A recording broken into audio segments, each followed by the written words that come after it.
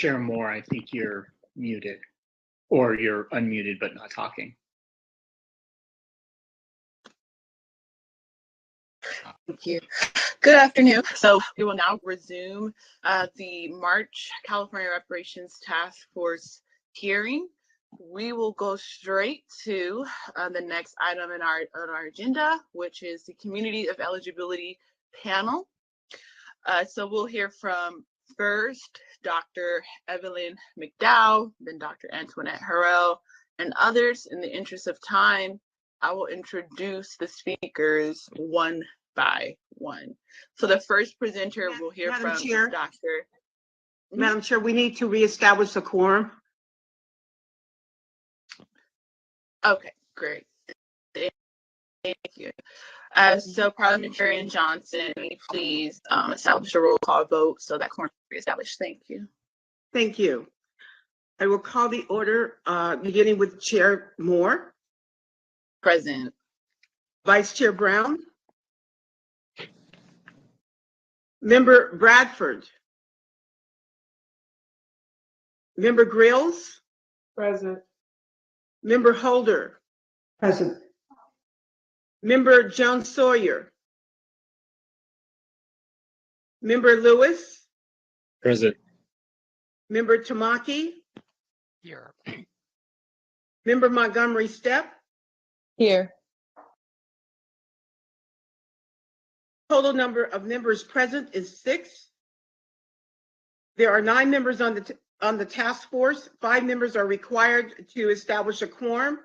With 6 members, a quorum has been established or reestablished. Thank you, Parliamentarian Johnson. Now that a quorum has been reestablished, the task force hearing is now called back into order. So again, we will go straight to the community eligibility now, and we will hear from a series of speakers who have less than 10 minutes each, and I will be timing people in the interest of time. So the first person we'll hear from is Dr. Evelyn Mcdowell. Dr. Evelyn Mcdowell is an associate professor and accounting department chair at Rider University in New Jersey. Dr. Evelyn Mcdowell, you may begin your testimony now. Okay, can you hear me? Can you hear me? Okay, yes? Can you hear me? Hello? Okay, all right. Yes. Yes, we can hear. Okay, great. Okay, good morning, maybe this afternoon. Thank you to Camilla Moore, chairperson of this task force, and her fellow committee members. Special thank you to the Secretary of State, Shirley Weber, for her leadership. I am honored to be called to speak before this groundbreaking, history-making committee. I applaud your efforts. I am also the president and chair of the board of the National Society of Sons and Daughters of the United States Middle Passage, the first lineage society specifically for descendants of enslaved people born in this country. We have close to 100 members who, in order to join the organization, they had to successfully trace themselves to someone who was enslaved under the system of inhumane U.S. chattel slavery, where millions of individuals over many generations lost their freedoms and suffered cruelties, both documented and beyond imagination. We celebrate our ancestors' triumphs over extreme adversity and their contributions to our country and the world.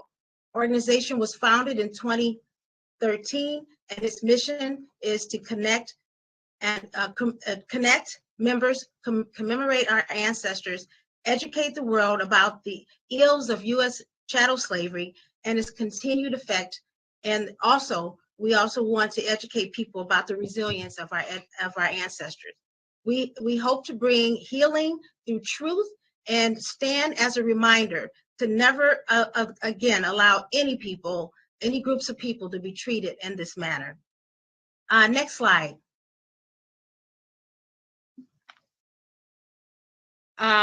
You can go one more slide. The organization does not have an official stance on reparations. However, we are currently studying it. Speaking for myself as a descendant of over 30 enslaved people, I offer my full support for reparations because it's the most meaningful way to bring a measure of justice for the atrocities committed and to close the this trillions of dollars wealth gap, and to bring healing and honor to our nation. And I am sure many of our fellow members feel exactly the same way. Next slide. My purpose here is to tell the committee that it is absolutely possible to trace one's lineage to individuals who were enslaved in the United States. For the vast majority of African Americans, it is relatively easy when you use the negative evidence in a proof argument to state the enslavement status of an ancestor. Negative evidence is the inference one can draw from the absence of what should exist under certain conditions. And I will present some ideas later on about more efficient ways to identify enslaved ancestry.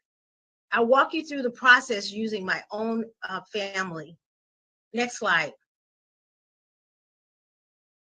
So step one, you want to find your parents and their parents on the most recent census by going back census by census until you find the situation. Thankfully, the Census Bureau will be publishing the 1950 census in just a few days. For me, my father, Irvin Anderton, was living with his parents, Boston Lincoln and Irene Anderton, in Blount County, Aniana, Alabama, on the 1940 census. Next slide. For the next step you need to do is to find your grandparents living with their parents, your great-grandparents.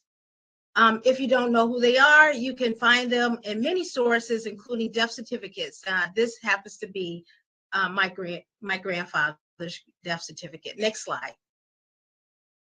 I then continue to go back through each census until at the time I find my grandfather living with his parents on the 1910 census, where I found him living there. Please note his race, age, birth dates, birthplaces, and of these ancestors. On the 1910 census, my great-grandfather, William, was age 48, and my great-grandmother, Easter, was born, her age was 57, excuse me. If you do the math, she was born in 1852. Next slide. And on the next slide, we see this very key piece of negative evidence. This is an Alabama law passed in 1832, virtually eliminating its free people of color by threatening to torture and re-enslave them if they didn't leave.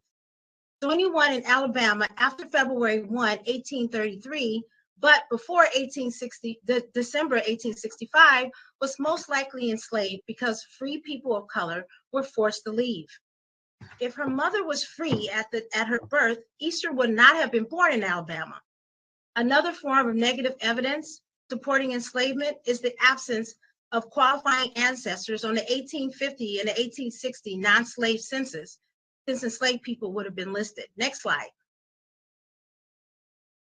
Using the genealogical proof standards, I can stop here because I have critically tested relevant evidence through a process of analysis and correlation to show that my ancestor, Easter Staten Anderton, my great-grandmother, was more than likely enslaved.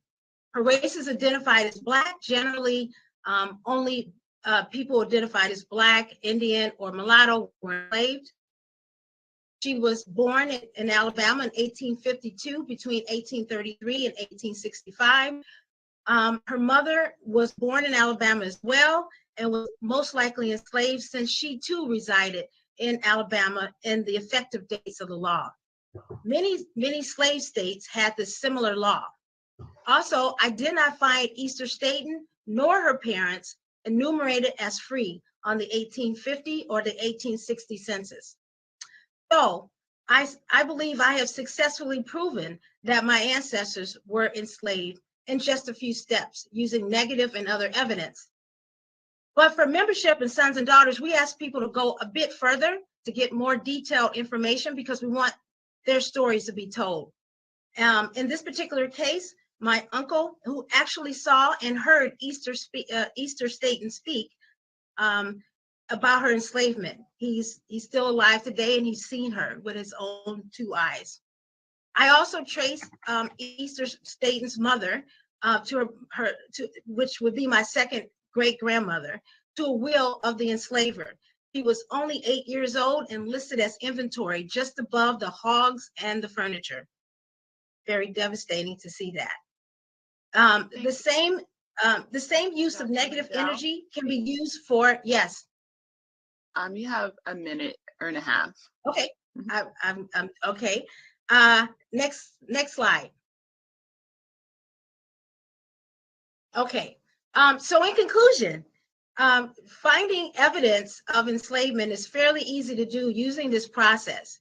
It's a powerful, simple, and it's a great tool when positive evidence like bills of sales, inventory lists, deeds are difficult to obtain.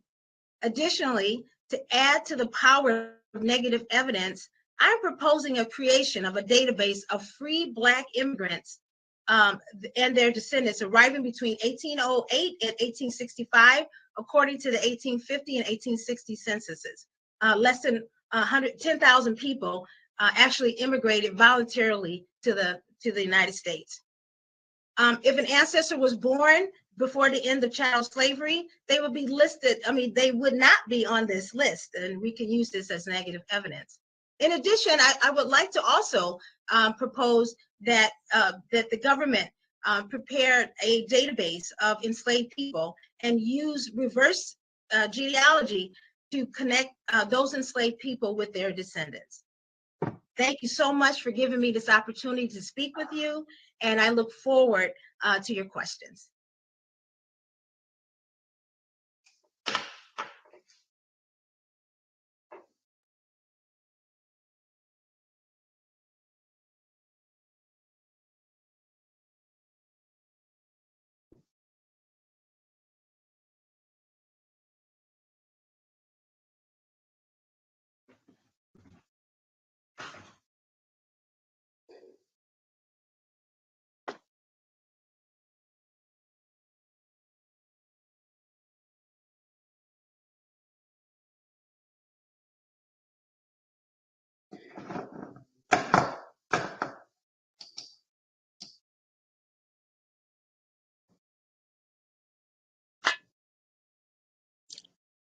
Chair Moore, are you there?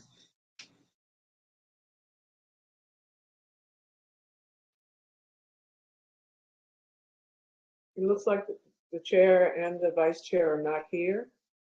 So perhaps DOJ can help us out and move us to the next speaker.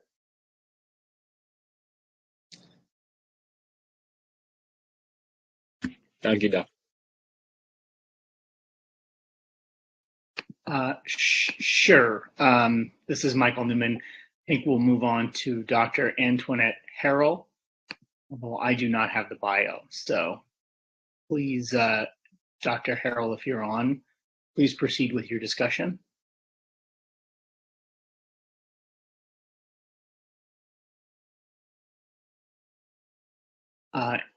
If Dr. Harrell is not on, we can come back.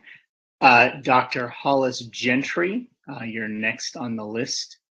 And I do see you in there. So thank you very much, Dr. Hollis Gentry. Thank you. Please proceed with your discussion. Yeah, good afternoon, and thank you to the members of the California Reparations Task Force, fellow genealogists, and attendees at today's meeting. I'm honored to participate in the discussion connected with this important legislation. Determining who belongs to the community of eligibility is at the root of today's discussion. My personal journey reflects and supports that African Americans can document their connections to enslaved ancestors. Next slide, please. I trace my maternal ancestry to enslaved matriarch Florianne, whose daughters Rose and Marianne Reynolds emerged in Norfolk, Virginia court records in 1825 after Rose paid $500 to free her younger sister from a slave trading family. I trace my enslaved paternal ancestry to Civil War veteran Corporal Fielding Lyle of Company B of the 114th Regiment of U.S. Colored Troops, who used his $200 military bounty in 1874 to buy 20 acres of land. Those acres formed the nucleus of a town that still stands today called Lyalltown, named after its founder and located in Clark County, Kentucky. Next slide, please. And finally, I traced my maternal enslaved ancestry to Rachel Hodges of Portsmouth, Virginia, a woman sold away from her family in the 1850s. A woman whose son, Mills Sumner Jr., found his mother in Atlanta, Georgia, after a 26-year search.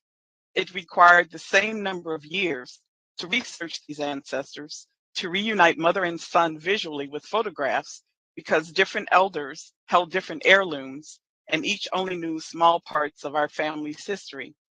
I offer these stories to exemplify the types of discoveries possible through research.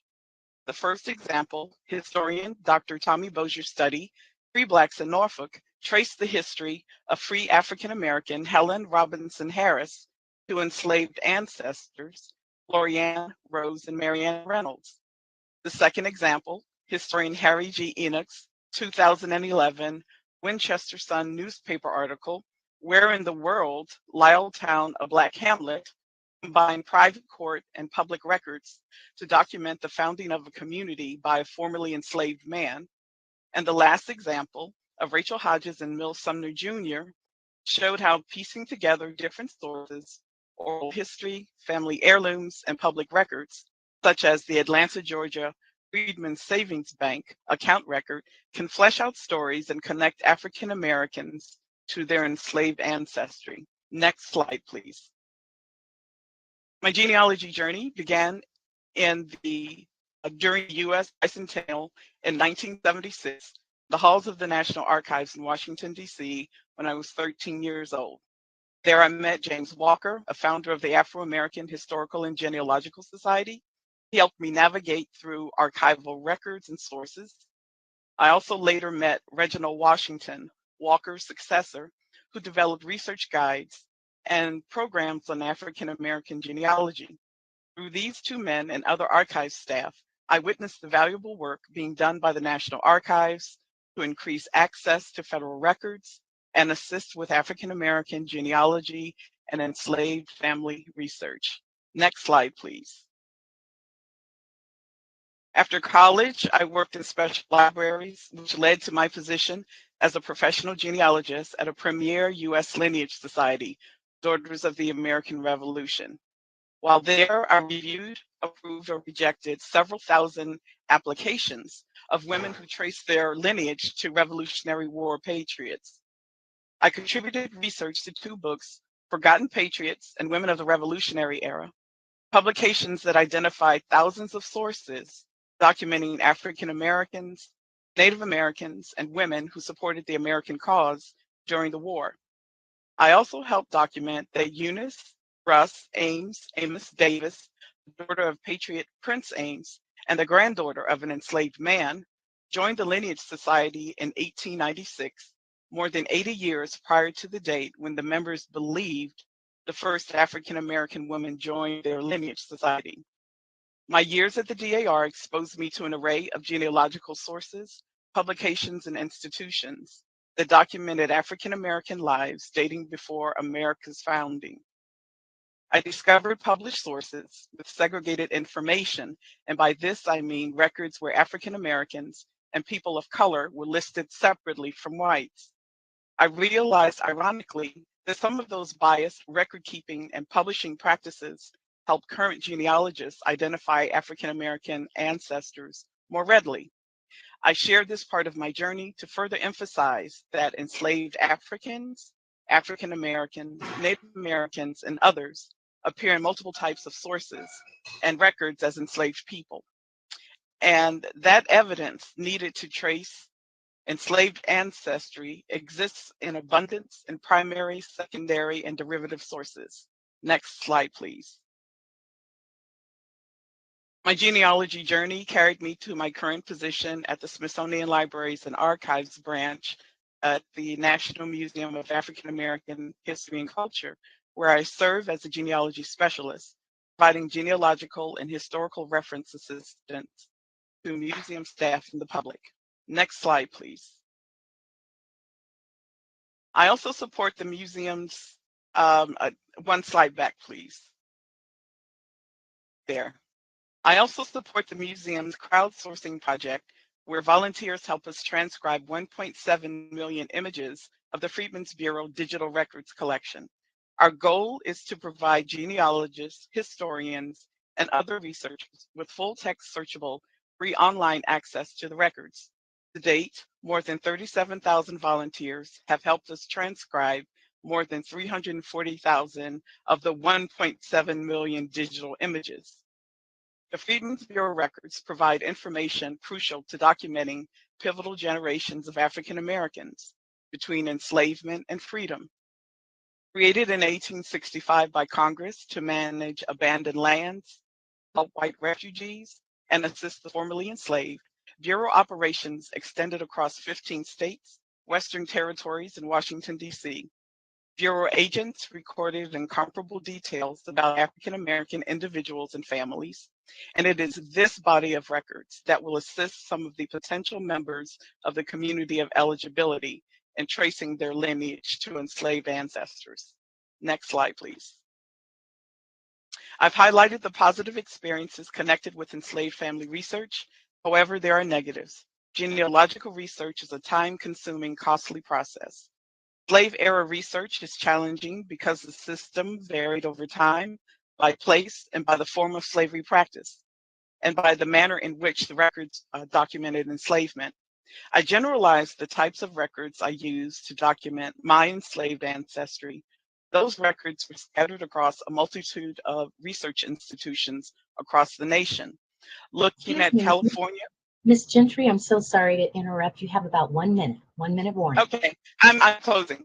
Looking at California genealogical and historical resources and the possible places of enslavement of the ancestors of the community of eligibility, I have drafted a short list of suggestions to consider as you continue meetings, debates, and discussions beyond today's gathering. Time limits prevent me from reading the suggestions.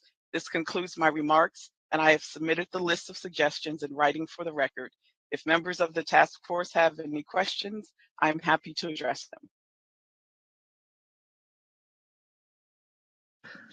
Thank you. Thank you so much, Dr. Gentry, for your expert testimony.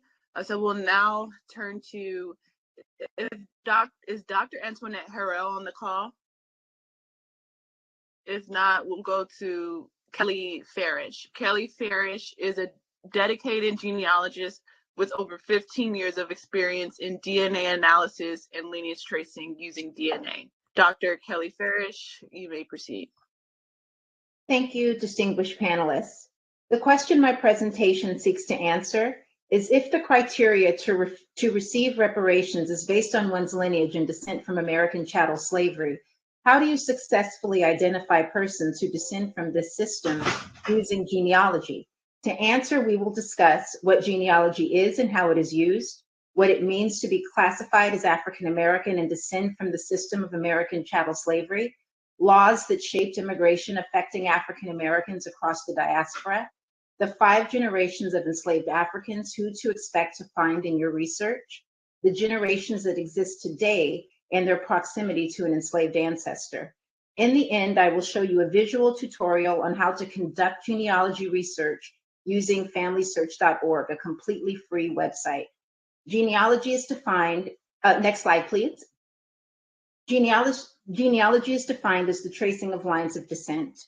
A genealogist then is someone who traces or studies lines of family descent.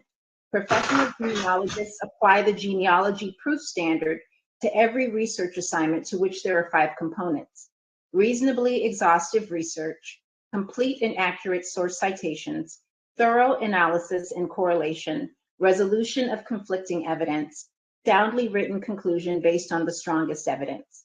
With the modern availability of research tools, all of us can apply these standards to personal research projects using websites like Familysearch.org. If we have time, I can point out how the standards were used in the visual example. When applying genealogy to an assignment like this one, it is important to consider the question and the many ways the question can be answered. First, we must define what it means to be African American. For the sake of this discussion, African Americans are those involuntarily brought to the United States for the purpose of being enslaved. Using genealogy to prove descendancy from this group would involve tracing one's lineage back to either a person enslaved in this system or a time when there was little to no presence of legal voluntary immigration from African or Caribbean countries. While the system of slavery existed, there were no immigrants from either African or Caribbean countries coming to the United States voluntarily. The 1790 Naturalization Act stated only white men from Western European countries living in the United States for 2 years were able to become citizens. This act was expanded in 1870 to include Africans. The Reid-Johnson Immigration Act of 1924 implemented national origins quotas. The quotas provided visas to 2% of the total number of people from each nationality in the US as of the 1890 census. This quota allowed for just 1,200 people from the African continent to immigrate to the United States by 1925. In contrast, tens of thousands of Caribbeans matriculated to the United States between 1910 and 1930. Therefore, tracing an ancestor back to the early 1900s, living anywhere in the country, would prove descent from American chattel slavery, since the only Africans that were here were the ones brought involuntarily, if unable to identify an enslaved ancestor by name. A survey of census data at the time also showed there to be a negligible number of voluntary immigrants to the African diaspora living in the South prior to the Great Migration of 1910 through 1940. Therefore, tracing one's ancestry to the Southern United States prior to the Great Migration of 1940 would also prove that one descends from American chattel slavery, even if not being able to identify an enslaved ancestor by name. Because freedom came in waves. Oh, if you can go to the next slide, please. Thank you. Because freedom came in waves during slavery, depending on the state you were enslaved or the interpersonal relationship with an enslaver, one's descendancy from American chattel slavery may connect you with one of 5 generations of enslaved persons, as described in Professor Ira Berlin's book, Generations of Captivity. The first generation is the charter generation. This represents the 1600s during the colonial period. 1 in 5 enslaved persons were able to negotiate their freedom during this time. The plantation generation represents the late 1600s to early 1800s. This is when the system of plantation slavery was very robust and completely developed. Slaves worked harder and died younger during this period. So it's pretty difficult to trace ancestry back to this period, but it is possible if your ancestors were freed early on during slavery. The revolutionary generations represent late 1700s to early 1800s. The North abandoned slavery at this time. Slave rebellions more frequent and violent. Slave laws become strict in the South. Enslaved identify home as Africa and not individual tribes during this time. The migration generation, 1810 to 1861, is the second Middle Passage, and this is when slaves were moving deeper into the South from areas like Virginia, North Carolina, South Carolina. In a research assignment, you more than likely will back into someone from this generation of slavery. And the last generation is the freedom generation. That is between 1861 and 1890. And these are those enslaved persons that were freed because of the Civil War and lived post-Civil War. And if you can go to the next slide. Lastly, before watching the tutorial, depending on the generation you are in now, will determine just how far removed you are from an enslaved ancestor. Those in the World War II generation, up to the Gen X generation, there is a separation from an enslaved ancestor as little as 1 to 3 generations removed. If tracing back to the 1940 census, the millennials up through Gen Z need only identify a grandparent or great-grandparent and are within 4 to 6 generations of an enslaved ancestor. Next slide, please. So I believe, yes, And so the proving eligibility, one of three ways. The first is identifying an enslaved ancestor by name, and that's an African American ancestor born in the South prior to 1865. The second is identifying an ancestor living in the United States prior to 1900. That is, African American ancestor can live anywhere in the United States prior to this date because of the lack of voluntary African and Caribbean immigration to the United States. And the third is identifying an ancestor or family member, because we're talking about the 1940s. Many of those people are still living today, living in the South prior to the Great Migration of 1940. And so if you go to the next slide, I demonstrate how to search for an enslaved ancestor using Familysearch.org. I used Familysearch.org because it is a completely free site. They have over 8 billion records, and it is run by the Church of Latter-day Saints, which also has 5,000 in-person brick and mortar resource centers spread across the country if you needed to get help tracing your lineage. So if you can begin the tutorial, I'd appreciate it.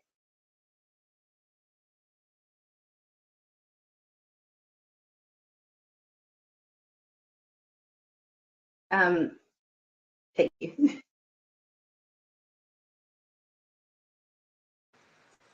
Okay, so I'm going to take you through a brief tutorial on how to conduct this research yourself. And I've chosen Familysearch.org, which is the completely free genealogy website that has over 8 billion records for you to choose from. So let's get started. We'll go to records, and I'm choosing my deceased grandmother, Mittie, as the example. Mittie, last name Morrow. She was born in Greene County, Alabama in 1919. Immediately, we are able to see that she shows up in the 1930 census, living in Mantua, Greene, Alabama, and her birth year is 1918. So she's 12 years old in this record, and what we want to do is find someone a little older than she is, even though this record would satisfy the eligibility requirements because she is living in the South prior to 1940. But let's go and view the original document. So down below it lists that she is a daughter in this household, which means that that is her relationship to the head of household. So we should expect to see a father, and I will expand this so that you can see the actual census record. And lo and behold, here is her father, Percy Morrow, listed as head of household. So since we've found Percy, and let's look at some details about Percy. Oh, too far. Let's highlight him. So he is born 1896 in Alabama, and he's living in Mantua, Greene County, Alabama. So we're going to put that in our next set of search criteria for Percy.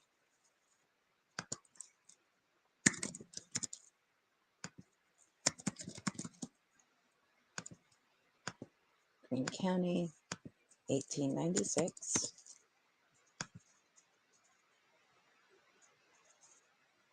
Excellent. So the first record that shows up is Percy, except for it has his birthday as November 1894.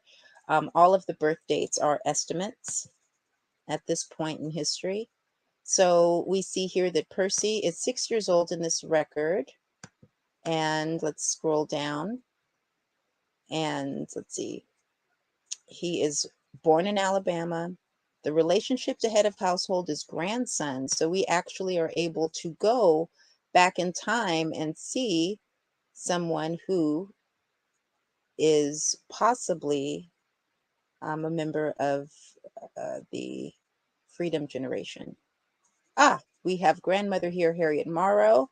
She is born October 1841, and let's see.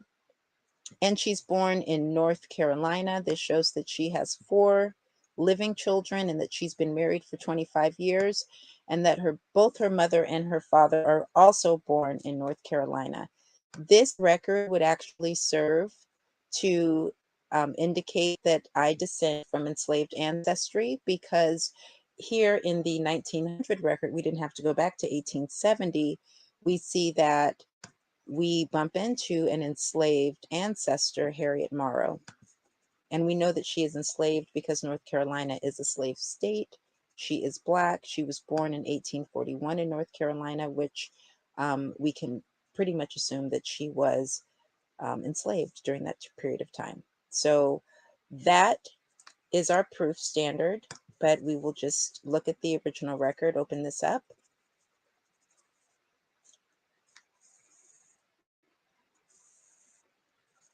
And let's find them here. Let's see. Down, and here she is.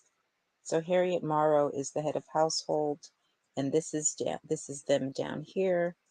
Harriet Morrow, his mother, her daughter, Teely, her son, Lonnie, which is Percy's uncle, and his brother, Eddie. So this is his household, and this record would prove that the family descends from American chattel slavery.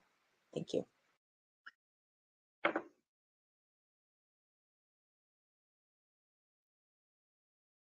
I can't hear you if you're speaking, Chair Moore.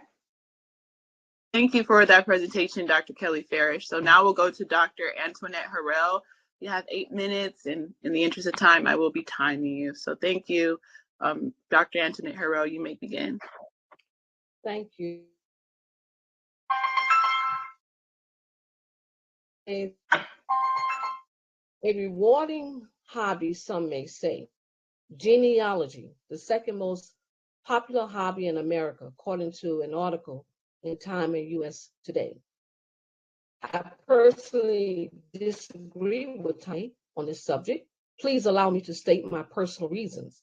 I am a descendant of those that was held enslaved in America. My enslaved ancestors on my maternal side, as well as my father's side of the family, was held as slaves in Nancy Mount, Virginia, North Carolina, South Carolina, Mississippi, and Louisiana. When slavery was abolished in America, many formerly enslaved people walked miles in search of their families. Mothers were searching for their children, husbands searching for their wife and their children. Many mothers lost their minds because they couldn't find their children. In 1994, I started researching my family tree, only to learn that I had to travel to those states with my family, in search for my family. Traveling to those places came with a cost. The most important point I want to make today is the amount of money it takes to conduct research. Either researching for yourself or hiring a professional genealogy, there is a cost. The cost for travel, hotels, memberships to some genealogy databases, copies, equipment, a computer, cameras, etc. Those costs and fees that many would like to research their family history, but just can't afford to.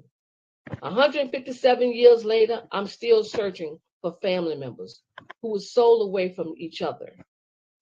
Today, I still have trouble accessing records due to what is called the gatekeepers of the records. Now, what are the gatekeepers of those records?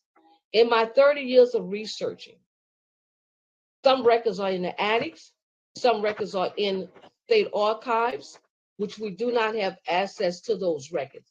In most places, there's not people that look like me that is in control of those records. From one moment, I will each of you to think about which parents, your siblings, and other family members being sold off, traded off, or auctioned off, never to see them again. You spend your lifetime, there's ever repair the damages of breaking up families, the mental suffering my ancestors and others went in. I just want to point out something very clear. Discuss, should it be lineage based or should it be basically by the race? Some people will not be able to prove their family history. Courthouses have been burned. When it comes down to the slavery records, yes, we can use Familysearch, Ancestry, and other databases, but some records are destroyed.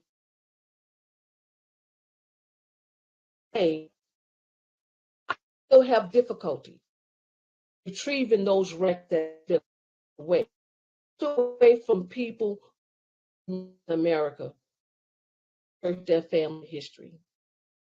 Genealogy is important. Study reparations, consider funding to research their family history. It is the very, as I said, put the amount back together. There are purpose, but for the most part, many of them charges you. You have 1 minute, and then there's some technical difficulty, so it's choppy. But you have a minute and a half. Just went out.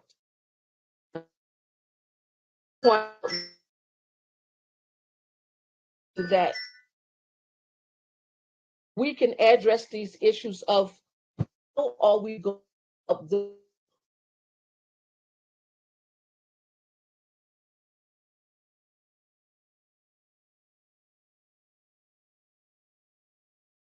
a minute is up. Yes, thank you, Dr. Harrell. So now we'll turn to the next person on our agenda, which is Tony Burrows. Tony Burrows, you may begin, and you have 8 minutes, and I am timing. Thank you.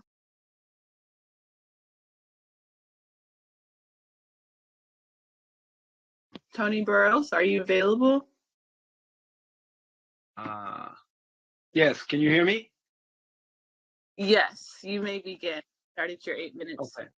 All right, thank you. I want to thank you, Chairperson Moore, as well as the California Reparations Task Force, for inviting me here to speak on my favorite subject today. I also want to thank Alicia Turner for the grunt work she has done, but more importantly, I want to thank Dr. Cheryl Grills for suggesting genealogists address the challenge of tracing African Americans into slavery. I don't have a lot of time, but I want to give you the 40,000-foot view of proving slave ancestry. Next. Genealogy is based on evidence. It's very similar to a court of law where a person dies without an estate. People have to bring in evidence to prove who's related to the deceased and how they're related to the deceased. And those rules in a court are very similar to the rules that we use in genealogy. We're trying to prove two things. The first thing we're trying to prove is identity. Is this our ancestor, or is it merely someone with the same name as our ancestor? And when you look in these databases, they have thousands and thousands of names and many people with the same name. The other thing we're trying to prove is relationship. Is this your ancestor? And is this the person's father? Is this the person's mother? And do they have documentary evidence to prove that? So that's what we're trying to prove in genealogy. Next slide.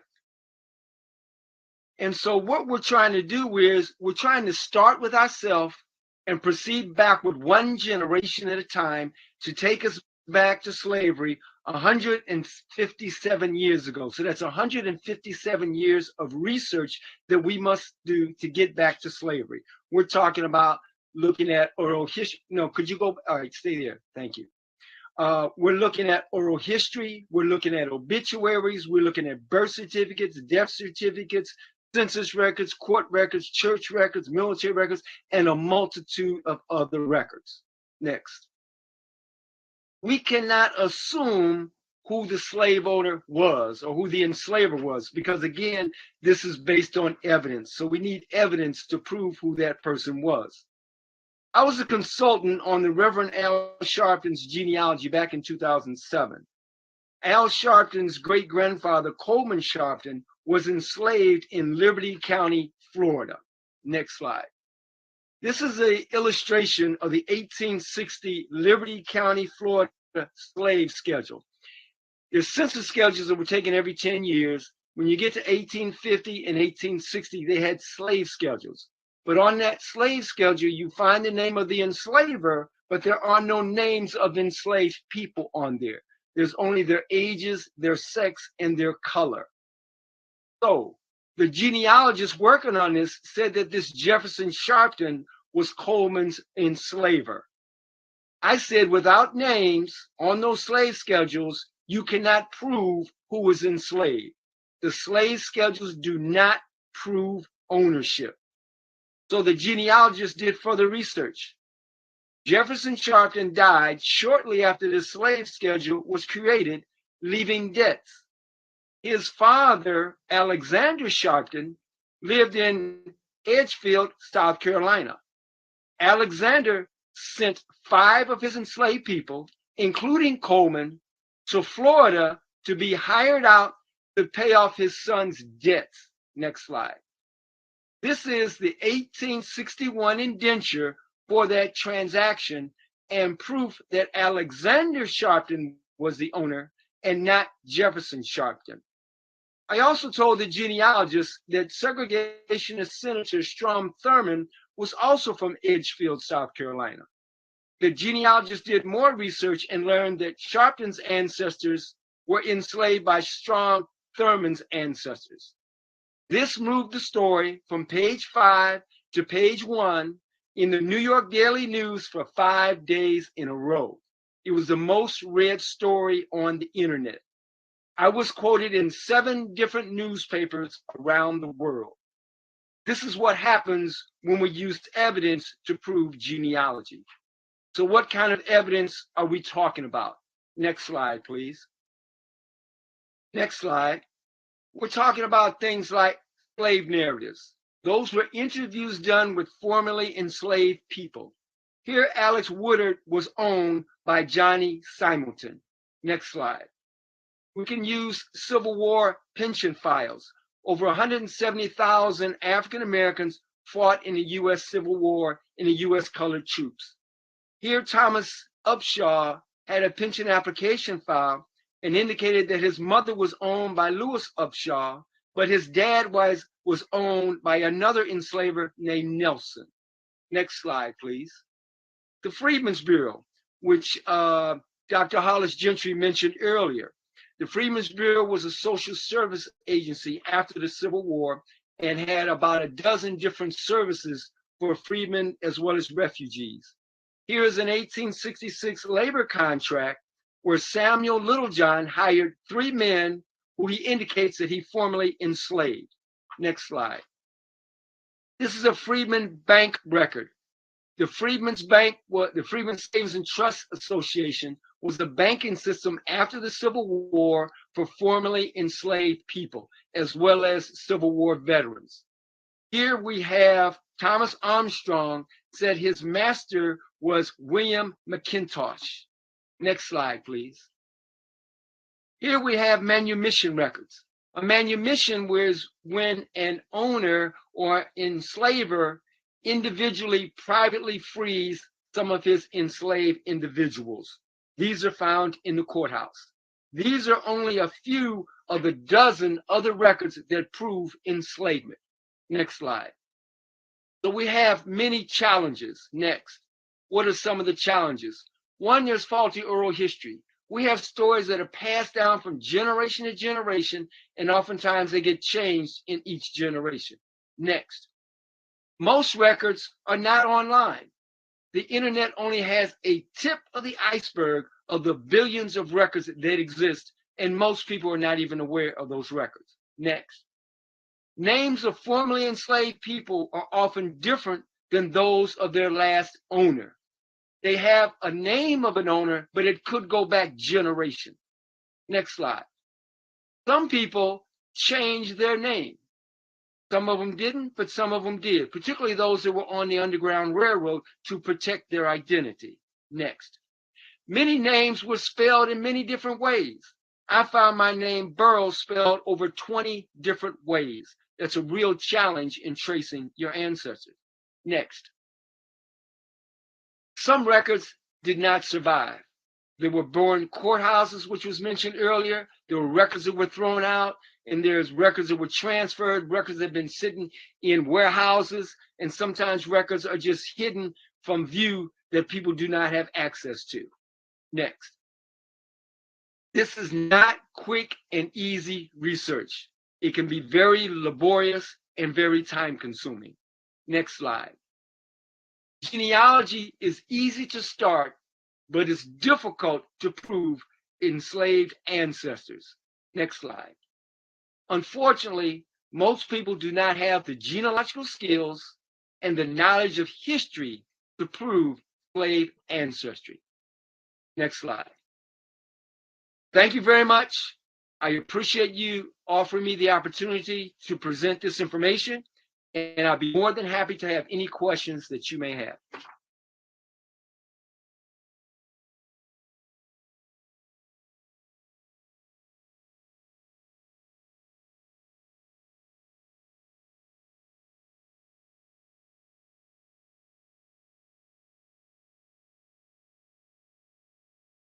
We missing Chair Moore?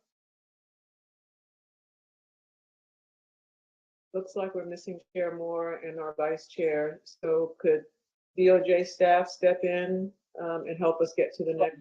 Right in there. I'm gonna take this picture. Oh, Vice Chair Brown, you're there. Can you help us move forward? The White House there. We can't hear you, Vice Chair Moore. Brown. Thank you. Sorry. This is Michael Newman in the AG's office. Oh, Chair Moore coming back on. Chair Moore, we're ready for the next person, Robin Semple. Thank you. Esteemed member.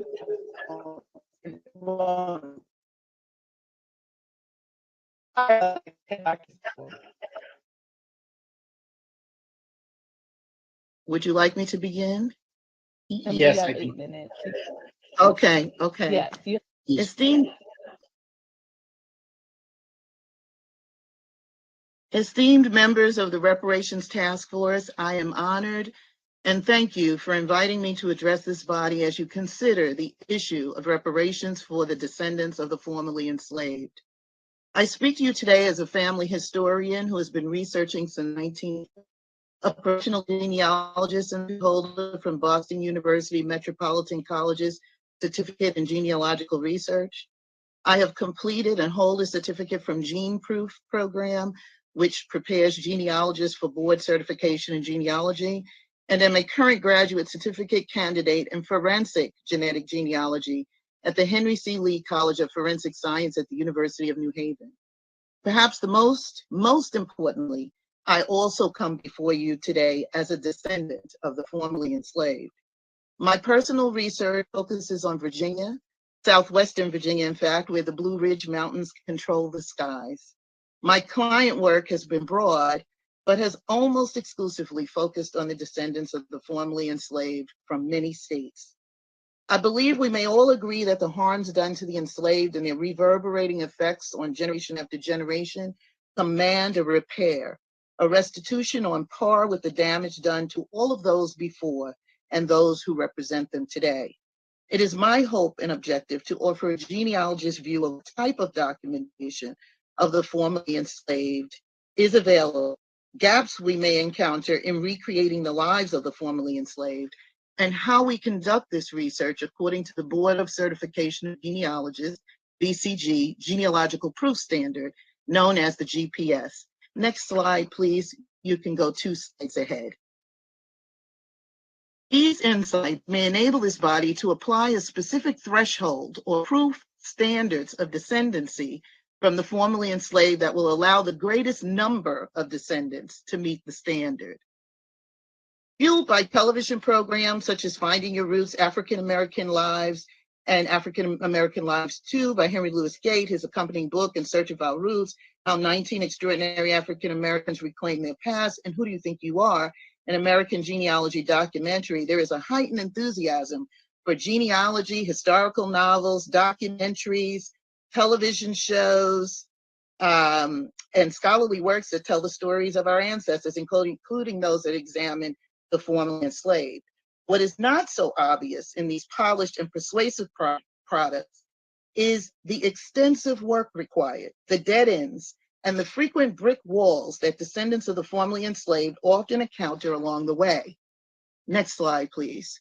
To recreate the lives of the formerly enslaved, we use many types of documents, including manifest, property records, wills and probate records, manumission and emancipation papers, and newspapers. All may mention our enslaved ancestors. Determining which combination of documents will produce the best results varies from state to state, family to family, and jurisdiction to jurisdiction. There are also several key collections for researching formerly enslaved Americans, including but not limited to the Freedmen's Bureau, U.S. Colored Troops Military Service Records, U.S. African American Photo Collection, cohabitation registers. These collections complement the U.S. federal census records with which many are familiar. About the Freedmen's Bureau records. In the years following the Civil War, the Bureau of Refugees, Freedmen, and Abandoned Lands aided tens of thousands of former slaves. These records are undoubtedly among some of the most revealing about the formerly enslaved. Yet, proper identification of any individual, including the formerly enslaved, requires careful correlation of many pieces of information, as in the case of a Reverend Lewis W. Holmes from southwestern Virginia. My mother had known him as a girl, recounted many stories about her and her grandma's visits to his home for dinner after church. With the ready access of Ancestry.com, I quickly identified the Reverend in several U.S. federal censuses and a census of the Freedmen's Bureau. He was not, however, found in the 1870 U.S. federal census. Quick word about the U.S. Colored Troops records. This database contains compiled military service records for the United States Colored Troops. We use this collection to discover additional details about the lives of the formerly enslaved. Next slide, please. Next slide. A word about the 1870 census. So as the debate rages as to who and how we should identify those eligible for reparations, many turn to the 1870 U.S. federal census as a reliable document to identify the formerly enslaved. The 1870 census was the first census to provide detailed information on the African American population only a few years after the Civil War and emancipation. It enumerated over 4.8 million African Americans at the time. For those who have enough information to identify and find their ancestors in 1870, the U.S. federal census of that year is invaluable. There are, however, many descendants who cannot get back that far. Next slide, please. I think I've gotten out of sync with my slides. This is a document that I wanted to show, which is a different kind of document. Lewis W. Holmes, the Reverend that I mentioned, actually was forced to work for the Confederacy as a child and apply for a U.S. Confederate pension. We don't have time to go into the story, but it is a very interesting story, and the outcome is as well. But I'd like to share the case of a client with whom I worked during the summer of 2018. She had known her grandfather, who was born about 1877 in Petersburg, Virginia. She nor her relatives knew his parents' names or locations, which quickly became the focus of my research on her behalf. Her grandfather, by virtue of his age, would not have been enumerated on the 1870 U.S. federal census, but the thought was that parents would. Several documents were identified for her grandfather, including a few which provided his parents' names. Unfortunately, they had first names that were very common, coupled with surnames that were highly prevalent in the region, names such as Peter Smith and Mary Jones. Next slide, please. For this client, and many like her, a threshold of identifying her ancestor in the 1870 census might prohibit participation in a reparations program. So this is an 1870 census which actually has the my great-grandfather, who was 3 months old at the time of the census. So I happen to be fortunate that at least one set of my great-grandparents are enumerated in 1870, but there are many people in our community for whom this would be a tall task. So I think I'm a little bit ahead of my slides. Next slide. You have a minute. You have Next 1 slide. minute. Thank you. This is an important consideration if the federal census is to be the main threshold for participation in the reparations program. The truth of the matter is, for descendants of the formerly enslaved, it will take a correlation of several documents to prove their ancestors' identities. Lastly, I'd like to say, let us ensure that each applicant meets the genealogical proof standard, which says that we do reasonably exhaustive research, complete and accurate source citations. Next slide, please. Thorough analysis and correlation, resolution of conflicting, next slide, evidence, and soundly written conclusions, next slide, based on the strongest evidence possible. I encourage this body to consider a broad threshold for participation in the reparations remedy. Thank you again for inviting me, and I look forward to the recommendations of this task force as you lead the way for the nation. Thanks so much, Dr. Simple. So now we'll go to Dr. Greg Carr. Begin. Can you hear me, Chair? Chair Moore? Sounds like I have some feedback. Can I be heard? All right, I'm going to continue. Hopefully that echo will go away. Looks like Yes. It's going away. Thank you. Thank you for the invitation, and thank you for the opportunity to speak as a son of Africans enslaved in the United States, in Alabama, North Carolina, and Tennessee. I'll call the name of my mother's grandparents, Peter Hayes and Mobby Hayes, North Carolina and Alabama, respectively. While migration, and what I'm about to say really isn't new, I'm just adding my voice to those calling for creative ways to approach specific questions of eligibility. While migration is a central theme in human history, violent, modern forced migrations, as the consequence of settler colonialism, provide direct source and context for the modern world systems of nation states. Global, regional, national, and local obligations and efforts to address and remedy ongoing effects of harm against specific groups deprived of natural and human resources by these serial forced migrations present discrete polities with an opportunity to model a wide variety of repair methods. Consequently, the United States State of California Task Force to Study and Develop Reparations Proposal for African Americans may find it useful to consider the following four broad assertions, pursuant especially to considering defining eligibility beyond race and lineage, which of course carries on its own particular problems of relying on record keeping, among other things, by those who had us enslaved and not even as human until the mid-19th century, is another point of departure for exploring reparative relief for descendants of Africans, for whom group identity as African captives begins, as described in Section 8301.1B1A and Section 8301A3, with their capture and procurement on the African continent. And that second section I refer to refers to African citizenship rights, which of course is something that had to be back mapped in history as a legal concept, as we know, if we were to take that route. So here are the four kind of broad assertions I want to make in brief. Number one, demands for and questions of reparations have been raised since before the transformation of Western settler colonies into settler states as a challenge to undertake structural, modern social transformation. The essential guiding question at all levels of policy-provided repair is, quote, how do we decolonize the modern world, end quote, especially when the harm being redressed predates the imposition of today's state borders. Enslavement was illegal at the time that it was going on, of course, and remedies will require organized international networks of will that shape law to will in their specific contexts, and California will be no different in that regard. Number two, questions of race and or lineage have cultural, social, and political definitions that are best addressed by studying how they intersect with, influence, and interact with legal definitions, and also how they function beyond specific legal definitions and broader historical frameworks. Therefore, popular legal notions of race and lineage are inadequate tools for tracing group-based harm.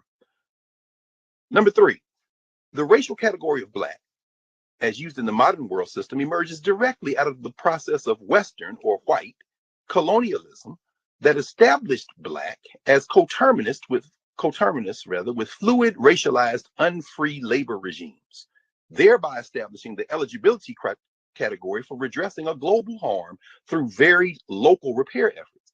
Accordingly, Black merely parrots the paradigm of colonialism and is inappropriate for any effort to aiming to decolonize the modern world. And then finally, number 4, polities, country level, regional, state level, local, municipal level. Repair efforts should not automatically preclude any other form of remedy.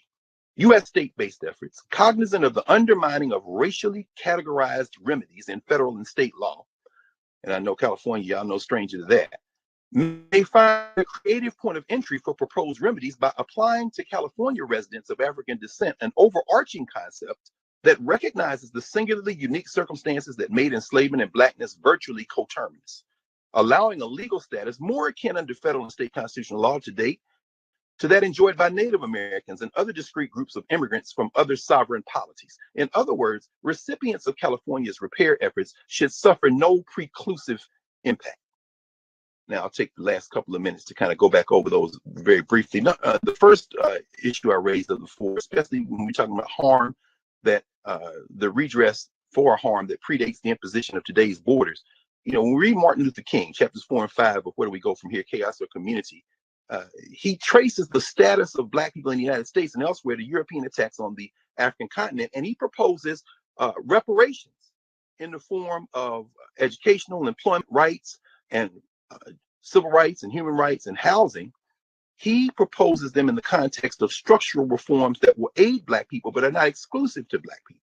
That does not preclude specific remedies for Black people, but it does begin to gesture toward, even as he wrote this in 1968, shortly before he was assassinated, it does preclude what had already begun to emerge as an attack on rights-based remedies. Of course, 68 is what, half a decade before Baki. We certainly see the turn back, and it doesn't have us relying on that 1938 famous footnote for Carlene Products notion of minorities. In other words, trying to get away from that concept, because we know that the legal challenges will be coming whenever it's proposed. Number 2, just briefly as a kind of wind to conclusion, using popular legal notions of race and lineage would be inadequate in many ways, because they rely on the same field of violence that created the harm in the first place. We look at Howard French's recent book, Born in Blackness, where he traces how the French and the Dutch, the Spanish, the Portuguese, they're not the same people, but collectively they all treated the very different peoples of Africa as one people. That's creation was created. Colonialism is the point of departure, not enslavement. Enslavement directs the stand-in practice to the site of the continuing harm, not the original harm. And what we can reposition that, we can address local harm through policymaking in an international and regional network. And in that regard, Chair Moore in particular, your work, I know you're no stranger to some of those arguments, having done work beyond the United States and seeing how we can think creatively in tandem and apply solutions in different places in the world to our local challenges. Finally, and I'll just go through 3 and 4 very quickly. I've got my eye on the clock and I realize I've been talking about 7 minutes.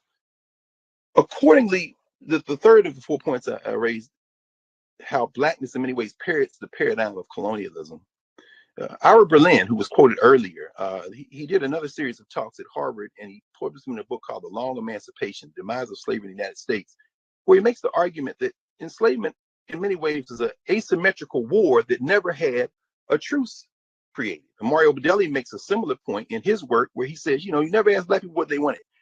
Citizenship was extended to us in the 13th, 14th, 15th Amendment, the Reconstruction era amendments, but there was no poll of Black people. That's impossible. Well, then the question then becomes, how do we start talking about a group harm when the group itself is constantly shifting?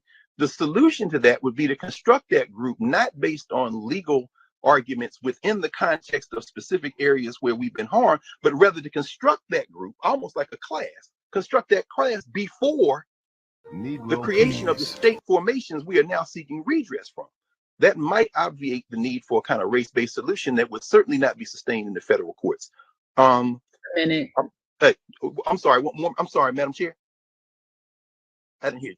My timer went off, just telling you. Then your timer went off, which means I'm going to stop talking and see if anybody has any questions. Thank you for your time. Thank you. We'll get to questions at the end. So thank you, Dr. Carr. We'll now hear from Jessica Ann Mitchell-Ayuwar. You have 8 minutes. Can everyone hear me? Can you? Okay. Thank you for having me. It's an honor to speak before this historic task force. My name is Jessica Ann Mitchell-Ayuwar. I'm a descendant of Africans that were enslaved in Georgia and South Carolina. The oldest known ancestor on my maternal side is John Hamilton, born in 1853, and his wife Delaney, born in 1857, both designated as mulattoes in the 1880 U.S. Census and Black and later census records. Their granddaughter, Flossie Hamilton, is my maternal great-grandmother. When she married my great-grandfather, George Wilder, slavery had been abolished. However, like many other African Americans living in the South, Flossie and George were not allowed to live freely due to the oppressive system of sharecropping that made many Black families indebted and criminalized for seeking to leave. So they fled in the middle of the night with their children to Augusta, Georgia, where most of my maternal family resides today. I bring up their story because it highlights two significant factors of importance concerning community of eligibility, lineage, and harms. For reparative justice, both lineage and harms should be considered with special prioritization towards harm-based reparations. Concerning lineage and special consideration to direct descendants. Lineage is important to reparations discourse because our lineage was subjected to ongoing terror and systemic oppression. However, the concept of lineage should not be limited to the system of chattel slavery. This limited description minimizes and erases the historical, ethnic, and cultural identities of our ancestors and ourselves, which is essential for understanding and identifying the harmed communities. African Americans are a mixture of descendants of various African ethnic groups. Over time, these shared experiences, cultural fusion, and combined progeny, African Americans became an ethnic group through the process of ethnogenesis. And we are part of a larger ethnic identity consisting of the greater African diaspora with other Africans that endured the transatlantic slave trade and merged identities in the Western world also through ethnogenesis. These expansive ethnic identities, though more recently affirmed and identified, emerged before the formation of the United States and continued forming following the construction of the United States as various African ethnic groups continued combining and creating communities during and after the transatlantic slave trade.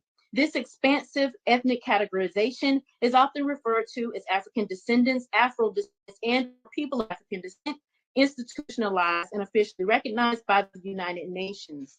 The Durban Declaration Program of Action, adopted at the 2001 World Conference Against Racism, Racial Discrimination, Xenophobia, and Related Intolerance, also has an ongoing working group of experts on people of African descent.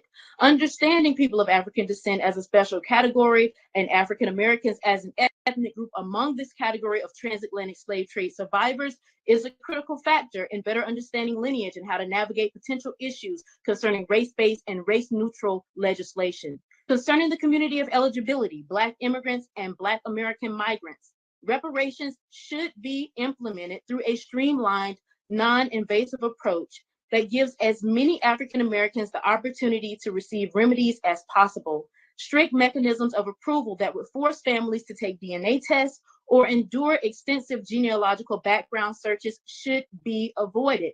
This would be an invasive, time-consuming, and costly strategy that potentially excludes families that refuse to submit DNA or refuse genealogical background searches.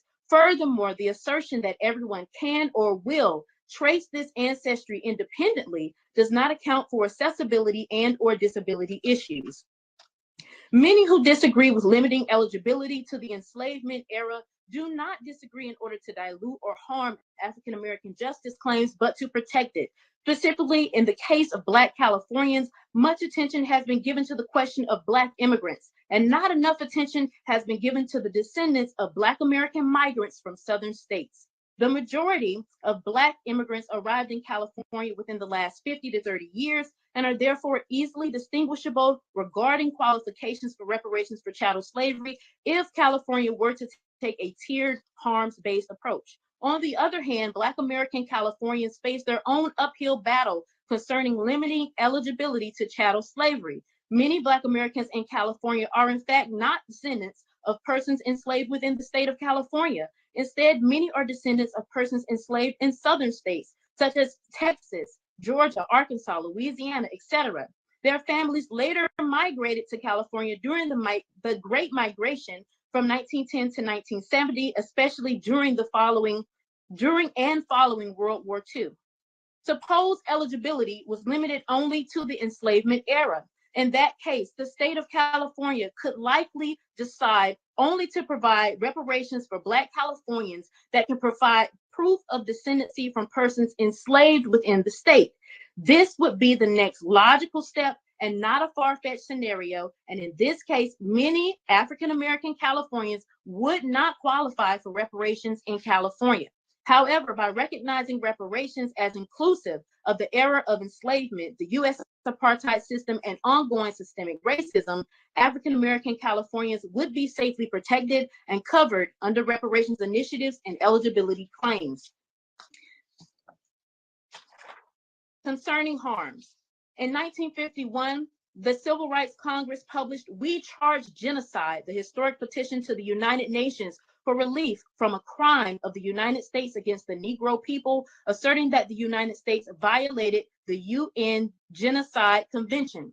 Current day reparations advocates like Nkechi Taifa have also declared that the harms endured by people of African descent in the United States fit the definition of genocide according to the International Convention on the Prevention and Punishment of the Crime of Genocide. Taifa even coined the term institutional genocide as a framework through which to analyze the evolving jurisprudence of international human rights doctrine to selected conditions impacting Black people in the United States. The World Conference Against Racism additionally declared slavery and the slave trade crimes against humanity. The harms that our ancestors experienced and their descendants experience are more than about lost wages or the racial wealth gap. They are about our civil and human rights. They are about the vestiges of the historic government-sanctioned violence against people of African descent and the systemic oppression that after slavery also made us victims of mass incarceration and prevented us from access to housing, healthcare, education, and banking.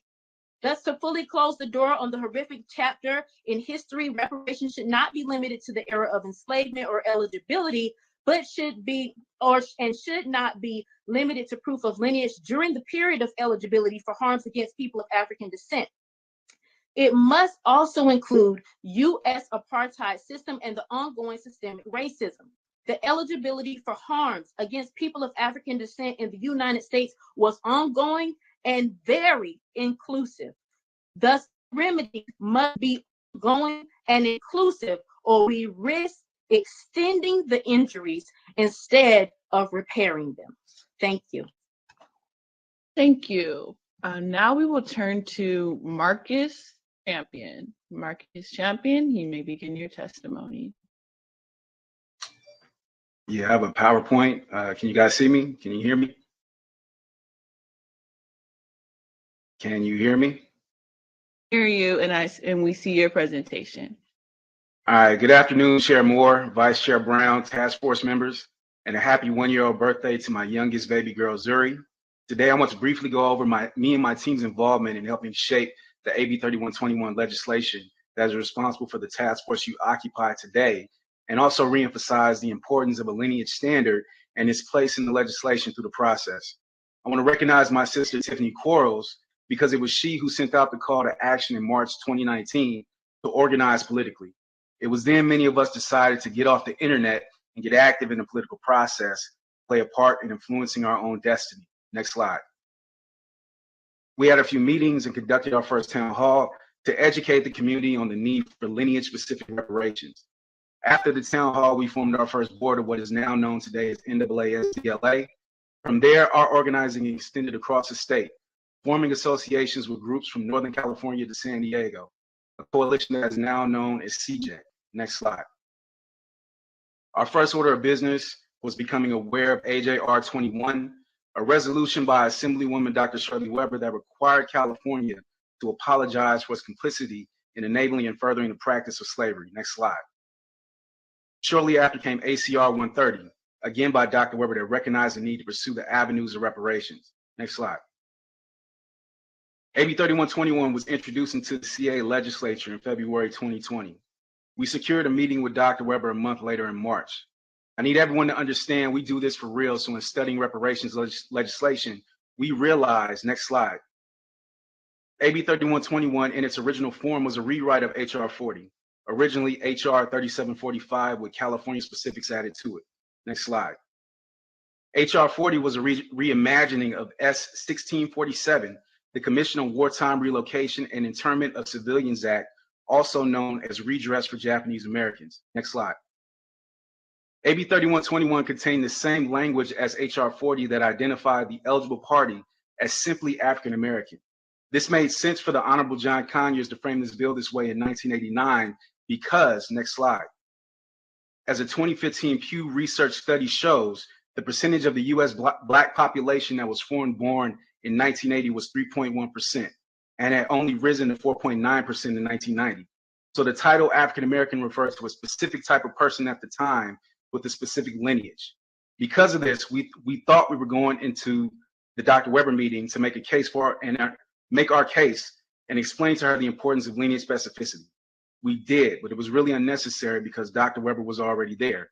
And recently in the January task force meeting, now Secretary of State, Dr. Shirley Weber, shared her passion for the need of not just reparations, but lineage-specific reparations. We began meeting on a weekly basis directly after our initial meeting to identify areas where we felt we could improve the legislation. Dr. Weber's office agreed to review our amendments in the May meeting. The problem was this meeting was midday on a Tuesday, and the next committee in the legislature was reviewing the bill that Thursday morning. So we had less than 48 hours to not only submit the amendments, but submit them in a way that would pass legislative council because we didn't have the time needed to do revisions if necessary. Next slide. I want to pause here and get everyone to understand we aren't politicians or professional political staffers. We are regular people who decide to come outside and get active in real life, not the internet. We don't get paid in any way. We spend our own money to get things done. So in reality, for the last 3 years, we all have been operating at a net negative financially when it comes to this cause. We do this because we all believe in the justice of reparations. The philosopher Army Osei Frimpong asked a question I stand by. Would you rather have a few wealthy Black folks or a stable middle-class Black community? Being a product of Inglewood and South Central LA in the late 80s and 90s, I'm blessed to survive the times. And it's because of this, I will put everything in my being to seeing the stable Black community across the nation, and that is facilitated by reparations. Back to the legislation.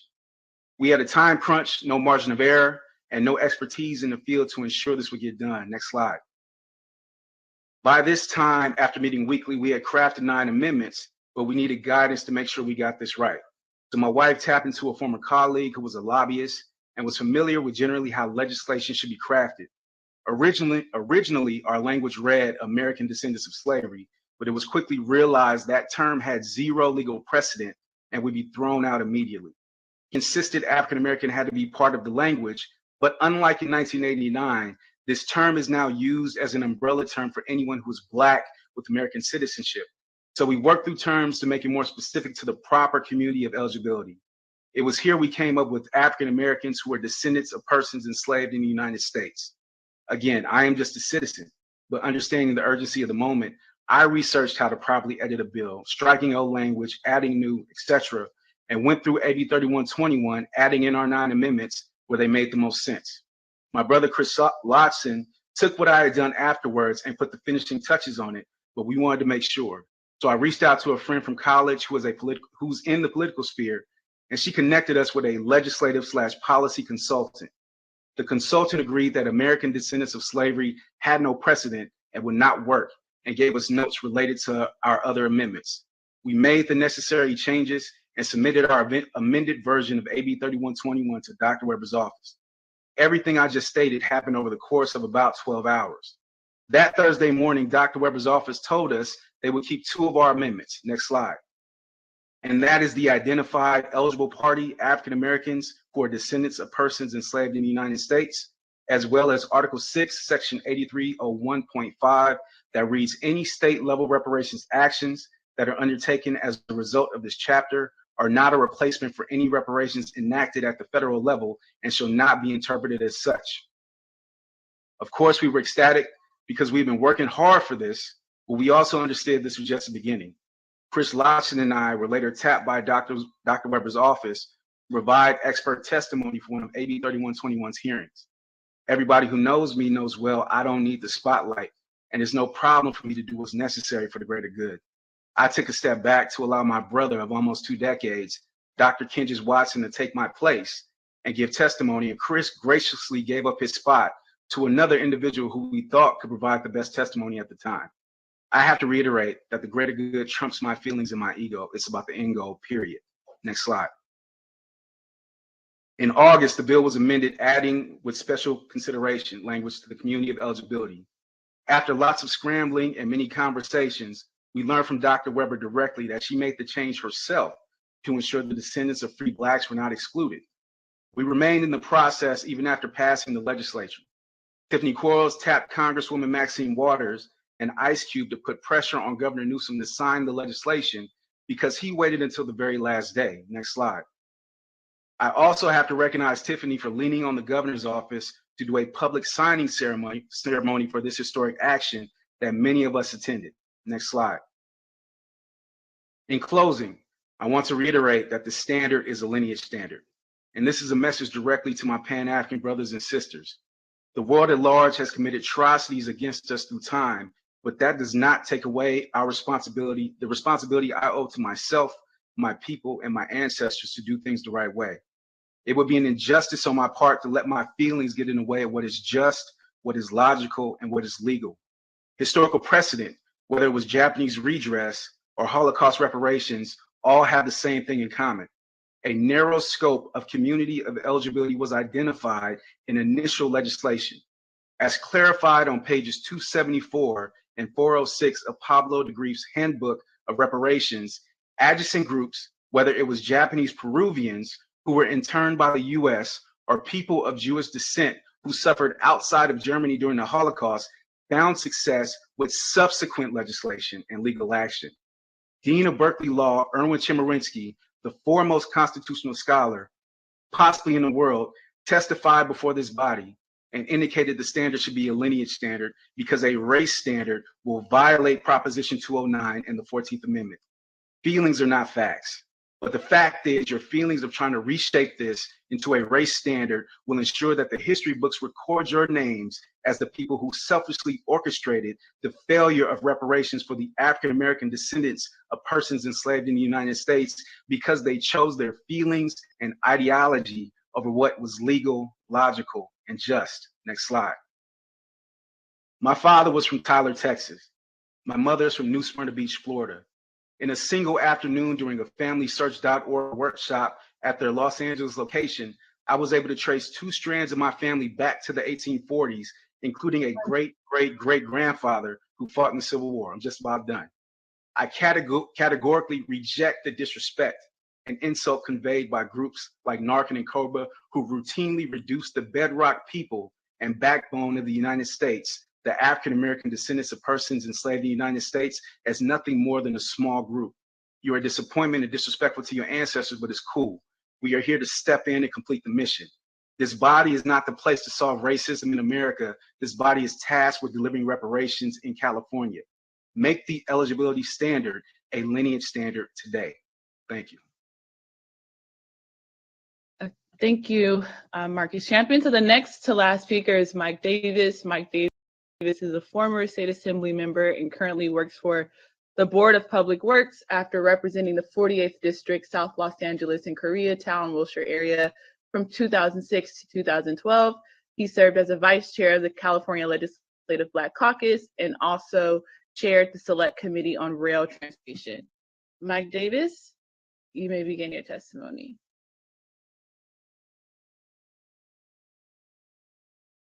Can you hear me? Yes, sir. Oh, you can.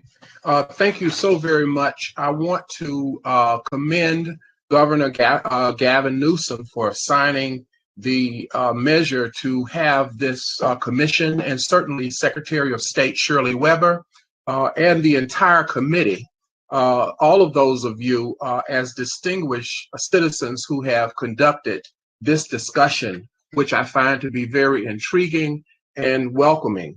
My position in terms of should African Americans who are descendants of slaves be entitled to reparations is simply yes, absolutely.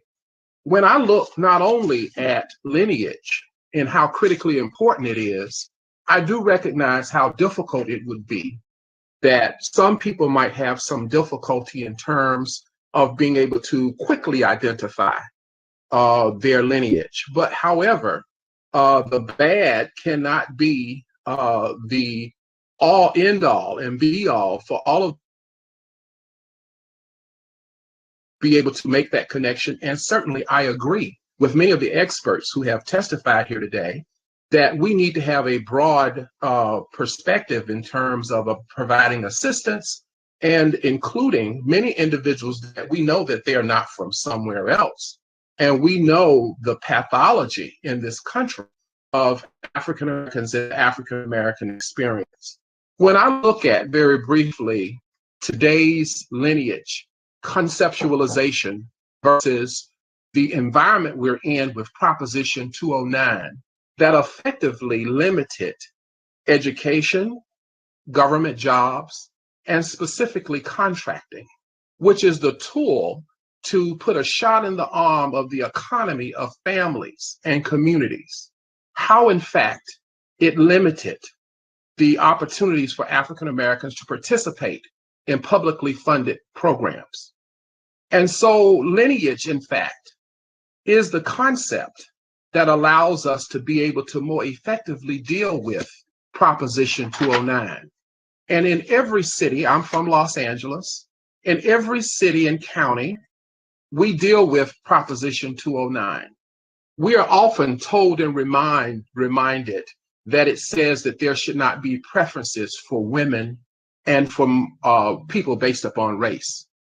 But we are very rarely told that 209 also says under Section 32, Article 1A, it says first and foremost, if you look at the analysis of it, that you cannot discriminate based on people based upon race and gender. But we are not told that as often. And so when we look forward to creating an opportunity and an environment and a culture where there is truly equal protection of the law for publicly funded programs, and particularly programs such as public contracting, it's the lineage that will allow us to truly navigate and get the right opportunities that we so rightfully deserve in publicly funded programs. Because through looking at lineage, we're not talking about race. We're not talking about gender.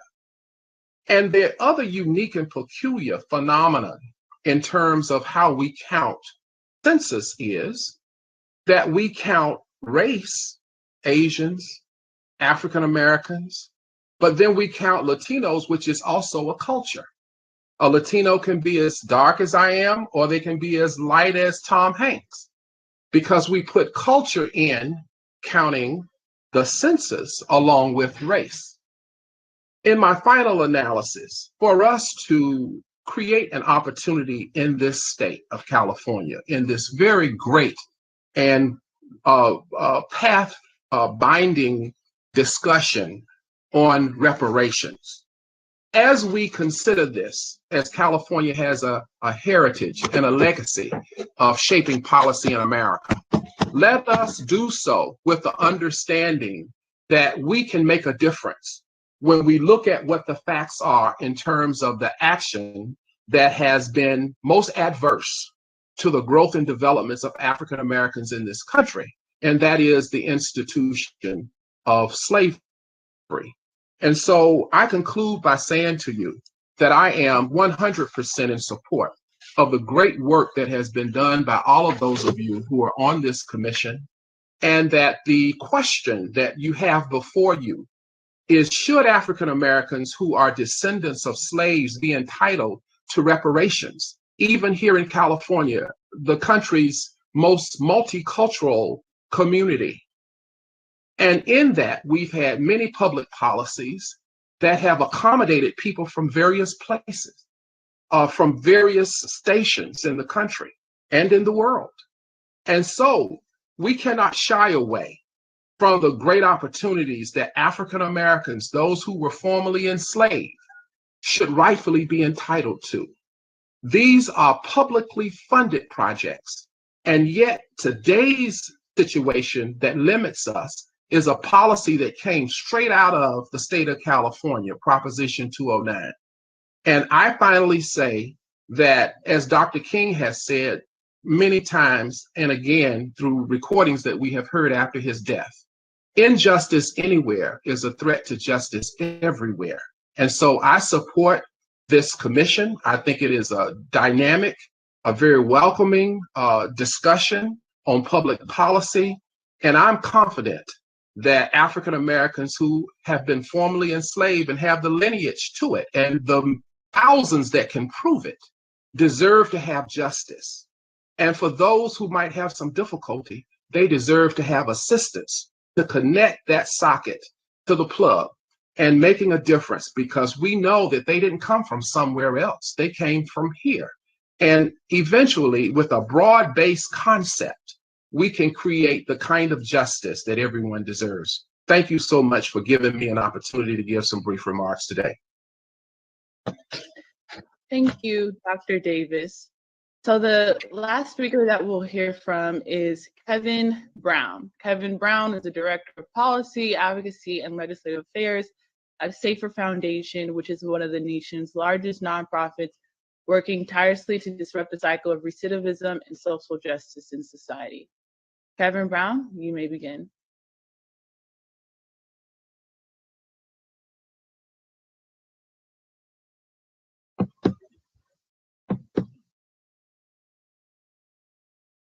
I don't see Kevin's name on the call, actually.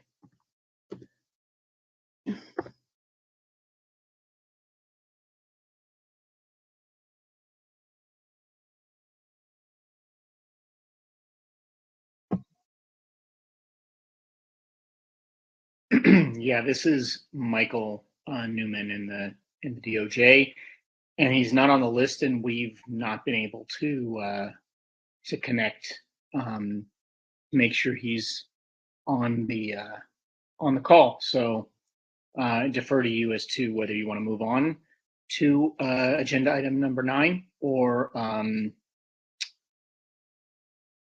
continue to try to reach out.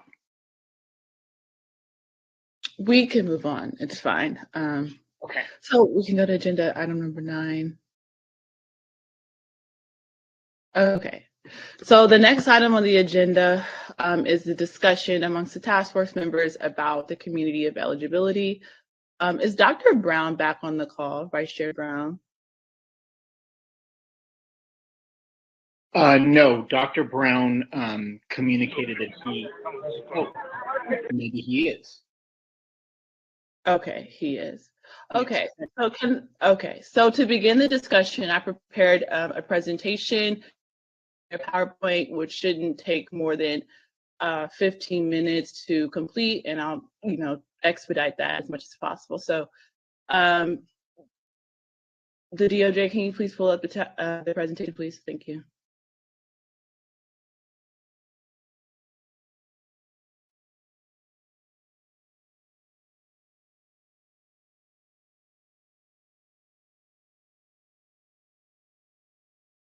All right, I think Katrina's bringing it up right now. I see it. Okay, so if I see it, I think everyone should see it. So I'm going to time myself. So I created this presentation to guide our discussion. So we heard from the public, we heard from the panelists, and now we have to decide amongst ourselves. So this is a statutory analysis of the bill AB 3121 as written. That's also informed by legislative history and other factors. You can go to the next slide. So essentially, I'm making the argument that the legislative history of AB 3121 and by extension HR 40 is inherently lineage specific, and then I'll point to actual statutory provisions that demonstrate that AB 3121 is lineage specific. Secretary Weber's legislative intent demonstrates a lineage specific intent. I'll also briefly go over the history of reparations advocacy as it pertains to the institution of slavery, just to demonstrate that that movement has been lineage specific. Also, U.S. constitutional law, as prescribed by the insight from Dr. Chemerinsky, demonstrates a lineage-specific model for reparations for the institution of slavery. And then I'll also talk a bit about international law, including the Genocide Convention and guarantees of non-repetition. And again, I have a Master of Laws from the University of Amsterdam on international criminal law. Next slide. So let's first talk about the legislative history. So oftentimes administrative law experts, when they want to figure out what exactly does a bill entail or what's its intended beneficiaries, they'll look at the legislative history. They'll see what was going on in the world during the time that the statute was enacted. So in order to first understand the legislative history and context about AB 3121, and I think Marcus Champion hinted at it, you have to start in 1988. When the Civil Liberties Act of 1988 was passed, which was a federal law that granted reparations to Japanese Americans who had been interned by the United States government during World War II. Because the law was restricted to American citizens and to legal permanent residents, ethnic Japanese who had been taken from their homes in Latin America, mostly from Peru, were not covered in the reparations, regardless of whether they had remained in the United States, had returned to Latin America, or had been deported to Japan after the war. Also, the white wives or spouses of these Japanese American internment victims were also not given repair. And if you talk to any Japanese American person who was a part of the redress campaign, they'll also state that HR 40, which was initially introduced by John Conyers in the late 80s, was modeled after the lineage-specific Japanese American redress bill. So we'll move on to December 19, 1988, when Jesse Jackson held a press conference declaring that the Black community wanted to be considered African Americans and not Black, right? No later than a month after Jesse Jackson held that press release in December 1988, the late U.S. Congressman John Conyers introduces HR 40. Again, no less than a month after Jesse Jackson's news conference, declaring that African American was the terminology that they wanted to use to prescribe to Black Americans descendants of child slavery. Also, it should be noted, according to official reports, over 50% of Caribbean foreign-born people in the United States arrived to the United States after 1990, at least 1 year after the late Congressman Conyers initially introduced HR 40. Also, according to official reports, almost half of the African foreign-born population in the United States arrived after 2000, nearly 11 years after Congressman Conyers initially introduced HR 40. Also, as Marcus Champion noted, AB 3121 is a carbon copy of HR 40, but for the additional lineage-specific information or terminology that they introduced, which is a special consideration language, which Secretary Weber noted in the task force hearing in January, that they included that special consideration language to acknowledge the contributions of free Blacks and formerly enslaved Africans prior to both groups' official recognition of U.S. citizenship via the 14th Amendment. So essentially my argument is that HR 40, which is a federal reparations bill, and by extension AB 3121 are lineage-specific bills. They do not include reference to Black Americans of immigrant origin by virtue of many missing key terms in the duties section and in the legislative findings and declarations section, including but not limited to Caribbean, West Indian, African foreign-born, or even global Black diaspora, which is explicitly referred to in NARC's $3 million MacArthur Foundation grant. and other keywords that would infer that HR 40 and AB 3121 are intended to include any other group aside from the descendants of free Blacks and formerly enslaved Africans. Next slide. So next slide. So there's many statutory provisions that I cited, but in the interest of time, I'll just cite a few of them. So the first statutory provision I'll cite is the first legislative finding, which says more than 4 million Africans and their descendants were enslaved in the United States and the colonies that became the United States from 1619 to 1865 inclusive. So at the outset, the first finding in the statute outlines the intended agreed population, which is more than 4 million enslaved Africans and their descendants. So these people came to be known as American freedmen after March 3rd, 1865, when President Abraham Lincoln signed a bill creating the Bureau of Refugees, Freedmen, and Abandoned Lands. Known as the Freedmen's Bureau, this federal agency oversaw the difficult transition of African Americans or freed African slaves and their descendants as defined in the statute from slavery to freedom. Next slide. So that's an original picture from the US Senate archives of President Abraham Lincoln signing the bill that created the Freedmen's Bureau. Next slide. The next provision that I want to talk about is in the duty section of AB 3121. It mandates the task force to document and examine facts related to the following: federal and state laws that discriminated against formerly enslaved Africans and their descendants who were deemed US citizens from 1868 to present. So this statutory provision is lineage specific. It is mandating or requiring the task force to study and examine federal and state laws that discriminated against a particular and distinct group of people. Who were those people? Formerly enslaved Africans and their descendants, who are also described as African Americans or American freedmen as a distinct historical and political identifier, who were deemed US citizens from 1868 to present, which implicitly refers to the 14th Amendment to the US Constitution, which was ratified by US Congress in 1868. This particular provision does not require the task force to document or examine discriminatory federal or state laws for any other group, and more particularly for any other group on the basis of race or skin color. Next slide. This corroborates with scholars like Martha S. Jones, who created the book Birthright Citizens, that talks about how African Americans, through learning and studying the law, securing allies, conducting themselves like citizens, argued that their birth on United States soil guaranteed their rights. So this book essentially shows how the 14th Amendment constitutionalized the birthright principle, fulfilling the long-held aspirations of African Americans. And that is why this particular statutory provision cites 1868 to acknowledge free Blacks and enslaved Africans all becoming citizens at one particular time. And that was in 1868 by virtue of the ratification of the 14th Amendment. Next slide. So again, I'm not going to go through all the statutory provisions, but there's a few more that I would like to hit on.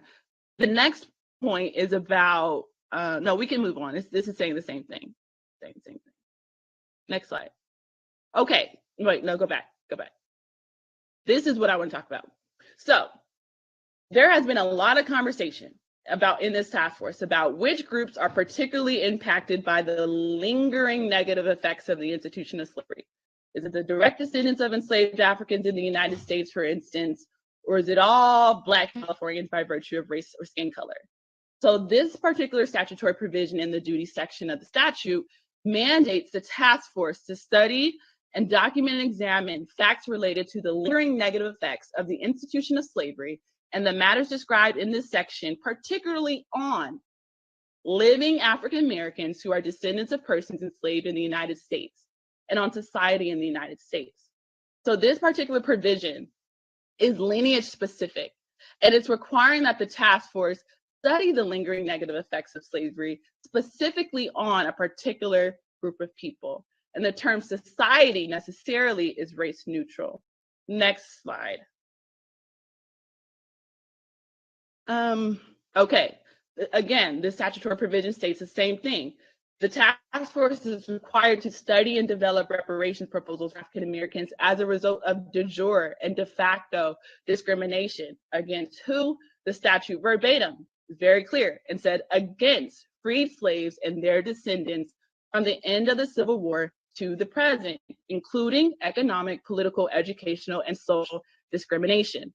So while this task force is mandated to study and develop reparations proposals for contemporary or present day harms, such as redlining, educational discrepancies, predatory financial practices, economic, political, educational, and social discrimination, the statute clearly outlines such recognition is limited to freed African slaves and their descendants who became citizens after the Civil War by virtue of the 14th Amendment. Next slide, please. We're going to move on.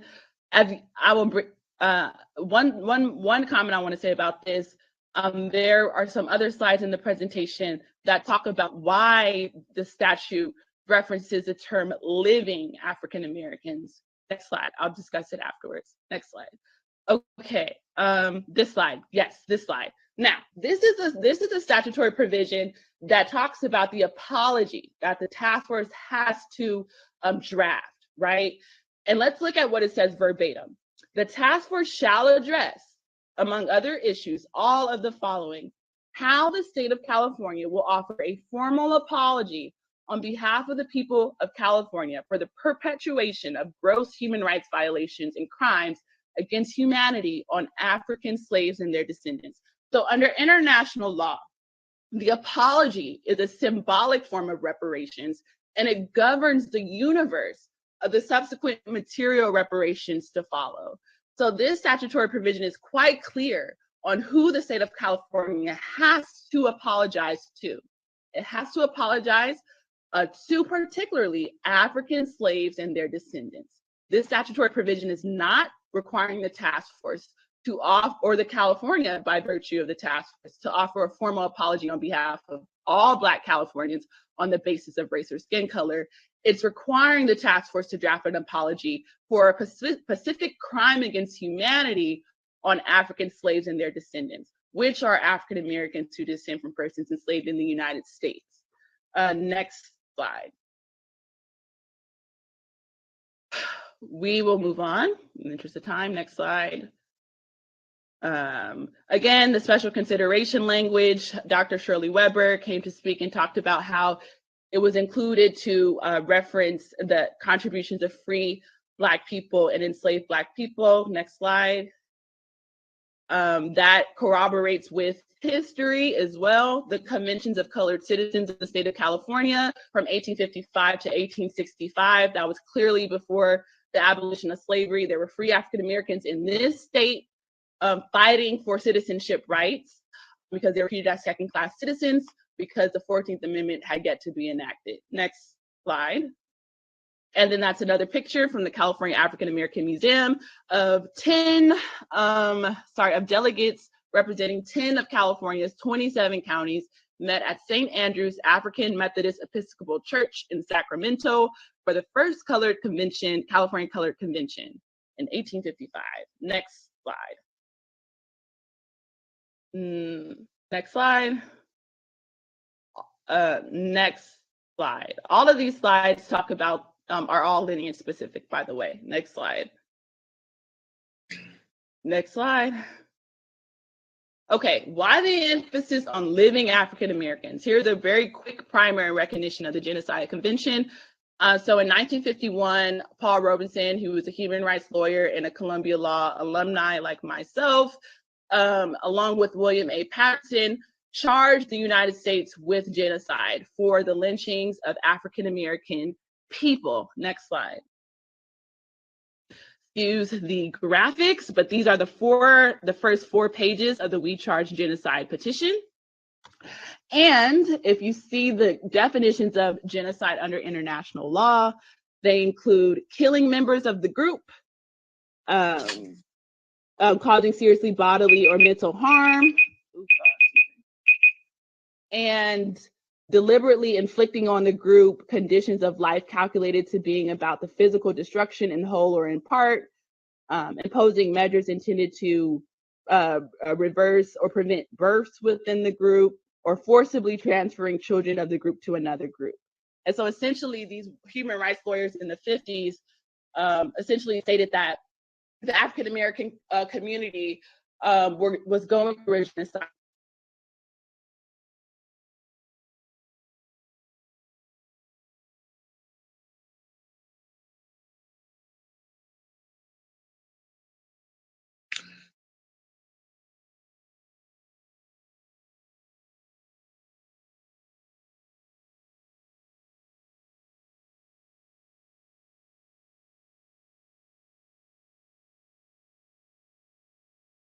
Did we lose Chair Moore? I'm here. I can hear you, Member Grills. Can you hear me? Yeah, no, I was just asking, did we lose Chair Moore? Oh, yes. I think we did.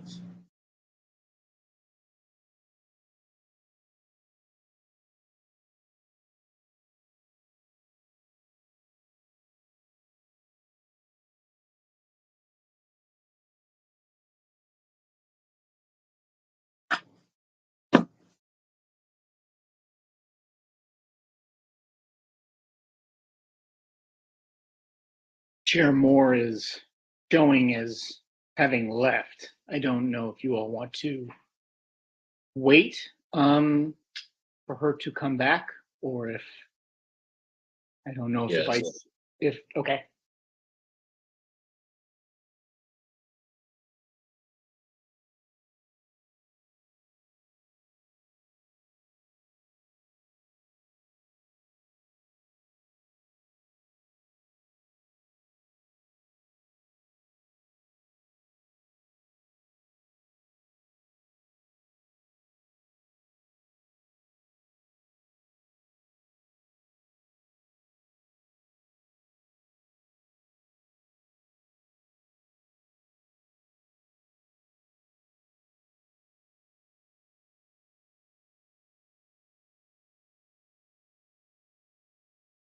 I'm wondering, while we're waiting for Chair Moore to return, whether we could take a 5-minute break.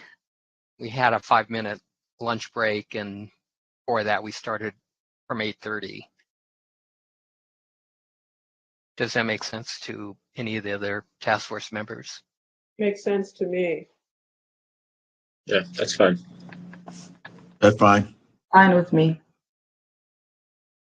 So Okay, we'll pause there with her presentation as is, and then Come back at 2. Yeah, it's 1:55. Be back at 2, and I'm going to remain logged on. All right. Thank you.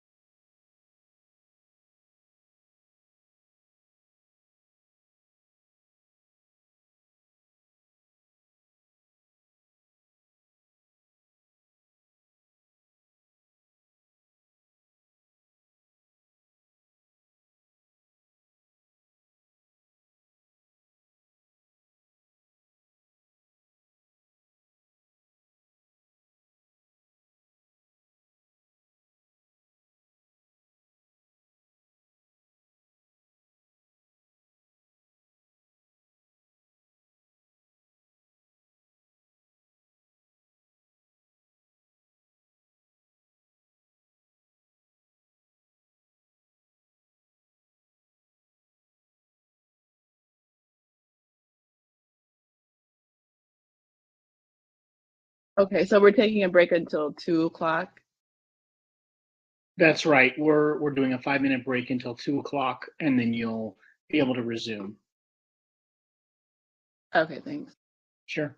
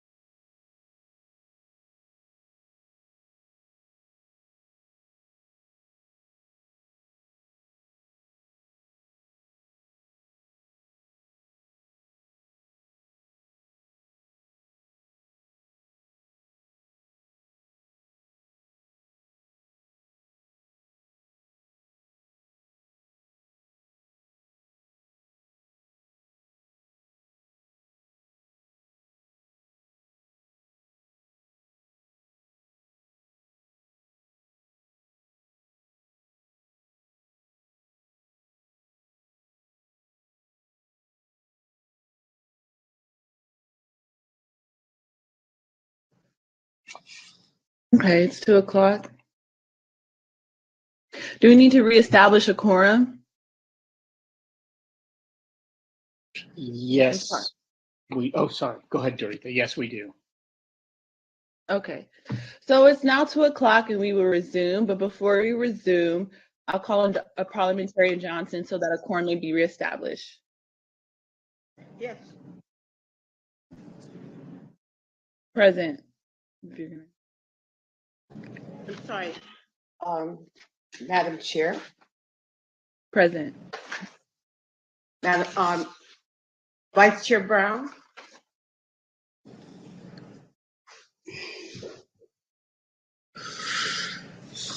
Member Grills.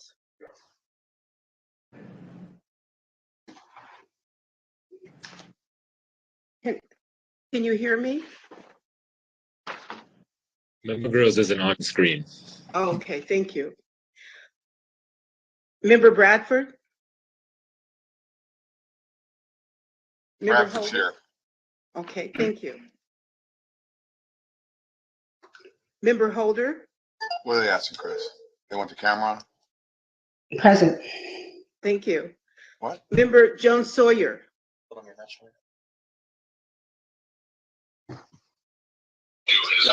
He's here. Okay, thank you. Member Lewis? Where's the rest Here. of them? They're all showing up. Member Tamaki? Here. I see, thank you. Member Montgomery Stepp?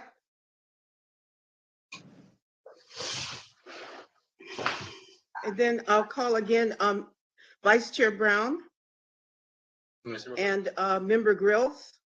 Present. Thank you.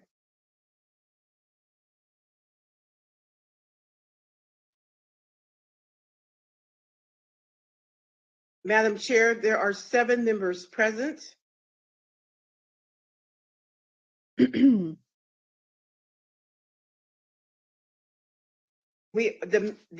task force consists of 9 members. 5 are needed for quorum. With 7, a quorum has been reestablished. Thank you, Parliamentarian Johnson. So now that a quorum has been reestablished, the meeting has now been officially called back to order. Sorry, excuse me for the technical difficulties. I've been experiencing them all morning. And so I only have a few slides left, but I also want to acknowledge the panelists. I guess I was a bit thrown off since Kevin Brown couldn't make it. I know that there might be some questions from the task force members to the panelists who had just finished presenting. So I just want to hold some space. I'm going to give 5 minutes of time for that. In the event that task force members have any questions to the panelists who are still on call with us.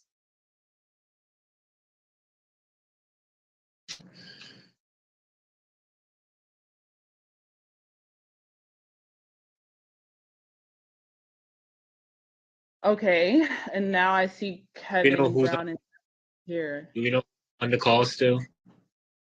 I can't see anybody, so I don't know who's still. I'm still Let me here. see. Greg Carr is here. Yeah, Greg Carr is here. Carr is here, Jim, Hollis, all the genealogists, I believe, all the presenters are here. And then I see Kevin Brown is here. So Kevin, could you give a truncated kind of synopsis of what you plan to present? I'm so sorry that we have been so bad with time management, but the technical difficulties are really the result of it. So Kevin, can you just give, a synopsis, no more than 5 minutes, and I will be timing you. Oh, yeah, thank you so much, Madam Chair and honorable members of the task force. Kevin Brown, and I am one of the founders of Evanston Rejects Racist Reparations.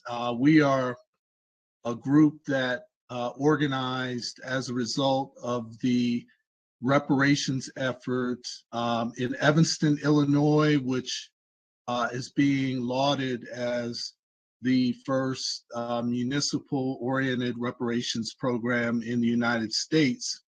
Our group formed as a result of the effort for reparations and to really try to acquire what we deem as an authentic, excuse me, reparations program. Unfortunately, what I was going to present on today really was to give the task force some understanding about the effort that was ongoing or is ongoing in Evanston, which our community group does not really feel represents a true reparations program, but more a social equity program that has essentially been renamed reparations. And we support the efforts that are going on in California for lineage reparations. We believe in that. But we wanted really California and the nation to know that what is happening in Evanston is not reparations. It is more a group of individuals who've come together essentially to monetize reparations. That is how we view it. Turning a housing program in Evanston into a reparations program is an effort to monetize reparations, because what has happened, groups like NCOBRA and NARC, who are advising members of the Evanston City Council, are seeking, not in Evanston, but in other communities, compensation in order to what they term is consult on how cities and municipalities should organize a reparations effort. We are opposed to that. And what has happened in Evanston is essentially very quickly, 16 individuals were chosen by lottery in our community, people who were deemed as being harmed in from 1919 until 1969 through our housing discrimination. There was no lineage attached to it. There was no organized study to actually determine the harm or exactly who was harmed. And our city cannot even tell its residents who is actually eligible for these programs. We think that the effort being lauded as a national model is very erroneous, and we don't want to see California, we don't want to see other states or other cities or municipalities make the mistakes that have been made in Evanston. We think that it's really an effort for a group of individuals to really enrich themselves on the backs of what people would call reparations. That's really all we wanted to kind of say today. And we wanted to really underscore the fact that we do believe that reparations should be based on lineage because of the original promises that were made to our ancestors who were enslaved by this country. So thank you for an opportunity to share. And if there are any questions about what is happening in the city of Evanston, we would be happy to share with you and communicate with you on these efforts. I will say that the program itself has been a disaster so far. It's taken almost 2 years for even an award to be made. And in the awards that have been made, they do not go directly to the individuals who qualified for this particular reparations program. The actual dollars go to the banks that actually committed most of the racist harm that occurred in the past. So thank you again for the opportunity, and we appreciate you giving us a moment to share. Thank you. At this time, any task force members have any questions for the panelists? Okay, I think to reorient a bit, I'm going to ask each panelist to say, what if you could impart your advice, would you impart the advice of a pure lineage standard or race-based? It could be just less than a sentence, less than 2 sentences. So I'll start with the order of the speakers. So Dr. Evelyn Mcdowell, are you still on? Yes, I'm still here. I definitely feel that a lineage-based program is appropriate. Regarding, just based on my presentation, it's something that we can do. It is something that is necessary and needed. There really are estimates of 10 million people who were enslaved in this country, and we're still waiting for our apology. We're still waiting for some measure of justice. The wealth gap is huge, and we definitely need a lineage-based reparation program. So that's my opinion. Thank you. Dr. Harrow, I see you, and then Dr. Semple, and then Dr. Gentry. And just keep the comments brief. Thank you. Dr. Harrow, you're on mute.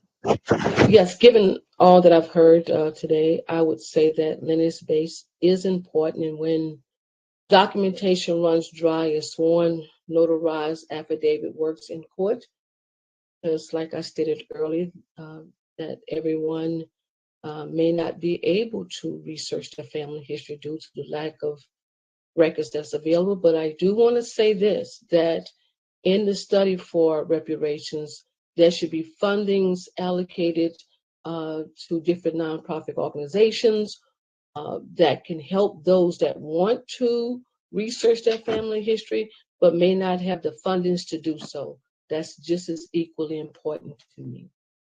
Thank you for that. Dr. Semple? I agree that it should be lineage-based. I would add to that the broadest possible combination of documents that we might provide, prove our descendancy from the formerly enslaved, will be very important. So not just one document that is approved as the standard, but perhaps many that will allow us to include the broadest possible group. Thank you. Dr. Gentry. I support lineage-based criteria, and also on the list of suggestions that I provided, I recommended 2 things. First, that you conduct a survey of the types of records that would be considered acceptable to prove enslavement. And the second part, as a beginning pilot, to survey the records for California for African American sources to give you an idea of what's available to assist Californians who would be part of this community of eligibility and identifying records that they can access, not simply looking at Ancestry or Familysearch. Be aware of the fact that Familysearch is supported by the Church of Jesus Christ of Latter-day Saints, who formerly enslaved African Americans. So be mindful of the sources of these records, and also with the institutions who are stewards to these records, that there's bias oftentimes in the stewards and are gaining access to these documents. So be mindful of that in the process of requiring documentation for that. Thank you for that. Dr. Burrows? Yes, based on the testimony of the chair as well as Mr. Champion, it seems that lineage-based is required, and so I support that. And I think there's ample guidelines to that are set forth that have been established for quite a while to show how people can trace their lineage back into the slavery period. So as long as you use standards, I definitely agree with it. Thank you. Dr. Farish. I think it's important that it's lineage based, and I don't think that it's quite necessary to go all the way back to the 1870 census. I think you can find traces of enslaved ancestors in other census records and in other records, period. I also believe that looking at the actual records, Ancestry.com, Familysearch, those are websites that compile the information, but you're not looking at information that is specific to them. You're looking at US Census records, you're looking at World War I and World War II draft cards, and all of those tools are available individually by themselves without going through those research websites, but they are also available on those websites. And I think it's important that we use the tools that are available, and that if we are unable to link everyone, then we should have an attestation, as was stated before. Thank you. Dr. Carr. Thank you, Madam Chair. I would say that if the only two options are race and lineage, lineage probably makes, as we know, the most sense. Race would not survive a legal challenge. I'm not sure that lineage will either, particularly given, how we define the harm. And that's why I would say finally that I think my comments, which are probably beyond the scope of this particular hearing, which is why I urge this committee to continue in some form beyond its mandate, if that's possible, would be to really try to rethink this notion of the class that is harmed. If there's possibly getting a membership in a harm category as defined globally as Black people, with local policy recommendations shaped to the policies that we find ourselves in, I think ultimately that's where the future of reparations lies, because nothing has been achieved by Black people in this country without external pressure. So I think that's a very different concept. But yeah, I would say lineage is probably the one that, as you know, would survive legal challenge more favorably. Thank you. Thank you, Dr. Carr. Jessica Ann Mitchell-Iowar. Thank you. I understand the importance of lineage, but I also warn that I don't think we are all operating from the same definition of lineage, and I think that is going to be a challenge moving forward. I also warn that it will be costly, time-consuming, and assumes accessibility. Additionally, I warn that if the state of California were to pursue lineage-based off of the definition of purely chattel slavery, that the state of California could then opt to only offer reparations to those that can prove lineage of descendancy of a person that was enslaved within the state, and that many, if not the majority, of Black Californians would then not qualify because they are the descendants of Black Southern migrants from other states. Thank you, Marcus Champion. I would go to harms-based. Thank you, Marcus Champion.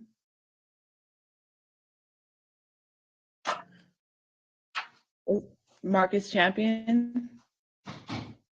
Yeah, can you Mike guys hear me? David. Oh yeah, we can hear you. Mm-hmm.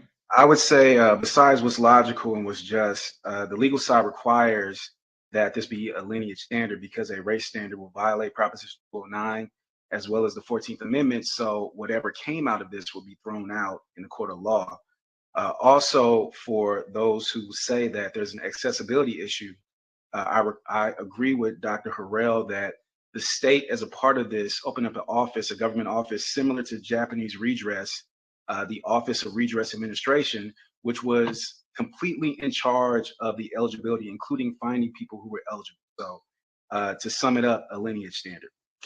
Thank you, Mike Davis, Dr. Mike Davis, excuse me.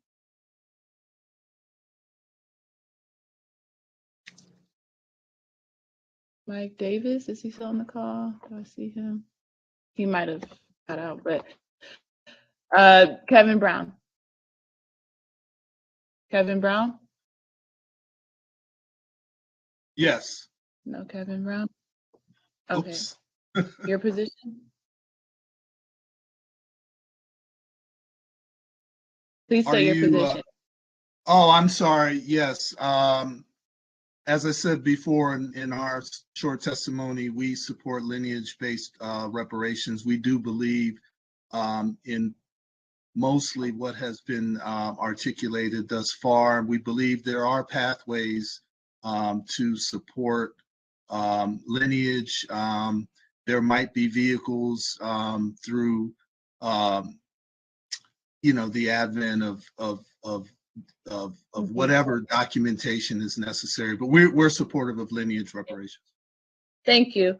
Okay. Any other questions from the task force members to the panelists before we move on? Yeah, I just have one. Go ahead, Member Holder. Sorry, again. Yeah, I wanted to thank all of the witnesses for your testimony. I do have a question, especially given some of the descriptions of the challenges to actually finding the documentation of your enslaved ancestry in the United States. So are there any benchmarks, like statistical, numerical benchmarks as to just generally overall, how many people in the diaspora come from an enslaved ancestry? And generally, how many people in the United States come from enslaved ancestry? I mean, I've read articles that say 90% of the people in the diaspora, of Black people, 90% of the people in the African diaspora descend from enslaved people.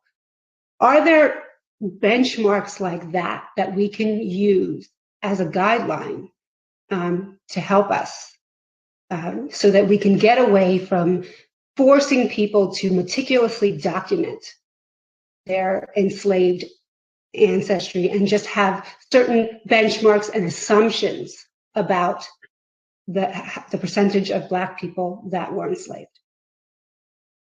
Not to my knowledge. I would like to answer that in part. There is no answer to that question. We have yet to be able to document who was enslaved.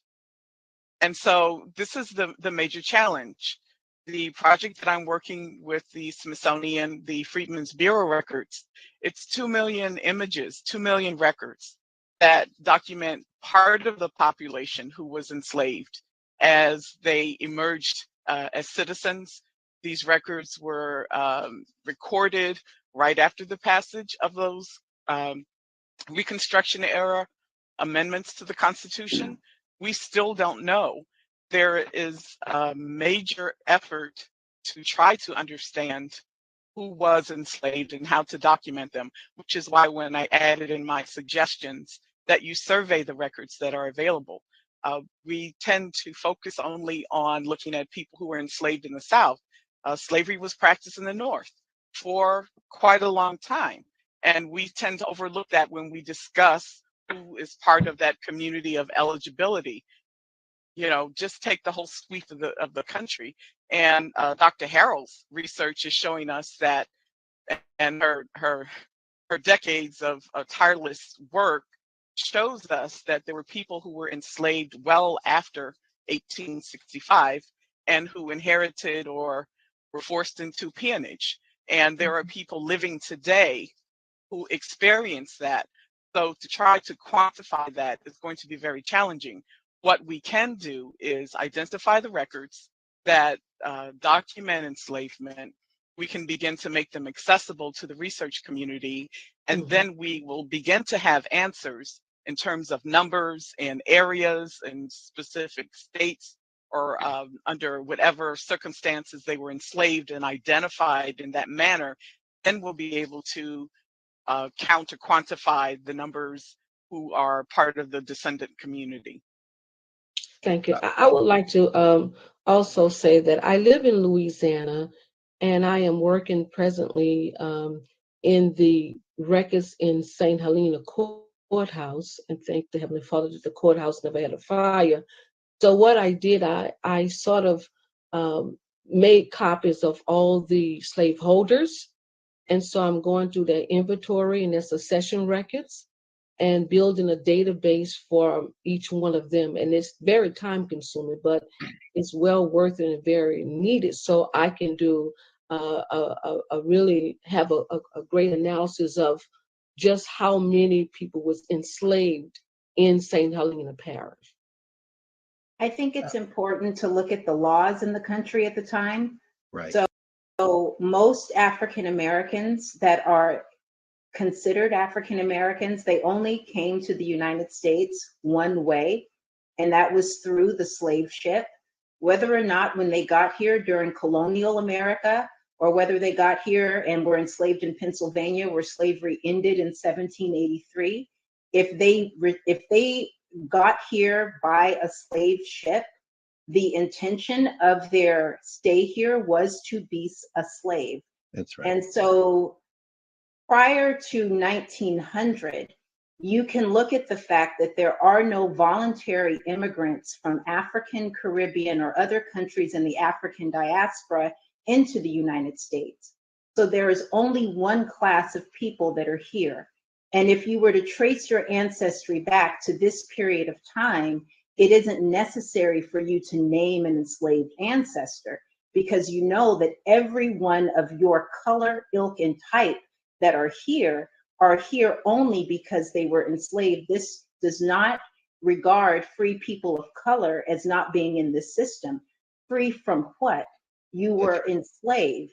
So the whole purpose, to answer your question, Mrs. Holder, is that the litmus test that you use is if you were in the United States at a certain time when there were no other persons here, then that would prove on its face that you descend from American chattel slavery, whether slavery ended for your ancestors in the 1600s, in the 1700s, or 1865. I would agree with that. I want to counter that. Can I counter it a little bit? Okay. There were indeed immigrants of African and Caribbean descent coming into this country. A lot of the mariners who are coming in, if you look at the records, the court records on the East Coast, a lot of them were not allowed to come on shore, and if they did, they were arrested and jailed. And if they could not prove their free status, they were enslaved. And this is throughout the 19th century. I can tell you all of the major port cities, especially in the southern states, had this practice. If you were, this speaks to Dr. Ira Berlin's premise that if you were brown or black or anything other than white, the assumption was you were enslaved or you were connected somehow to enslavement, regardless of whether you had a freeborn status. You were treated in that manner. Those people. Right. Then those people are included on their face. Yes, they would. Yes, but they came voluntarily as free people, and there are individuals who were enslaved, although freeborn. In Delaware, there was a woman, Patty Cannon. Dr. Charles Bloxton talks about people who were kidnapped, who were freeborn and enslaved and sold as enslaved people. So there are these cases of individuals who do appear in records who were reborn or who came here voluntarily from other nations, but were treated or regarded. That's all I want to say. We're going to have to in that order. I can't see everybody who's on the screen, so I don't know who. I think that's Greg Carr trying to jump get in. a word in for a second. I was going to agree. Hold on, I didn't recognize anyone yet. Oh, I'm sorry. So it's Dr. Greg. Yes, Dr. Greg Carr would like to be recognized, and Dr. Evelyn Mcdowell. Is there anybody else? Because we're going to have to cut the responses to this question. Okay, so I'll let Dr. Carr and then Dr. McDowell. Go ahead, Dr. Carr. Very quickly, I thank you. This really is the question. How do you establish the status? It would be impossible to trace through documents. The 750,000 Africans in the country in 1790, the first census, 1860, you got about 4 million enslavement. So you've asked the question that needs to be asked. There's no way to do it. If you can establish that reparations claim, maybe by the end of the 19th century, certainly then moving forward to be a different kind of thing. We know Dred Scott establishes the fact that even in places where there were quote free blacks, there's no enforceable status for black people that is unassailable, even in the law. This is the point Tani is making. It's not remedied in the Civil War amendments. And so that's why I said I think the next step beyond this legislation is to try to establish a harm claim that precedes the formation of the polities. Because as we know, with the Fugitive Slave Act of 1850, California comes into the polity as a free state.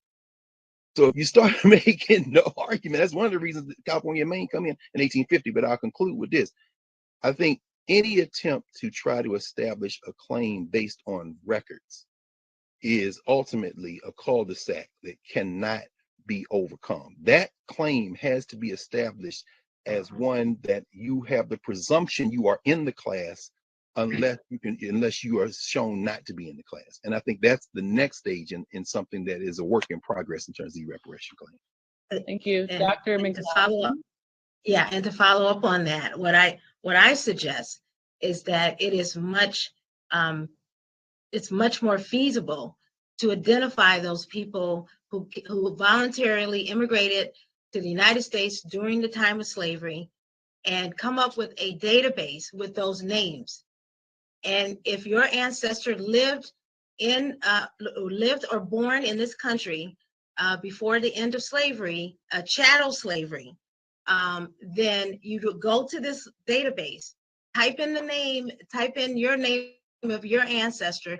It's not there. Okay, you are eligible. Your ancestor is eligible for reparations.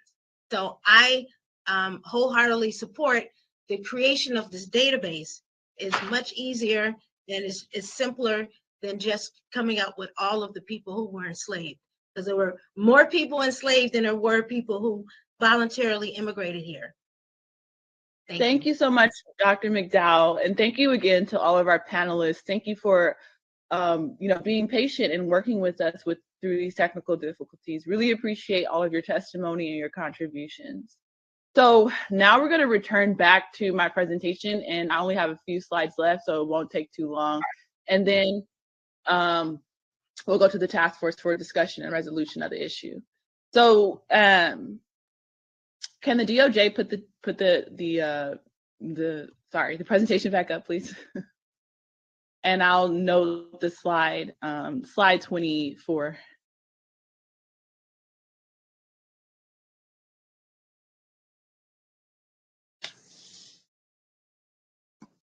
We're working on those slides. I think we have phone calls going to try to get people onto Blue Jeans. Maybe I can just share my screen if I'll wait. It's fine. If you want to go ahead with your discussion, we'll try to get the presentation up as soon as we can. Okay, one moment.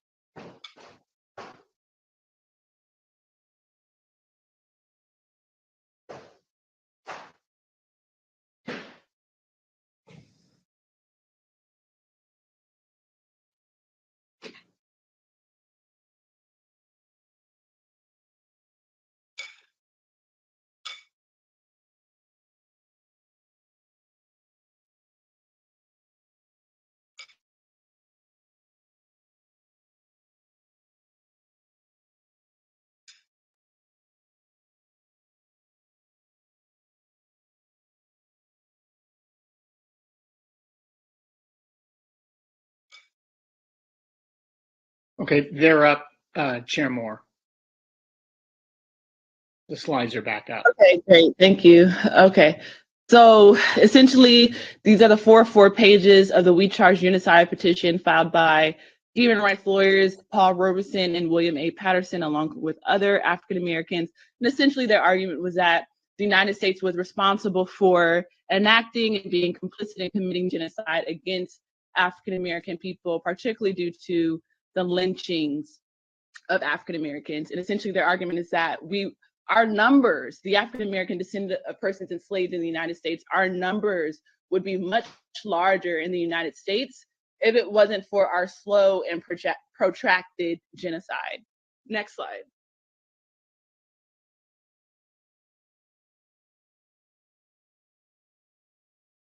Next slide, please. Okay, so these are 4 documents that I pulled to show that African American is a distinct political and historical identifier that has been used at least since 1782 to describe, Black Americans who descend from chattel slavery in the United States. So 1782 is a pamphlet written by an African American dated April 1782. There's the Afro-American Council that Booker T. Washington founded in 1898. And then the next picture is in 1899, which was a session held in St. Paul, Minnesota, to protest against the countless African American deaths at the time. And then 1968, you have Queen Mother Audley Moore, who wrote a pamphlet for African Americans, and it says African Americans at the top left, why reparations, money for Negroes. Next slide.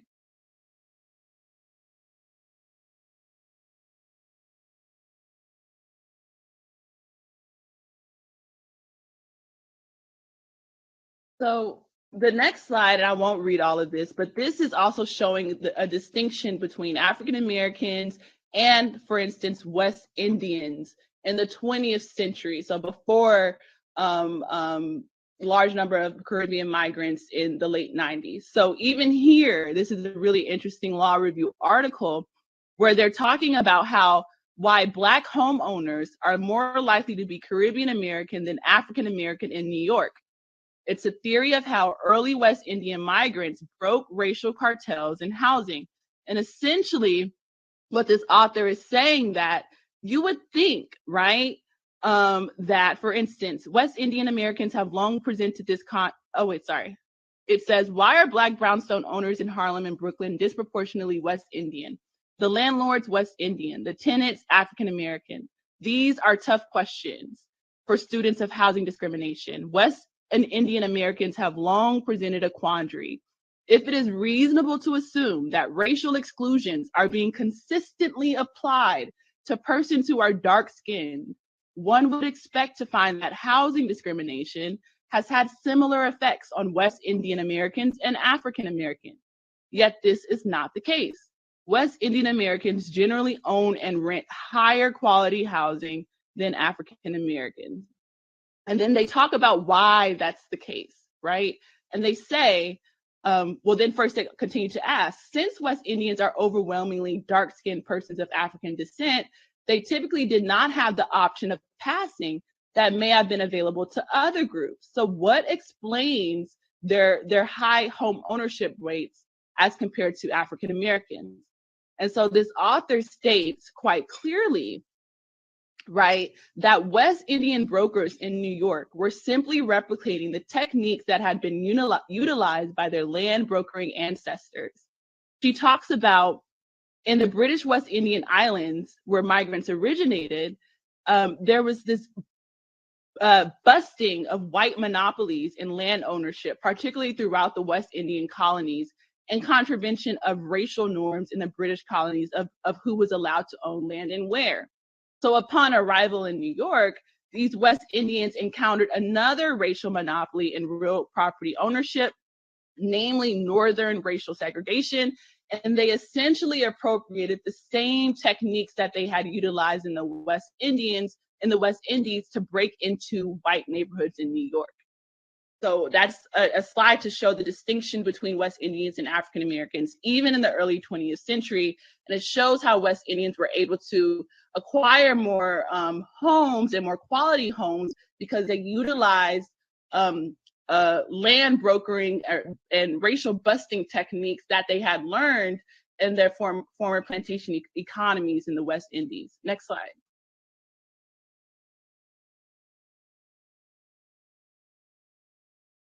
So again, the history of the reparations advocacy movement, particularly in California and the United States, shows and demonstrates that we have to come up with a lineage-based model of reparations. Particularly, we talked about Callie House. Mary Frances Berry was an expert and gave her testimony about how Callie House was an ex-slave and upon emancipation created the first reparations movement organization.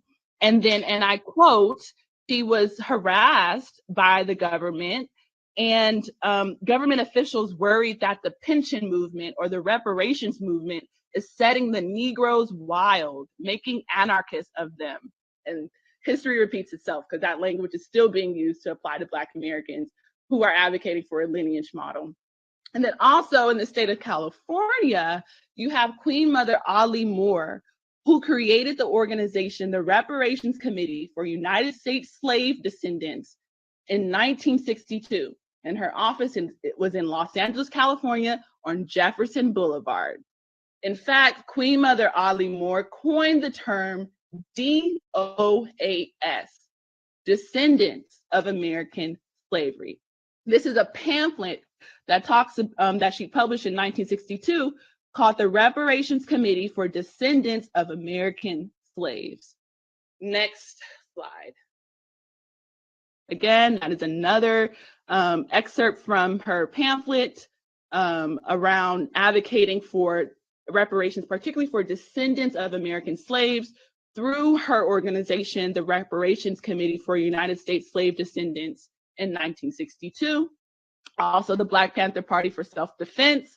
The third point in their 10-point program was about reparations, and I quote, "We believe that this racist government has robbed us, and now we are demanding the overdue debt of 40 acres and 2 mules. 40 acres and 2 mules was promised for 100 years ago as restitution for slave labor and mass murder of Black people. We will accept the payment in currency, which will be distributed to our many communities. The Germans are now aiding the Jews in Israel for the genocide of the Jewish people. The Germans murdered 6 million Jews. The American racist has taken part in the slaughter of over 50 million Black people. Therefore, we feel that this is a modest demand that we make." So these slides show in the specific California context and the broader United States with Queen Mother Ali Moore's organization, the Black Panther Party, Callie House, and Paul Robeson and William A. Patterson's We Charge Genocide petition. Reparations advocacy groups have always advocated for a lineage-based model. Next slide.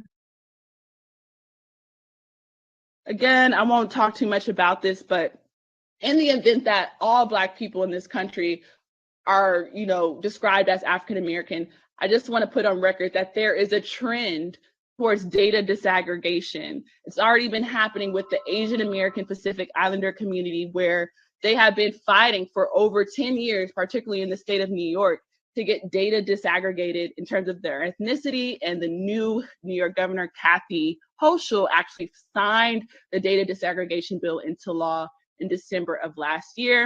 And the Asian American group advocated for this data disaggregation, not to be divisive, not to separate the AAPI community, but to understand that each group within the AAPI community has distinct needs, and these distinct needs to be addressed, right? And so you see Felicia Prasad, who's Caribbean. She has fought for the Carib ID movement, where she says data on Caribbean nationals in the US is currently sparse, based largely on the fact that this bloc has had no previous opportunity to self-identify in the past, but have been lumped in with African American, Asian American, and other communities, said Prasad. Hopefully this goes away. This goes a long way in making sure we count in 2020 the ability to write in Caribbean on the 2020 census, so we can receive the respect we deserve as a huge economic and political bloc in this country, and our communities and businesses that have been dismissed because of a lack of economic data can begin to thrive. Let's stand up and be counted. She also goes on to say, we need every single Caribbean national in the US to make sure they count by filling out the form, writing in their ancestry, and returning it, said Carib ID's Felicia Prasad. Census numbers determine every aspect of our lives in this country, and right now we are largely invisible as we have no accurate means of identification on the form. We must make sure we end this trend by counting not just our ethnicities, but our nationalities in the census, so we can all win, or we can continue to be fooled and maintain the cycle of dismissal. So this is Felicia Prasad, a proud Caribbean person, saying Caribbean people in this country are rendered invisible because they're not allowed to identify how they'd like to identify as Caribbeans and West Indians on the census. And so this slide, again, AB 1604 just passed the Judiciary Committee, and that is a bill being led by CJEC and NAASD to disaggregate data amongst Black and African American groups, similar to what the AAPI community did in New York, and similar to what Felicia Prasad is advocating, because there's a growing understanding that as the society becomes more multicultural, the needs of everyone in this community needs to be visible in order to be addressed. Next slide. And in the interest of time, in terms of international law, when we talk about compensation. How do international courts interpret compensation eligibility for human rights violations? So this is from the Handbook of Reparations. It's like a 1,000-page book. It talks about case law models around the world. And essentially, the Inter-American Court has stated that there are two types of victims: those immediately injured by the violation, which in this context would be slavery, the direct victim, and his or her next of kin, who later suffer the consequences of their loved one's ordeal. So in any event, what this excerpt from the Handbook of Reparations is stating is that the injured party, as defined by the Inter-American Court in the American Convention, refers both to the direct victim of a human rights violation, as well as usually their close family members or dependents. So essentially, international law supports and substantiates a lineage-based claim, particularly when it comes to compensation eligibility. Next slide. And just lastly, when we talk about guarantees of non-repetition, again, these are excerpts from the Handbook of Reparations. There's an understanding among international law scholars that guarantees of non-repetition usually are not fully fulfilled promptly or completely by the states because it requires guarantees of non-repetition, right? A complete, I guess you could say, a complete end to the ultimate causes of the violations and impunity. And so I'm saying that to say, one, guarantees of non-repetition and a lineage-based approach are not mutually exclusive. You can formulate reparations proposals in the form of guarantees of non-repetition, and they still can be lineage-specific, but you should not use GNRs to argue against a lineage-based approach, because usually GNRs in this specific context would be police and prison abolition, right? I don't know if all members of this task force are ready to propose that to the state legislature, particularly at this time that we're in. So don't allow GNRs to be a straw man around advocating against a lineage-based proposal. Next slide. And again, when we talk about GNRs, the guarantees of non-repetition, for particularly the institution of slavery, you have to talk about the 13th Amendment to the U.S. Constitution. So Section 1 is the crime exception clause, but Section 2 talks about giving Congress or empowering Congress to eradicate the badges and incidents of slavery, right? And so when the 13th Amendment was enacted, it was enacted with a particular group of people in mind, namely descendants of enslaved people. So when we talk about GNRs, you have to then, bring into the conversation the 13th Amendment and bringing in the state legislature and the federal legislature's role and responsibility to eradicate the badges and incidents of slavery as it pertains to a particular group of people, which are those descendants of those actual enslaved people. Next slide. And this is the second to last slide, and it's a question that I've been thinking about. Let's say there is a race-based standard. How do you measure Blackness, knowing that Blackness is a self-selecting category? So for instance, Mindy Kaling, the actress, her brother actually pretended to be Black in order to get into medical school, and he wrote a book about it called The True Story of How I Got into Medical School by Pretending to be Black.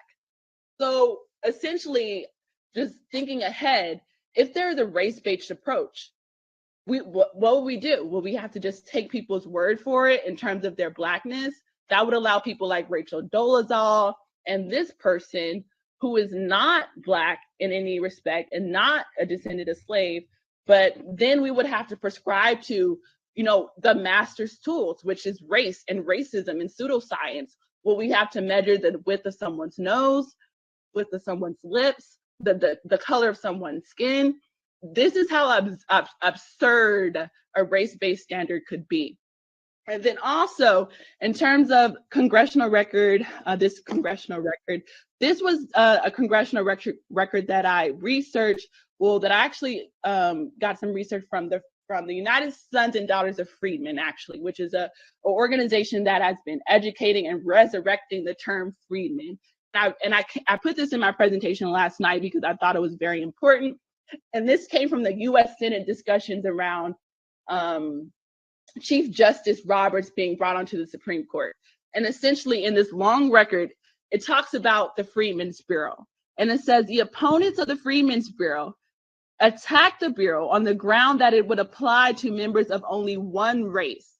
The response was that discrimination was justified in the interest of equality. Then someone responded, "We need a Freedmen's Bureau," said one supporter, "not because these people are Negroes, but because they are men who have been for generations despoiled their rights." Right? So in this congressional record, they're talking about the Freedmen's Bureau, right? It wasn't created just to help people because they were Black. It was created of the difficult these generations of men who were despoiled of their rights. It was created to help them transition from slavery status to freedom. Then I wanted to bring up tweet Ambassador Tom was appointed by the Biden administration. She is not conservative in any way. She tweeted this a couple of days ago to mark the International Day of Remembrance of the slavery and the transatlantic slave trade. I wanted to share a few thoughts on the International Day of Remembrance of the victims of the slave trade, transatlantic slave trade. This is personal for me. I'm a person of African descent, but more importantly, I am a descendant of slaves. Next slide. This last slide. Next slide, please. Slide. Hello, hello.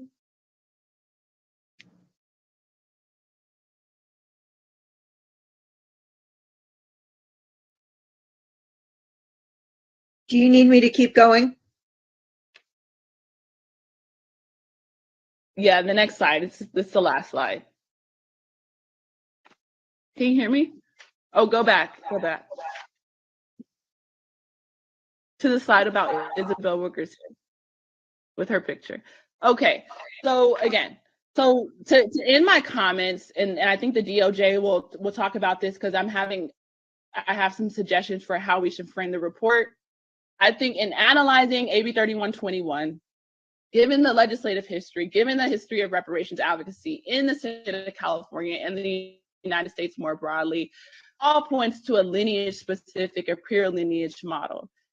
And it also points to Isabel Wilkerson's book, Caste. She's the first African-American Pulitzer Prize in journalism. She also was one of the first expert witnesses on our task force in September about her book, Caste, and how caste or how racism is insufficient to describe the particular experiences of African-Americans who descend from chattel slavery. In fact, she said this to a community of Dalit Indians, or the Untouchables, who she compared the African-American experience to. She said that she wrote a 600-page book about Jim Crow era in the American South, the time of naked white supremacy, but that the word racism did not appear anywhere in the narrative. I told them after spending 15 years studying the topic and hearing the testimony of survivors of the era, I realized that the term race and racism were insufficient. Caste was a more accurate term. And then she sets out the reasons why. Next slide.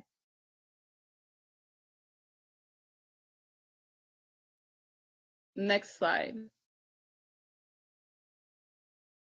Okay, I'm not going to read all these quotes. No, go back.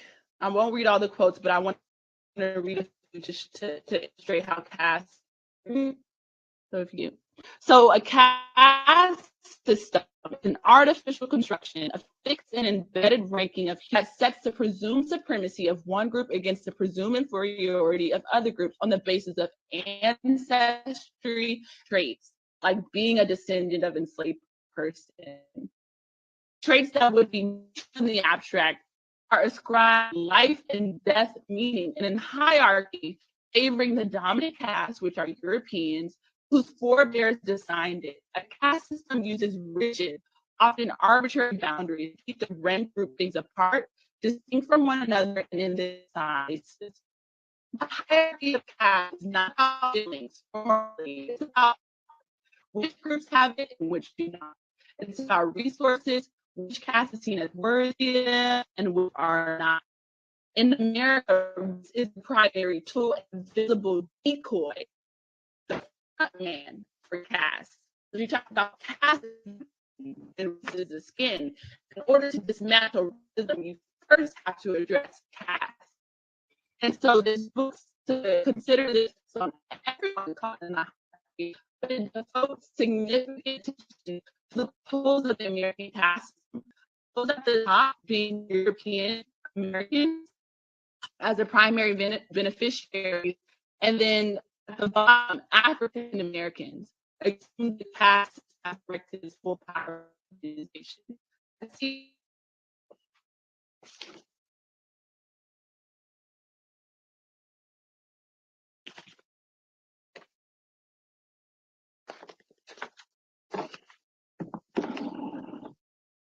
Okay, that's the end of my presentation. If you just go to the slide where it resembles the first slide, where it says lineage, lineage, lineage, go back to that. Anyways, thank you.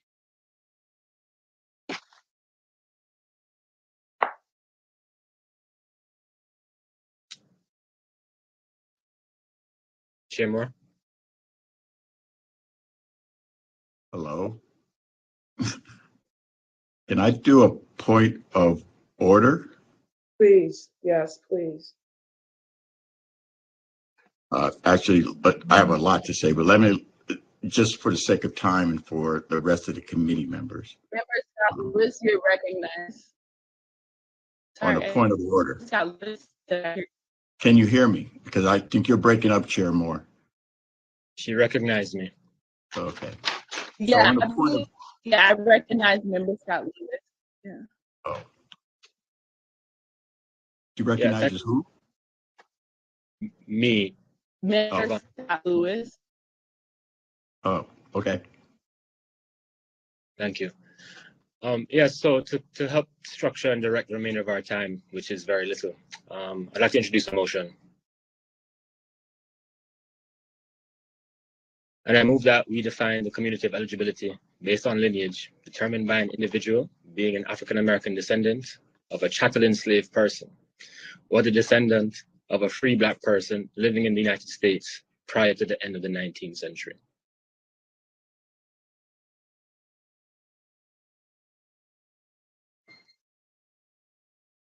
I thought we were. This is Montgomery.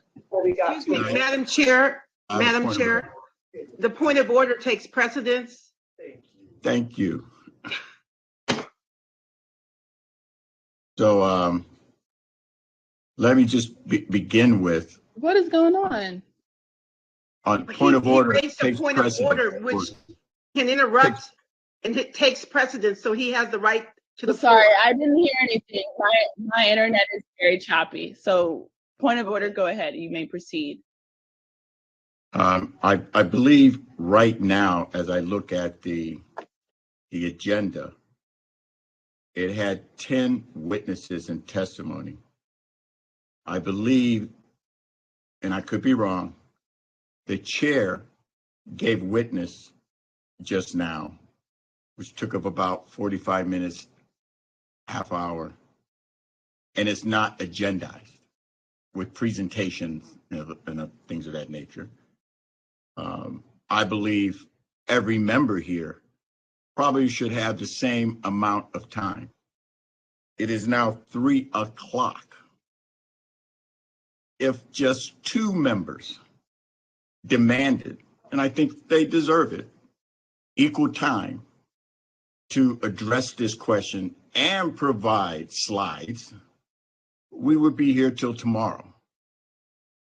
We do not have enough time because we're supposed to go to break at 3:15.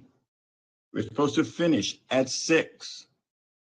By the chair taking up testimony, unless that is the task force comments and questions portion of it, not putting aside what the member. DOJ allowed me to. Can I finish my point of order? Well, what is the point of order? What's the point of order? That you were out of order. and that you gave a I was out of order. presentation, and that's okay. That's fine. But every member here should be allowed same. And if you look at our time, for us to do that, it would be impossible to even come close to the amount of time and presentation that was presented.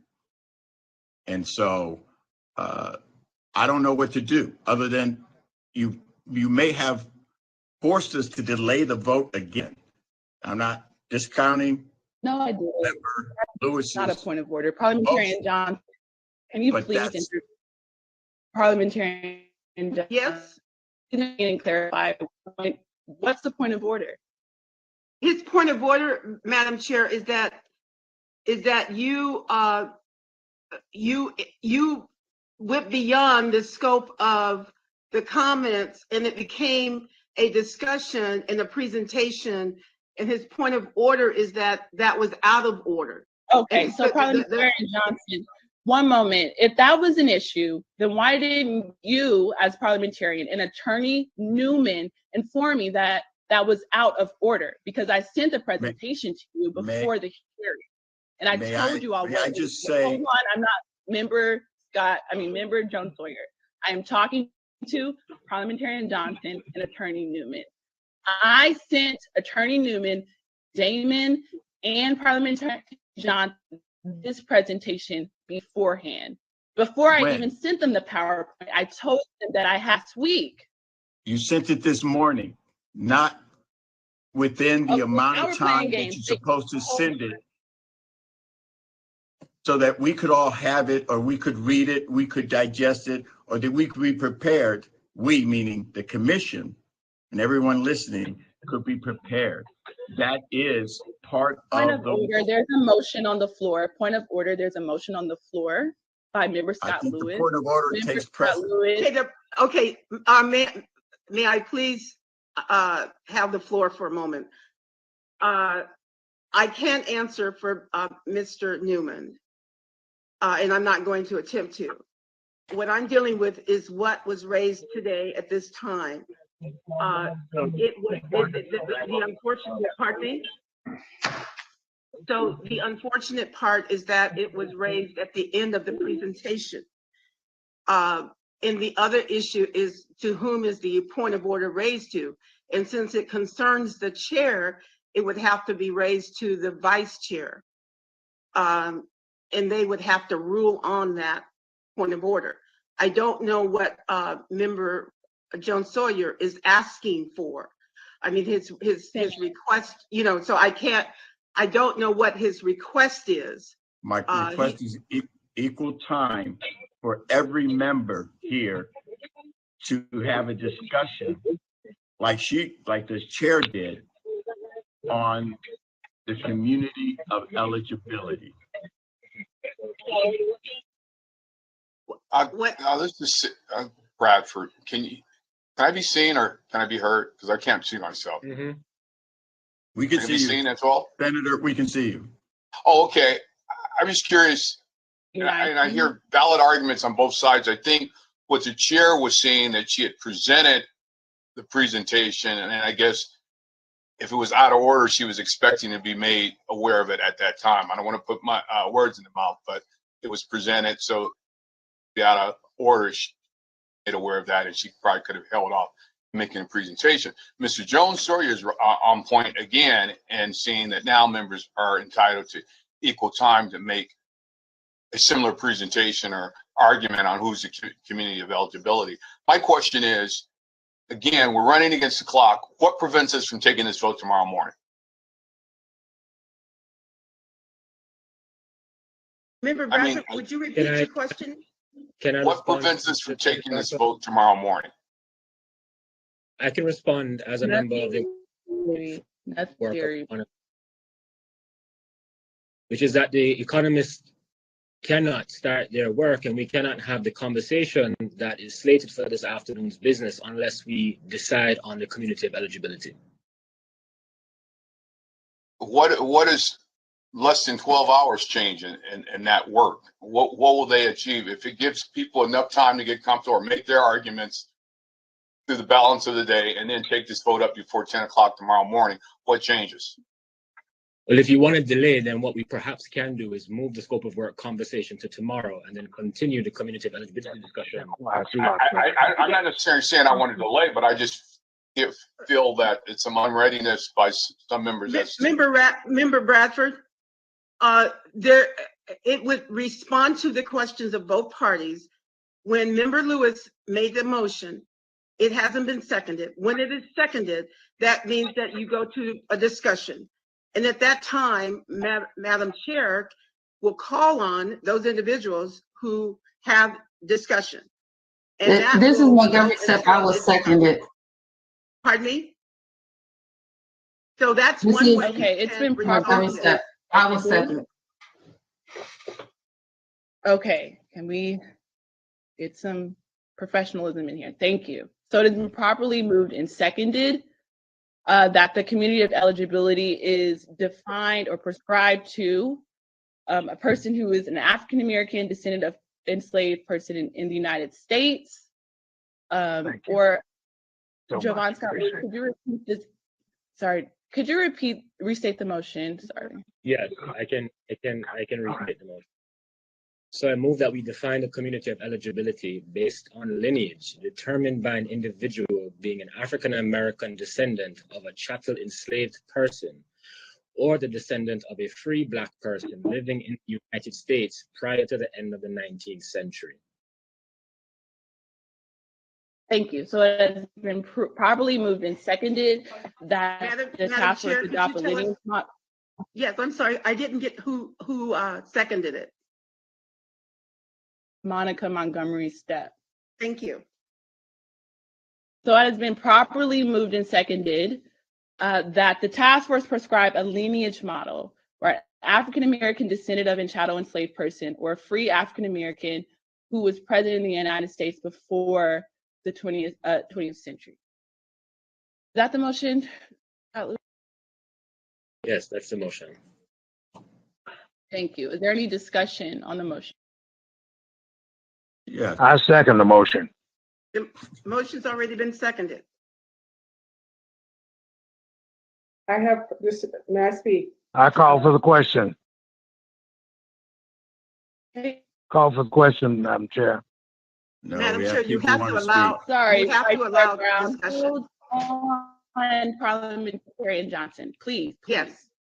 Madam Chair. I will recognize, hold on, Member Grills. Thank you. Member Grills, go ahead. I'm truly stunned by this afternoon.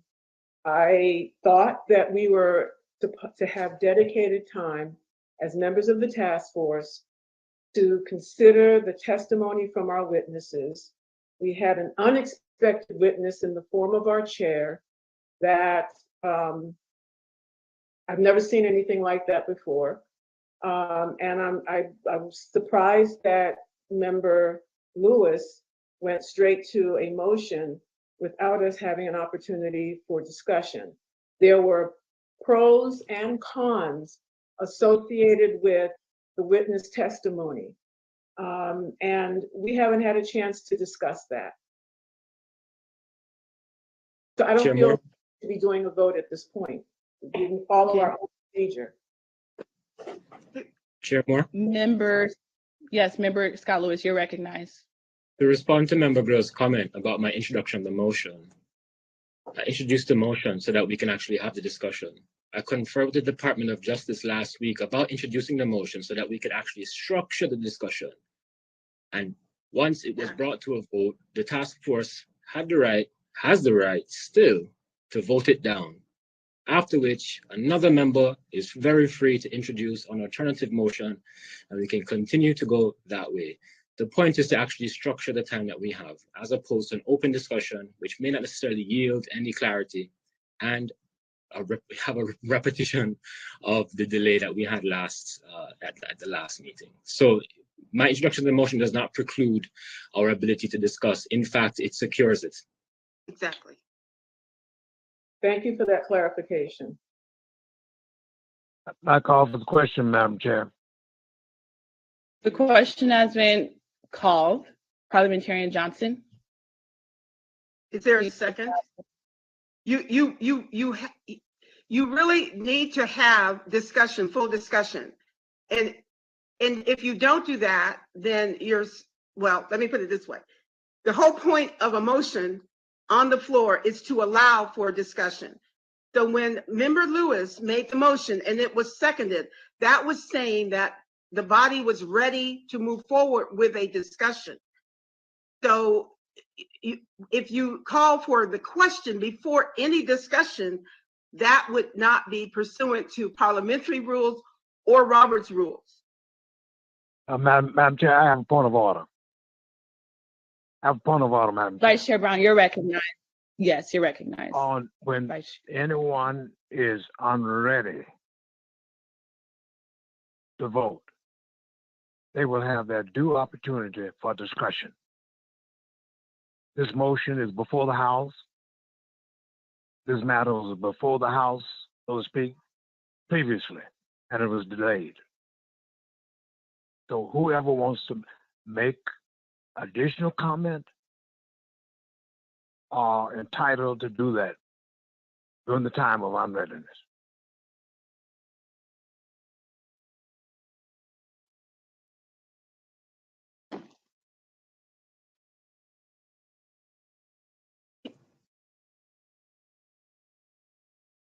Hello? I'm not certain what you meant, so.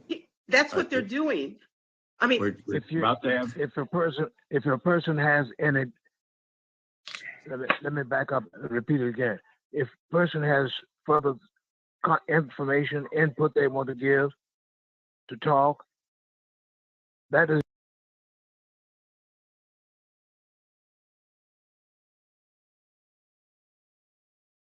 We're at the time of readiness, but you keep calling Parliamentarian Johnson, I have a question because at the last hearing, there was no discussion. Well, Parliamentarian Johnson, too, as a parliamentarian, you didn't necessarily allow for discussion when I believe Reggie Sawyer at the last meeting called to table the vote. That's because that's a rule. That's a rule of order. When you move to table, you're not permitted to discuss it. You move right to the question. That's just the way the rule is set in Robert's rule. So there's no discussion. You move to vote, and then if it passes, then you table it and you move on with your agenda. In this case, you do have discussion. This was not a motion to table. So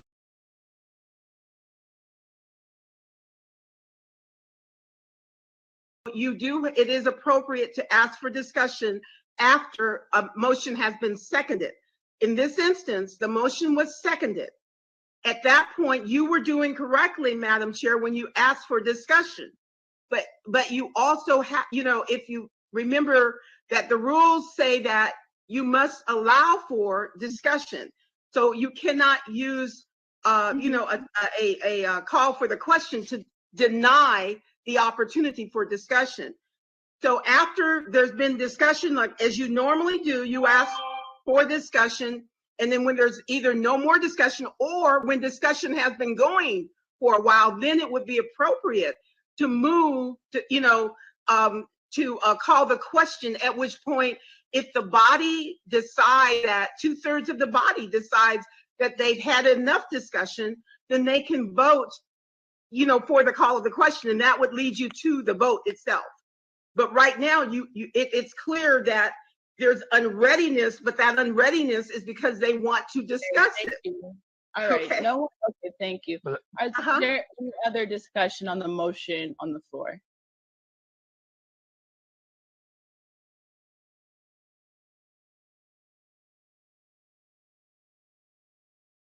Member Jones Sawyer, are you trying to be recognized? You're on mute.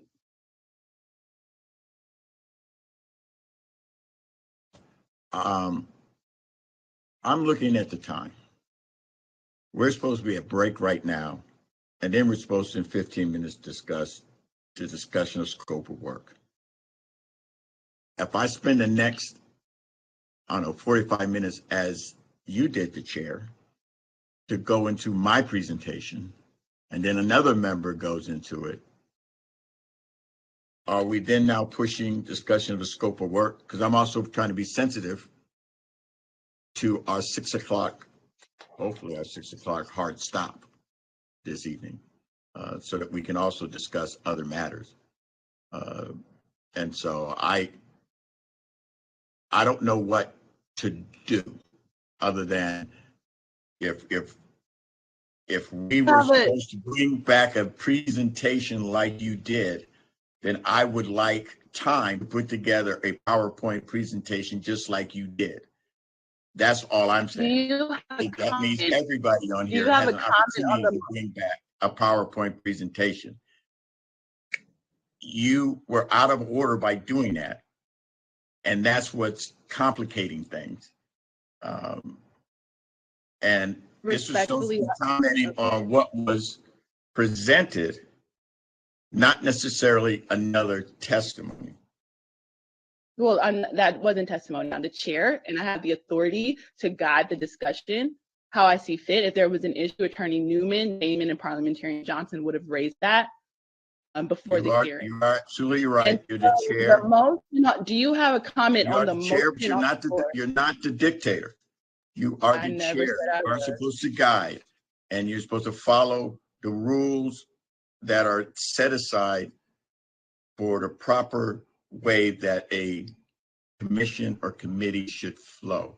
We should not be having this discussion right now, because you're also supposed to keep on our time, and that was not done.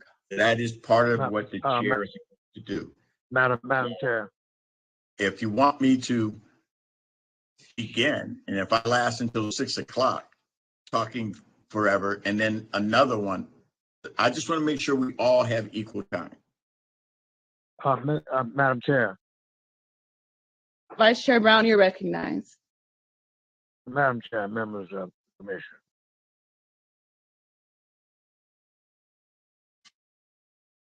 I hate to say this,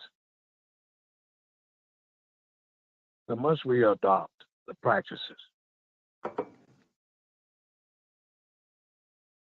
of other bodies that have been working against our best interests to do what appears to be happening now? We have sufficiently been informed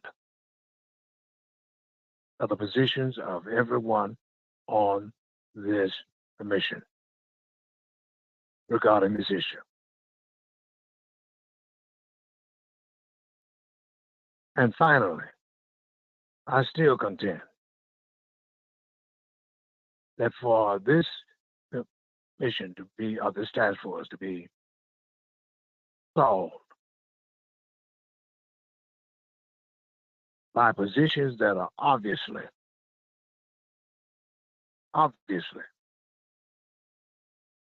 counter to what Dr. Weber had in mind. That's the thing that's painful. Yes, people are entitled to their opinions. A lot of opinions have already been discussed by this body, and not everyone had due process on. So should we be suggesting that people have not had the opportunity to say what they want to say? And each of us has heard all of the public testimony,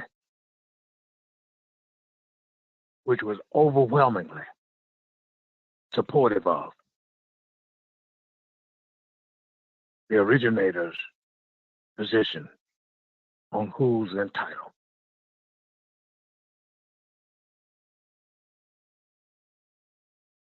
But if the body wants to give grace and additional time,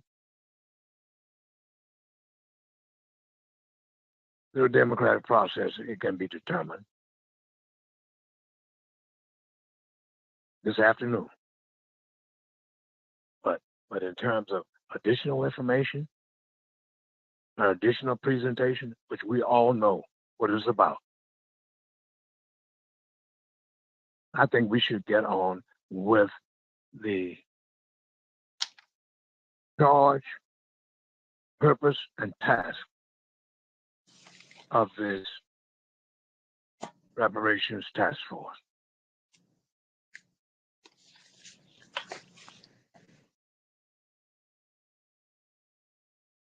Thank you, Vice Chair More, Brown. Member More, may Tamaki, I begin? recognized. So I'm wondering if there's a third option here, and I'm very sensitive to what Member Scott Lewis is saying, that we have to have a decision in order to guide the economists, and to put this over anymore is going to be it's going to be very difficult for everybody. At the same time, I do want to hear everybody's opinion on this and everybody's discussion. I don't think that should be cut short, but I do think we need to get on with it. So would it be possible, and I asked this to Parliamentarian Johnson also, that we start the discussion, we put over the discussion of the scope of work until tomorrow.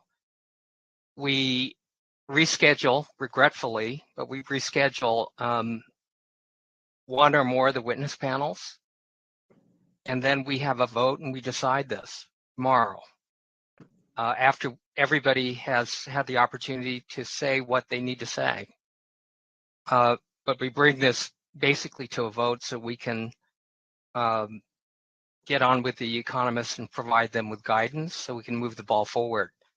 With respect to the witness testimony, we would have to renotice and apologize to them, but renotice their testimony for 2 weeks from now in April.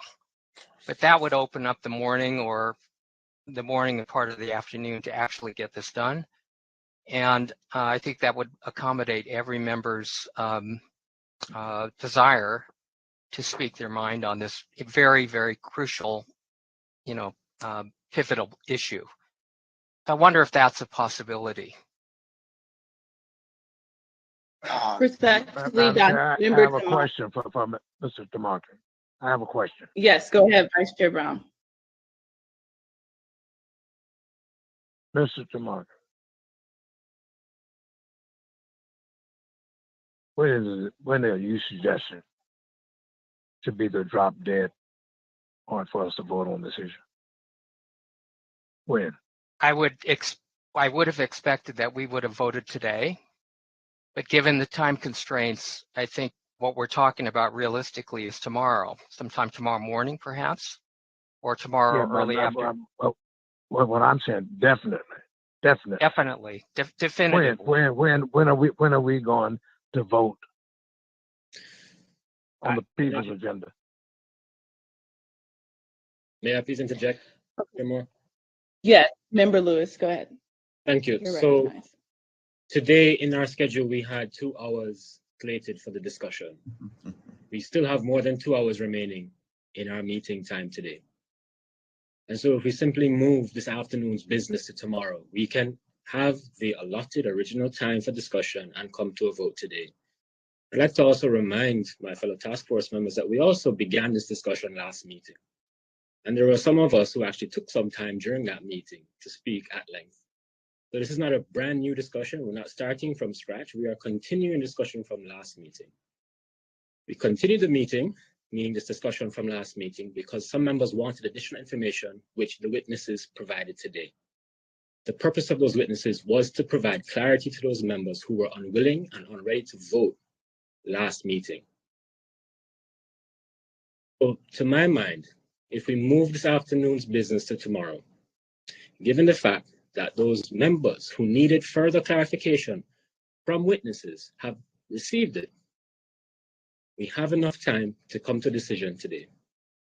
I'll remind everybody that the economist team does not feel comfortable moving forward with any discussion of the scope of work until we have concluded our discussion and have voted on the community of eligibility. We have enough time. It's 3:30. Thank you. Madam Chair. Mr. Bradford Thank you. hands up. Yeah. Hold on. I'll just say this, Don Tamaki, then I'll recognize Member Bradford and then Vice Chair Brown.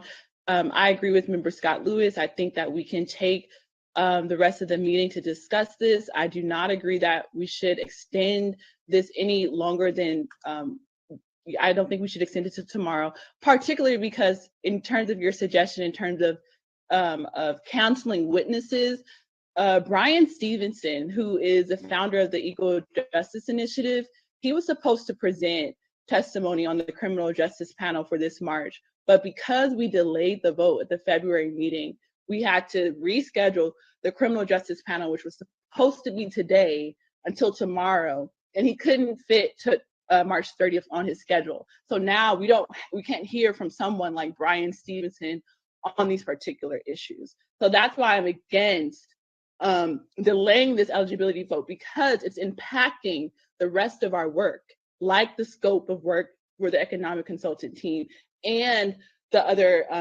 panels that we have. So Member Bradford, go ahead.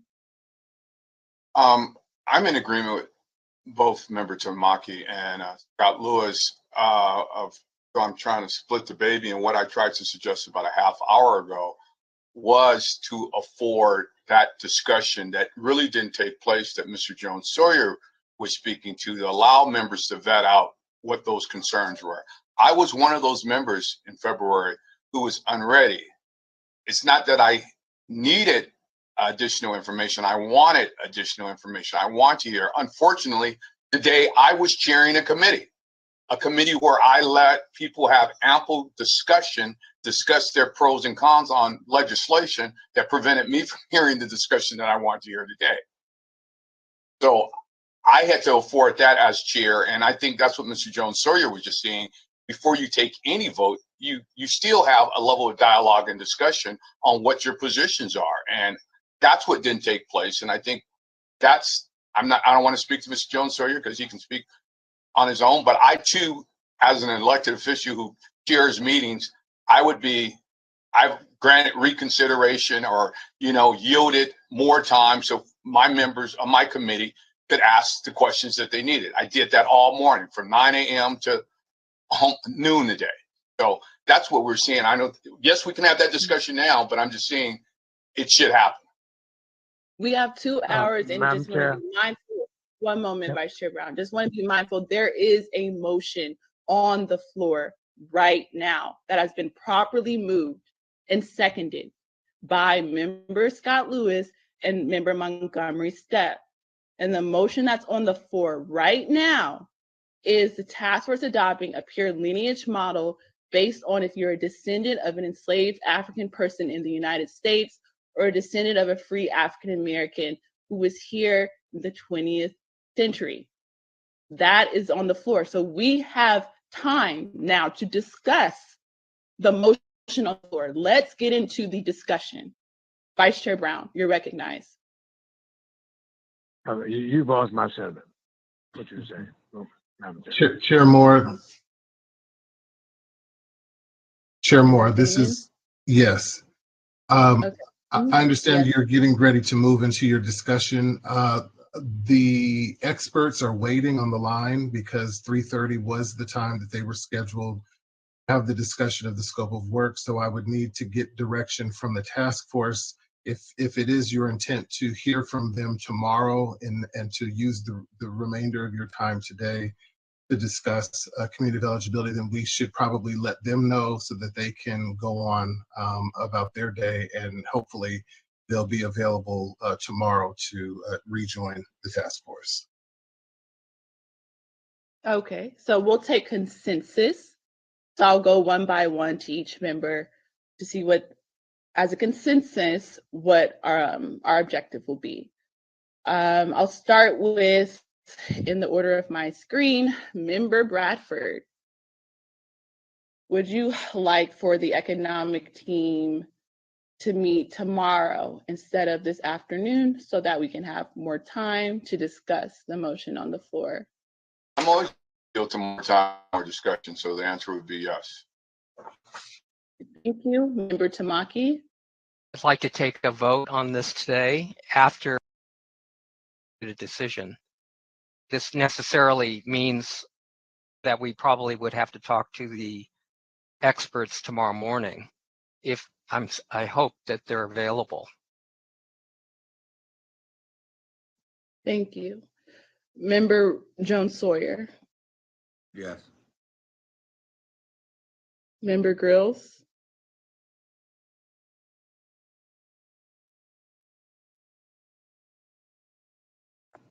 Holder? Yes. Member Scott Lewis? Yes, I'd like to move the afternoon's business to tomorrow and continue discussion. Okay, Vice Chair Brown? Okay, sorry about that. Vice Chair Brown? Yes, we finalized today what we should do today and have a discussion now. Member Montgomery Step?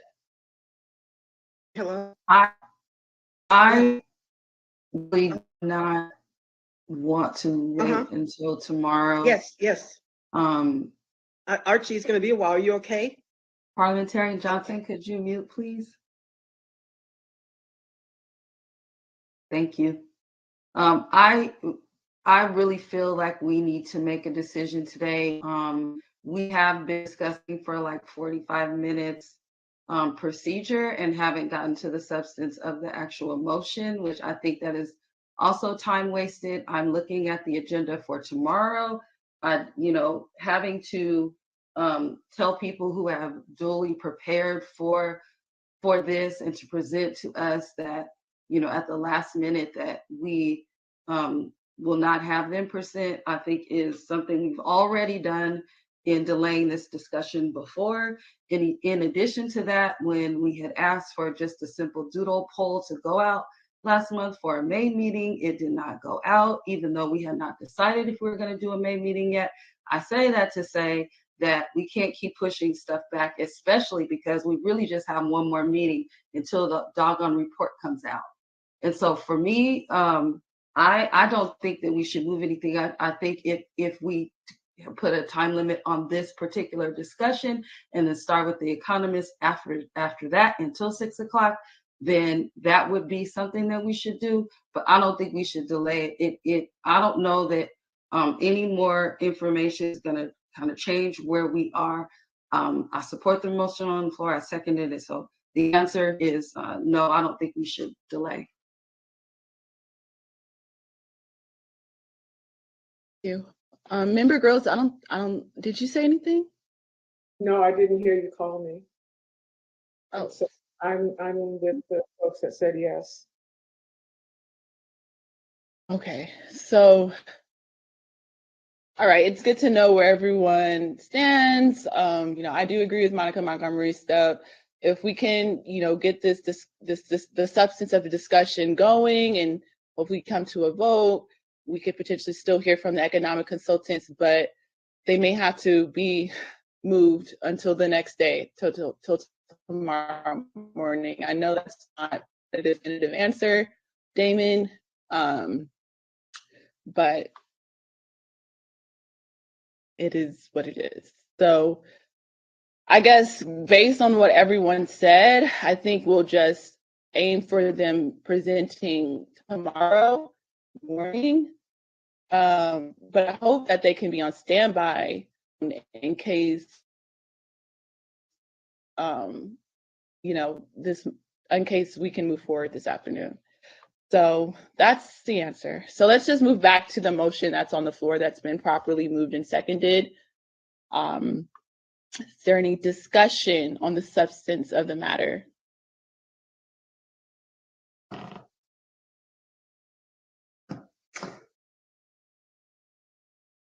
I'll just start by saying, you look at the statute of the statute at AB 3121. Each of the statutory provisions are lineage specific. So to member Reggie Jones Sawyer or to anyone else who is expressing hesitancy to a provision that is race-based at all. Because my fear is that people's ideologies are being imposed into what should be a statute-driven process that's supported by the legislative history and, of course, the legislative intent of the lead author, which is Secretary Weber. She stated that AB 3121 is lineage specific, and that's supported by a dispassionate analysis of the statutory provisions itself. So again, my question is there anything in the statute that purports that this task force and proposals that are supposed to emanate from them should be? Madam Chair. Member Reggie, I'm sorry, you're recognized. So as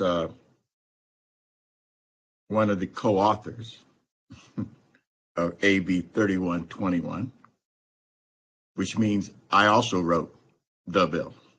She was the primary author, but as the co-author of the bill, in the analysis done by the Senate Judiciary,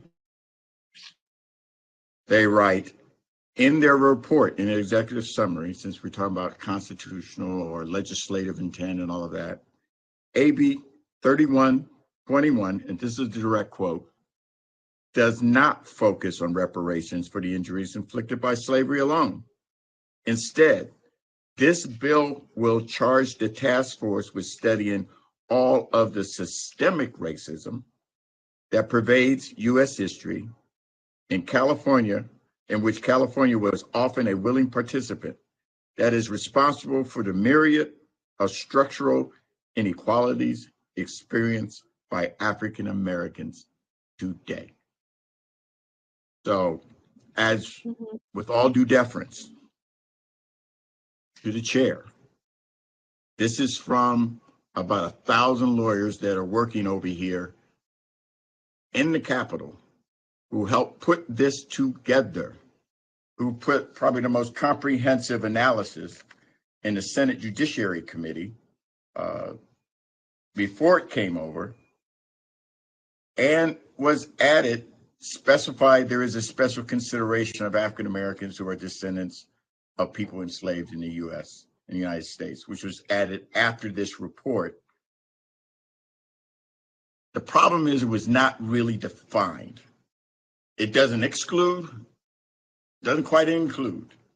And I think that's part of our difficulty, because we're interpreting the intent of what 120 people who voted on this believed it would be. And it was not clearly spelled out here in the legislation. So we can't really use this legislative intent. In addition, and I think Mr. Bradford will agree with me, the Secretary Weber had concern, and serious concern, and I have the exact same, that we all believe, and I will agree that everybody on this watching and everybody that gets a chance to vote believes that all roads start with chattel slavery. That is how we begin. And there's absolutely no disagreement with that. None. And the fact that we all came in, whether on a slave ship or a cruise ship, guess what? We're all in the same boat now. And so we've got to make recommendations that are sustainable to move on. This is not, look, I worked in the mortuary industry for a long time. This discussion sounds more like people bickering over inheritance, over money we ain't got. You know, what does old folks say? You got a pot to piss in? We don't even have the pot. And we're arguing over cash payments, which I firmly don't believe are the be all and end all. And if Member Scott would work with us, or we would come together in some kind of consensus to say, absolutely, his first part is spot on. It's really about descendants of chattel slavery, the ones that were here, because that's how they based the racism on our people for centuries and centuries. But this is more of like a class action lawsuit where a company pollutes the river and that river flows into a community and poisons people. We have a river of racism that is perpetrated either by this government, by white people, by slavers, all started again with racism, and it's flowed into our communities and has been poisoning us for centuries. Now is the time, not only for us to get some type of reparations for that, for the harm, because that's what happens in a class action or lawsuit. There's financial reparations, but they don't leave the polluter. They don't allow that polluter to continue to pollute. And it's almost as if, give me cash, but I don't care if the river keeps polluting our people. I think we need to do jointly both making sure that systemic racism within the society and everything, that we do everything to make recommendations, again, to make recommendations to the legislature and ultimately the governor. Because no matter what amount we recommend, no matter what laws we recommend, no matter what statutes we recommend, they're merely recommendations to the legislature who will ultimately make the decision of what moves forward. And so I believe looking at harm, again, beginning with descendants of slaves, that is the harm. I believe we can prove harm, just like you can prove harm with a polluting agency or a polluting company. We can prove harm, and that anybody in the right mind or who's not prejudiced will go ahead and go along and make sure that we are able to reduce and hopefully over a long period of time, eliminate that harm. The second part of this is this genealogy stuff. Look, genealogy and my PhD friends, people who've gone through peer review, who've gone extensive analysis on whatever their dissertation is, genealogy has not been recognized as a standalone field of academic study. A degree in history is probably the most best associated option or the closest option to genealogy. Now, there is a growing number of universities, colleges, which offer individual courses or affiliated diploma certificates. But bottom line, to become a genealogist, there are no educational requirements. And for some people, this is a hobby. We can go through, and I listen to all of the genealogy folks. Not one of them, I would say all of them, I would trust to go through my genealogy. I've had the Mormons go through mine. They can only go back to 1940. What about foster kids that was mentioned earlier, and other people who may not know who their parents are and how far they can go? Do we exclude them even though they are descendants of chattel slavery? Do we take anyone's certificate or whatever saying that they are descendants of slaves when we have no real verifiable quantitative analysis of anybody that they are descendants of slaves? Very few of us can find those documents. But again, what about the ones, let's just say most of us can. What about the ones that can't? Do we leave them behind? And that is also wrong. And so that's why I'm looking more at a comprehensive look at this and look at it as a class action suit based on the harms of chattel slavery, which I believe and I hope it includes what Dr. Lewis is talking about, and then looks not just monetary, but looks at all the other things we could look at that impacts how slavery has adversely impacted us. Examples, which we should be talking to the economists about. How do we provide money so that we can own property, close the wealth gap? How can we make sure that our kids get the proper education because they live in squalor and poverty, or in neighborhoods that don't provide the schooling that they need to succeed? How do we level that playing field since affirmative action is not there? How do we do that? That's the discussion I really want to have, not this. To me, this is just a small part of it. And we're arguing over on pennies of the dollar. Remember, Joe, the other thing, at the end of the day, Dr. Weber, wait a minute, see about work of just coming up with the reparations plan, which is what we're spending the next several months doing, right? So you're talking about guaranteeing against repetition of injury. That's part of the thing that we have to work out. Correct. But does your Dr. Lewis, does your motion take that into consideration? And I think so all of what you're saying, I don't disagree with, and I'm responding to you because you mentioned my name, and I don't disagree. Yeah, and I would like to finish.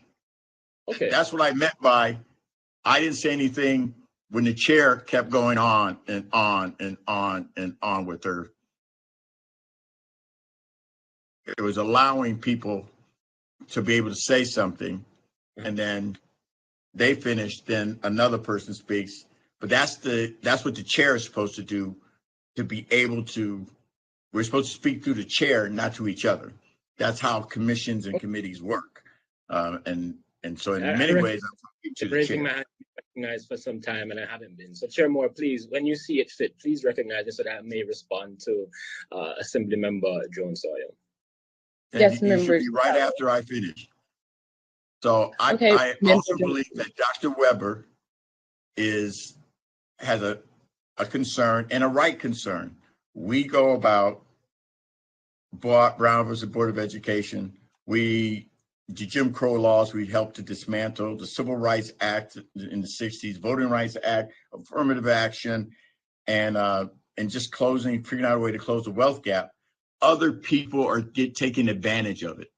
White women and others have been able to take advantage of it more than anybody else. So Dr. Weber is really concerned that we take care of Black people, African American, just Black people who've been. And so when she thinks about descendants of slaves, she's thinking, let's try to make sure that everything springs from that, so that with that, by us doing that, we don't allow others to come in and corrupt. And I'll end with this. The last thing we want is someone that we believe is obviously white coming in with false documents saying that they're Black and they're descendants of slaves, because we have not done the work of implementation to make sure that whoever comes and tries to take advantage of whatever we come up with, we can verify that that their family history has been harmed by it. And I'll be quiet until my next time. Member Scott Lewis, you're recognized. Thank you. So, Member John Sawyer, thank you for that. As I was stating when I interrupted you, and apologies for the interruption, I know it's not polite to interrupt, but I know it doesn't breach the actual rules of Robert's rules to interrupt when someone is speaking during the discussion. But alas, my mother taught me to be polite, and I've let her down today. Now, what I was saying was that I agree with you, right? You are exactly right, but what you're pointing to are actually issues that are matters of concern further down in our process. So you're talking about the impacts of racism and anti-Blackness that emerge out of the period of slavery that we can account for and respond to through a full scope of a reparations policy. That could be one part cash for the identified eligible community to whom we are discussing, of whom we're discussing.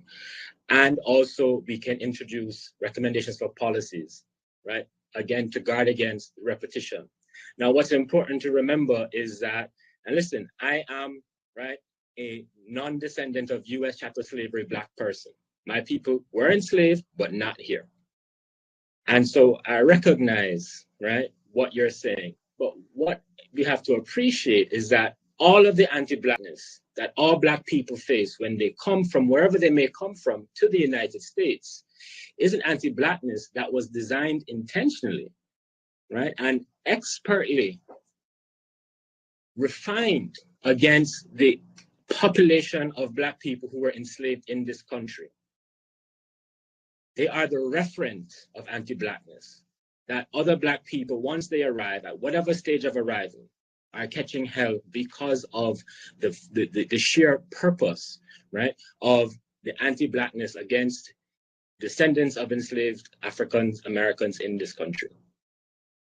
So it stands to reason that if we remedy, right, that initial injury, meaning if we provide reparation for the injuries faced by this particular community and their descendants, that the benefits, meaning changing the actual terms of Black life more broadly in the country, will benefit people like myself. So I don't think we have a difference of opinion here, sir. What I think we have to do is we have to say, well, the fact that the notion of slavery comes up over a dozen times in AB 3121, the fact that repeatedly AB 3121, and I wasn't in the room when it was written, right? And I don't have that privilege. And I don't think as a task force member, I'm expected to have that privilege in order to do the work that I've been asked to do. Now, what I do know is that throughout AB 3121, there's constant reference to the lingering effects of slavery, which means that the idea of harm is not necessarily about slavery per se, right? And this speaks to your earlier comment about the lawyers and legal scholars who you have working on interpreting the law. But the fact that, again, slavery functions as the anchor reference for the injustices that have continuously been perpetuated against the same source group. So when we are talking about the grandfather clause that prohibited African Americans from voting, right, at the very beginning of Jim Crow, right? These were laws that were created to suppress the political will of descendants of enslaved Africans in this country. Meaning all of the forms of anti-Blackness that we talk about, right, were effectively patterned off of this principal disparity, this principal violence against this particular. And so that's what we're trying to work out today. And if you don't agree with it, that's fine. Right? You can enter in your nay to the motion, and then we can move on to some other kind of proposal. But the point is just that this is going to be a longer process where we can start talking about housing policies and we can start talking about environmental issues. That's the scope of work that we want to get to, but we can't get to it because we can't decide in principle, right, who the community of eligibility is.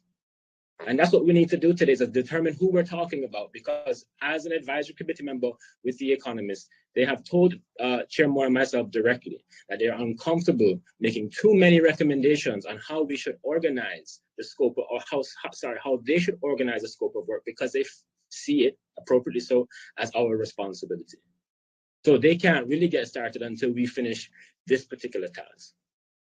So I think we have to absolutely think about the entirety of reparations. And that's why if you look at the proposed schedule of meetings, Chair Moore and I have devoted literally every single of our remaining meetings to addressing various components of a reparations program and package. How are we dealing with the question of compensation? Let's spend 2 days talking about frameworks of compensation. How do we deal with the framework of atonement, right, and apology? How do we deal with policies? These are all things that we have plenty of time to incorporate and to debate on, but we can't do any of that work until we get this community eligibility question sorted.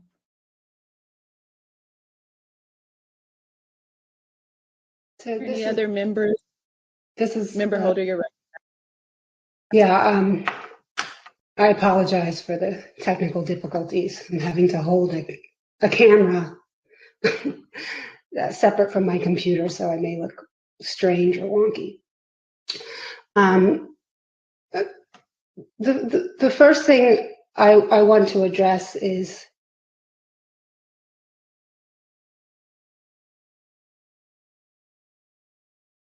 really what I'd like to talk about is this legal framework, because I honestly, I think that's my value add.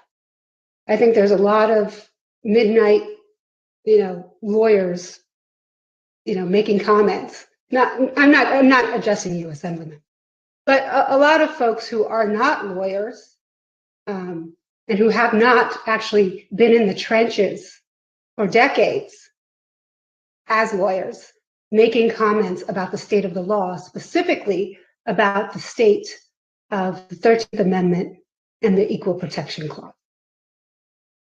So for the last 20 years, I have been a civil rights lawyer. And I have crafted arguments around the 13th and 14th Amendment in my litigation in both federal and state courts. Earlier on, in one of our first meetings, a young man named Quika Smith came in. He's a Morehouse attendee, and he talked about a case, a 14th Amendment case that ended the use of the SAT and the ACT at the UC, in the UC system, the University of California system. That was my case. I was the attorney on that case. And I crafted a 14th Amendment argument to the state court indicating that the SAT and the ACT should be prohibited under the 14th Amendment because of their ingrained bias against disabled people and African Americans and people of color. And based on my 14th Amendment arguments, the judge in that case granted an injunction that told the University of California, you can no longer use the test.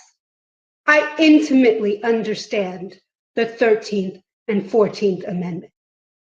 I was also one of the co-chairs of the campaign to eliminate Proposition 209.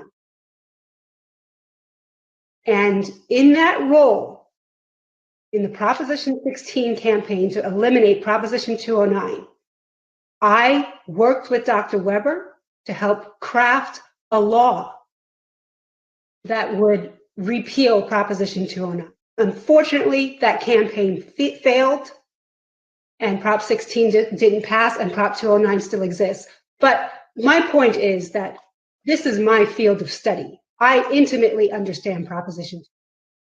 This is not guesswork for me. This is my work. So I'm going to talk to you today as a civil rights lawyer and as a legal scholar who understands Proposition 209, the challenges to affirmative action, and the 13th and 14th Amendment. So the first false argument here is that, oh, we can't do any, we have to do lineage-based because we'll never get past Proposition 209 if we're not lineage-based. You must understand, and I tried to make this clear through the testimony of Professor Chemerinsky, Proposition 209 only applies to state education, the state contracting, and state employment. If we legislate on any other grounds, so if we talk about giving tax credits to people of color, or if we talk about doing land reparations, or if we talk about changes in the healthcare system to protect African Americans, none of that implicates Proposition. Okay, so we need to stop. We need to stop adhering to this argument that we have to be lineage-based because Proposition 209, will defeat any race-based claims. The other really important thing to understand about the 14th Amendment is that the court, including the federal courts, and I've read all of the cases because I have to use them in my litigation on it, The court will allow for race-based claims. There's a complete misunderstanding of the law here, saying you can't have any race-based claims. That is incorrect. The court will allow for race-based claims, but you have to be able to show that those claims deal with contemporary harms and future harms, and that they are not remediating past harms. So from a legal perspective, a purely legal, scholarly, and constitutional perspective, we are going in absolutely the wrong direction if we focus only on the harm of slavery, because the court will not recognize or countenance that. That is a past-based harm. So we must make sure we include present-day harms and future harm. And that's based on domestic law.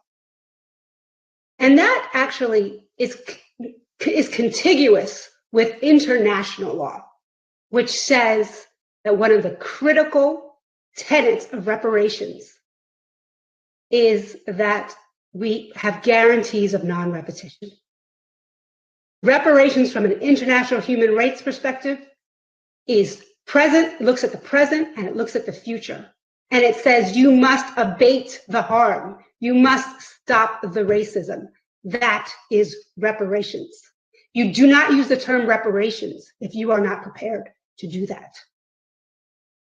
And the system that folks are advocating here, where we're going to splice things up and have this specificity where only one small slice of the Black population is being remediated, that will not abate the harm of racism. That is not reparations from an international human rights perspective. I'm going to say one other thing, because I'm trying to really focus in on the legal perspective, because I feel like I have the qualifications, being a 20-year civil rights lawyer, a graduate of NYU Law School. I'm going to talk a little bit about legal intent and statutory intent, rather. We're hearing constant refrain that, oh, the statutory intent, we can't do it because the statute is very, very narrowly defined based on. Incorrect, again. First of all, you don't even go to statutory intent unless the language of the statute is ambiguous. The language of this statute says African Americans with a special consideration for descendants of people enslaved in the United States. You look at the common parlance. You interpret the language of the statute based on the common understanding of the words. African American, the common understanding of the term African American means Black people, all Black people. All right? And so the actual language of the statute is not ambiguous. We don't even need to get to the legislative intent. We have unambiguous language that is broad, that says that we can create remedies for African Americans with a special consideration for descendants of US slavery. All right, so let's not get bound up in legislative intent at this point, because we don't have ambiguous language.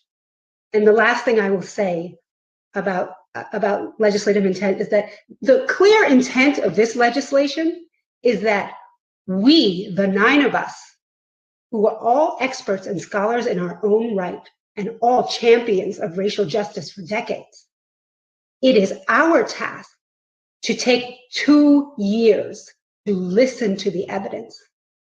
And based on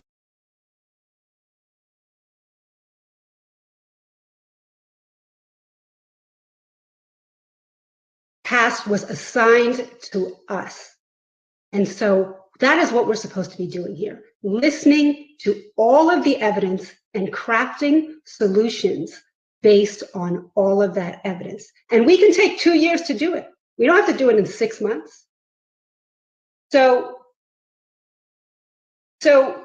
ultimately, we have the discretion to decide based on the evidence that we have marshaled what this legislation and what these recommendations should look like. And they can be broader than any sort of limiting language that people are citing to in the statute. We have the discretion to broaden it. And from a legal scholar's perspective, that is how legislative intent works.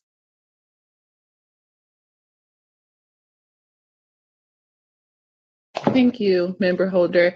Any other members who'd like to contribute to the discussion on the motion of the floor? Member Bradford, I saw your hand. You're recognized.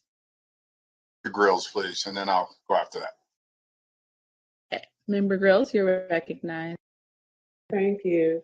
And I want to thank Member Holder. She addressed some of the things that I had concerns about. So I'm just going to try to share an overall observation and then just kind of address in a sentence or so a couple of things that I heard from the witnesses or in our discussions today and prior to today. I want to start with what I consider to be an irony. Europe and the United States concocted this thing called race to define and control us. And now we find ourselves being restricted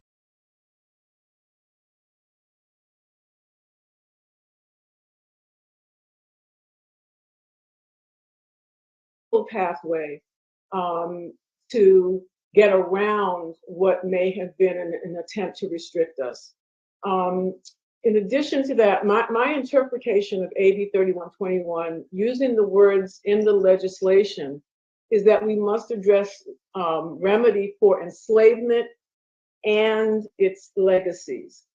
And in those legacies, all Black people are impacted. And I'm going to come back to that with not armchair theory, without a personal experience, but grounded in some data. But let me say first that lineage-based approaches are in fact divisive of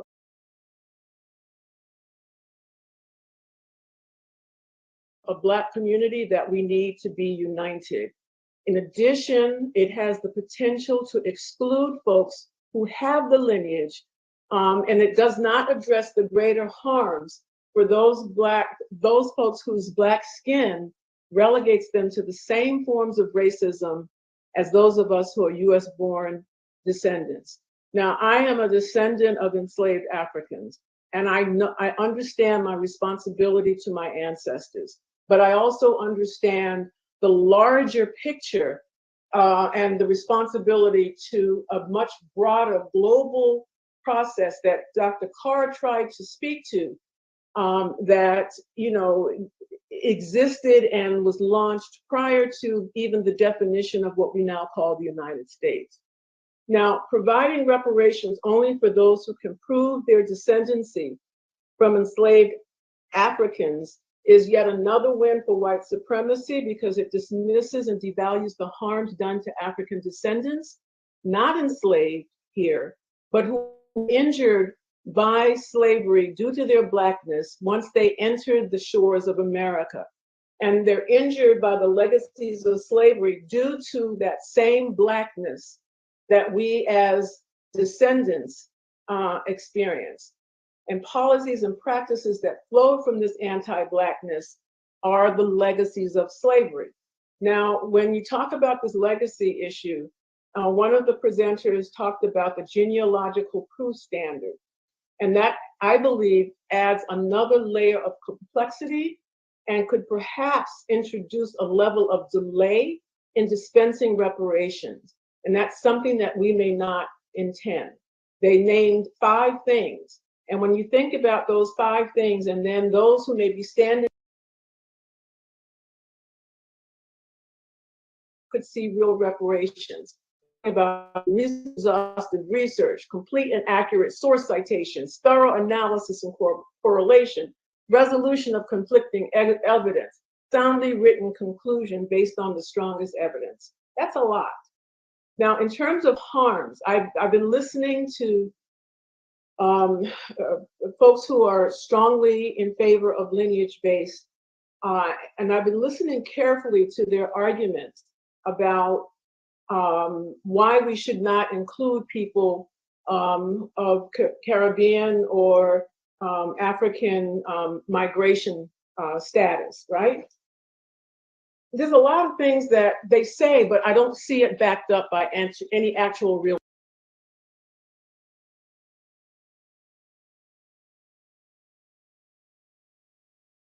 data. So for example, people that actually looked at that issue, and what they found was that it is not a Black immigrant issue, it is an immigrant issue or dynamic that is at play. That when you look at immigrant groups from across different racial and ethnic classifications, they tend to do better, having something to do with our US policies on who gets in, on the psychology of immigration, and this notion of trying to, do better than the circumstances that I was fleeing from or needing to depart from. So I think, we need to get a little bit more nuance about how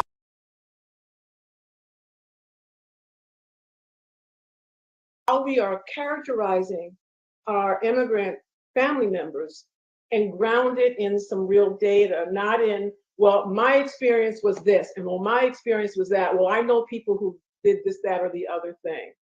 And in terms of the harms to Black people, no matter where our ancestors were in 1870 and before, findings suggest, based on studies, that despite potentially experiencing high rates of discriminatory and or racist behaviors, African origin Black immigrants' health does have some deterioration.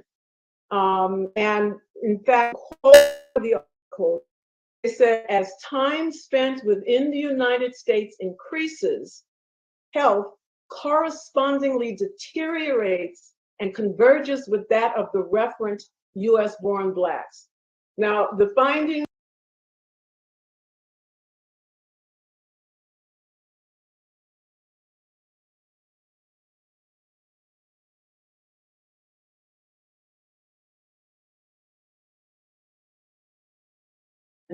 you're a citizen. And so what they're experiencing matters, right? There's a positive correlation between, again, duration in the US and the health of Black immigrants to the US. And again, that is based on the fact that they are experiencing the harm associated with the legacy of enslavement.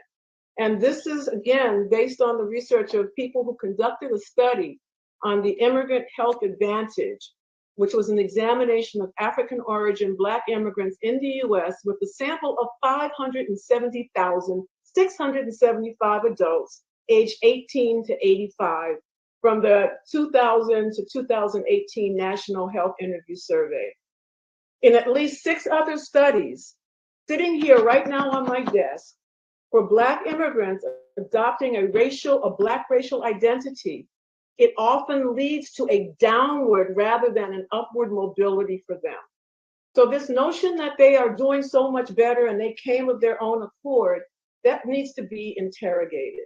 Further, Black individuals living in the US, including Black immigrants who experience race-related stress, are vulnerable to psychological distress in the form of depressive symptoms, such as feelings of sadness, hopelessness, and worthlessness. As a clinical psychologist, I actually had clients who were African immigrants and who were Caribbean immigrants. And they were struggling under the weight of American racism. They did not understand or know the extent of that racism. I could also go into research that addresses some of the concerns that people have raised about African immigrants don't want to connect with African Americans. There's a whole literature on that with data to support it. And I have to say that the comments that I've heard to date do not reflect that. So lastly, I just want to say, in terms of some additional comments to things that I've heard, Queen Mother Moore was invoked today.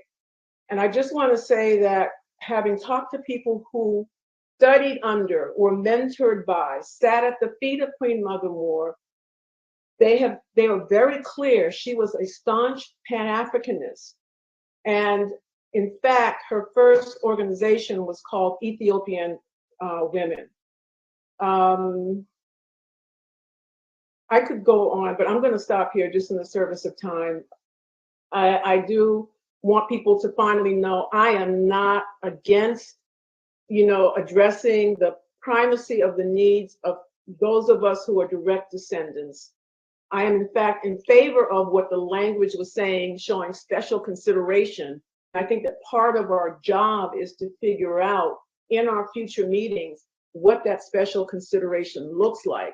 But I don't think special consideration is the same as, and therefore deny everyone else. Thank you.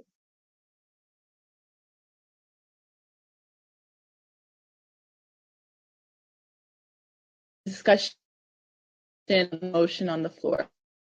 Member Bradford, recognized at this time. Thank you. I appreciate it. And I want to thank Barrister Holder for that clarity on 209 and that brilliant presentation as even explaining the Constitution. I'm not a lawyer, nor do I play one on TV. So thank you for your expert testimony right there. My question would be directed to Barrister Holder. Understanding your description and who falls in this category, and kind of like parallels where Dr. Grills is, does Dr. Scott Lewis motion capture the intent of who needs to be included here? Can you hear me? No, now we can. Okay. As I said, when you're looking at legislation from a legal perspective,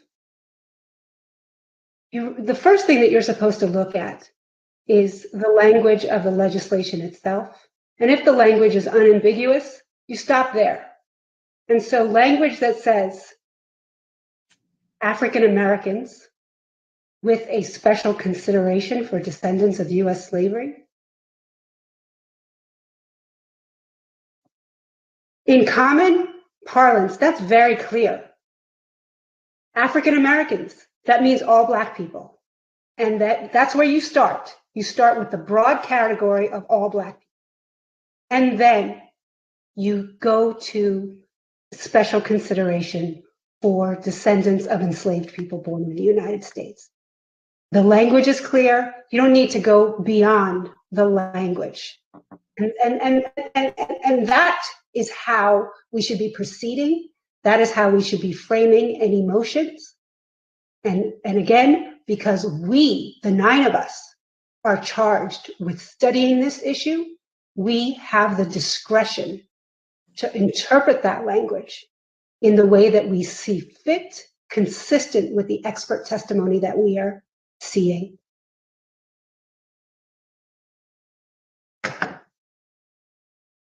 So should there be a gradation, so to speak, a step down of levels of reparations? I mean, if we started with direct descendants and then those who are directly impacted or have been impacted, does it not capture, that sliding scale of people who need to be included? And, when there's been discussion about, as Dr. Scott Lewis says, we'll get into the weeds of what it looks like later on once we define who gets it. But I want to use as an example, like first-time home buyer.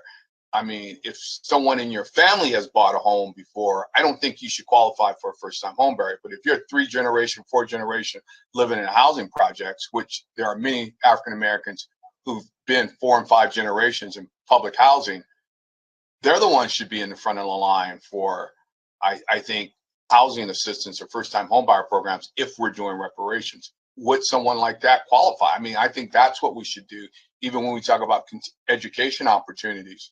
You're the first one in your family to go to college. Those are the ones that should be entitled. But I don't want to get into the weeds. I really just want to see how we capture what Dr. Weber's intent was, truly direct lineage, but also open up the paradigm, because you've all articulated so well the long-term impacts of slavery and its ongoing effects here in California and America. So I just want to know if our motion captures that. And if, again, are we leaving people out with what? Because I like what Dr. Scott Lewis stated, direct descendants and anyone who arrived in the country prior to the 19th century. So I think that captures a lot of folks that was discussed today. So that's my only comment or question. Yeah, I think the motion is crafted in a way that is still narrower than the plain language of the statute. And I think that I think the plain language of the statute is quite broad, and there's no reason to go narrower than the plain language. I think the plain language is African Americans, meaning all Black people, with a special consideration for descendants of U.S. slavery. And so I think Member Scott Lewis's language is still a little bit too narrow. And again, I will echo Professor Grills here. I do agree that there should be special consideration for people descended from U.S. slavery. I think that they should get primacy, and that's written into the motion. But that does not mean that we exclude everyone else.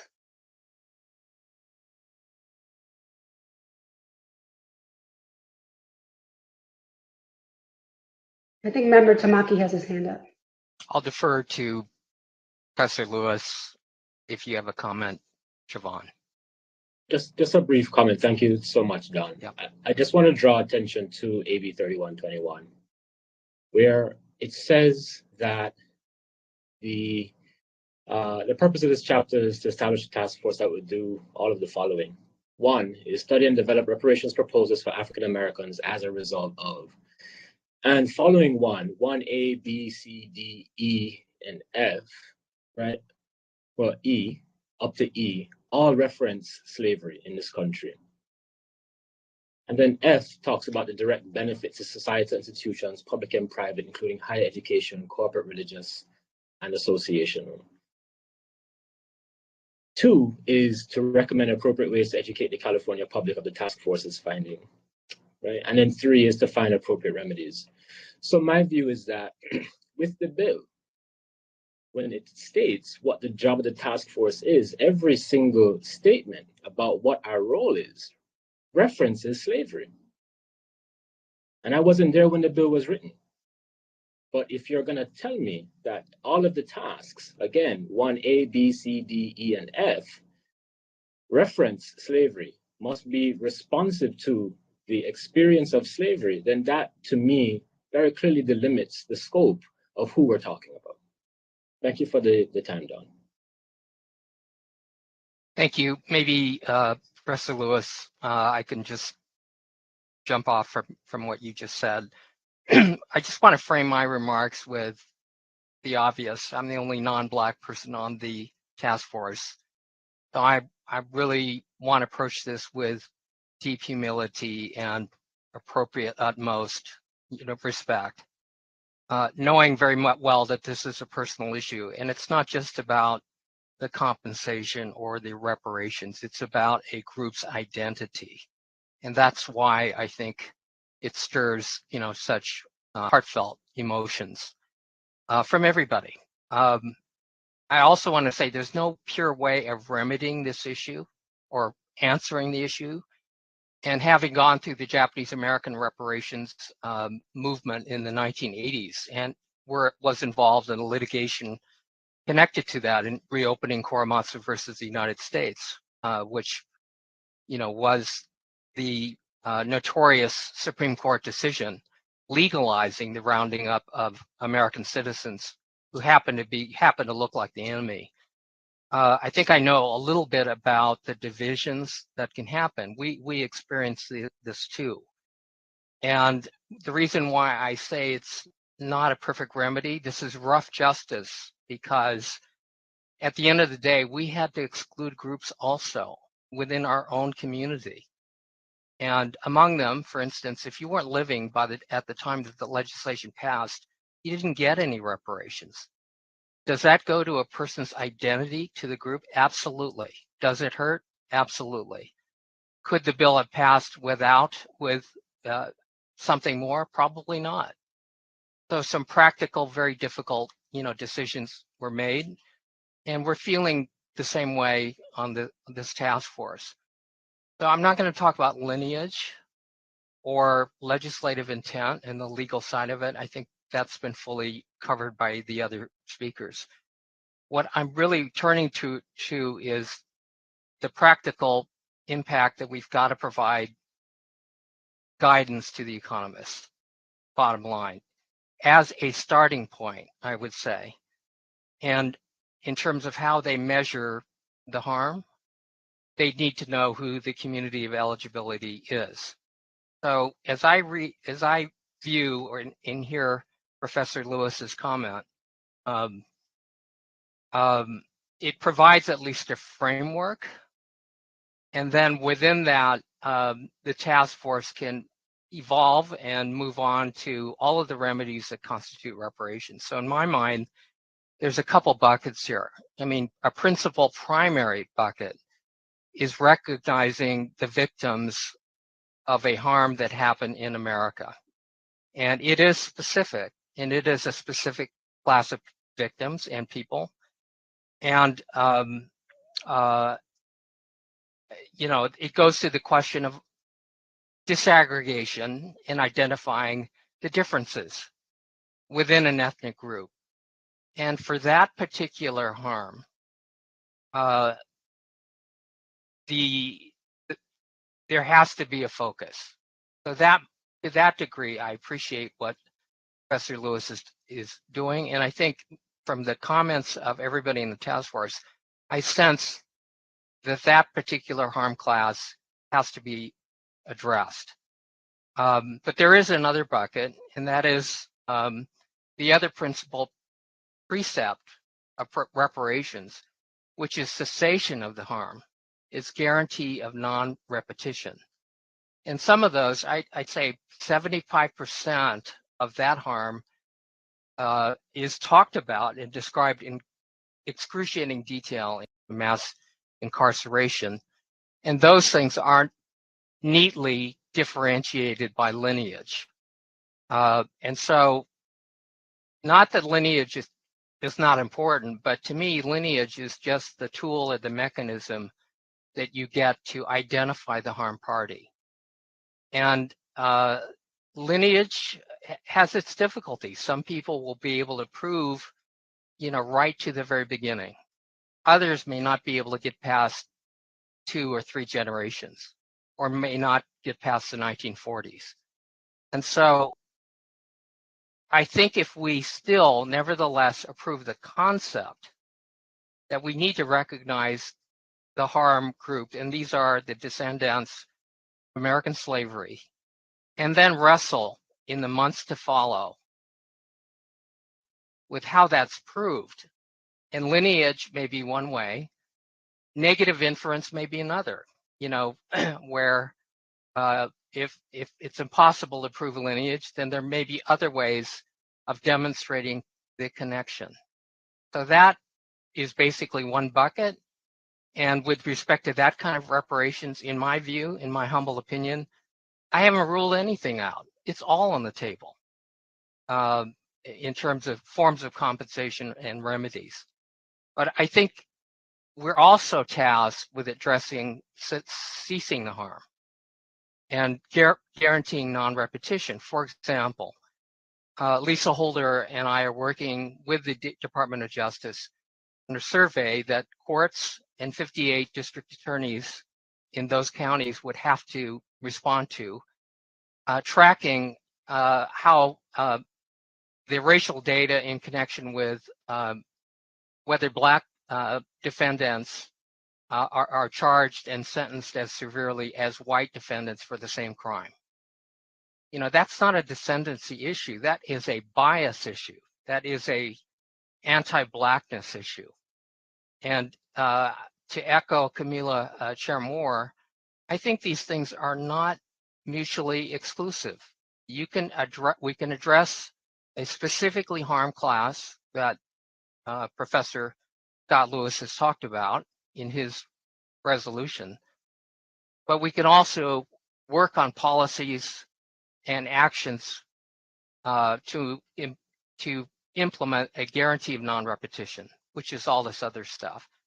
So I don't see them as mutually exclusive. I see them as different facets of the same horrific problem that we're dealing with. So I realize that's an outside observation of someone who's not a member of the Black community, but I think it's a bit informed because we've gone through some of this in my own community. And I realize how deeply personal this is. And believe me, we felt the same way in connection with our reparations issue also.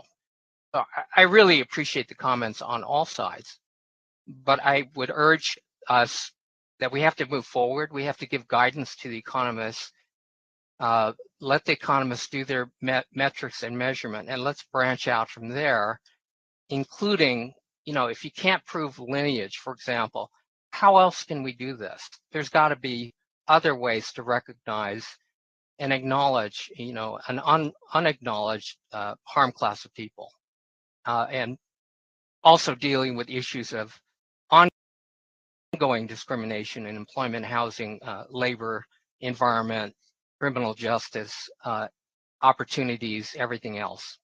That's all. Thank you.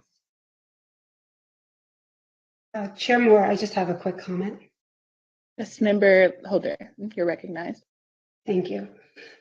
The economists did send us a document where they laid out certain parameters. And when I reviewed that document, I noticed that they indicated that there are 2.6 million Black people in California. So they know that number. They have that number.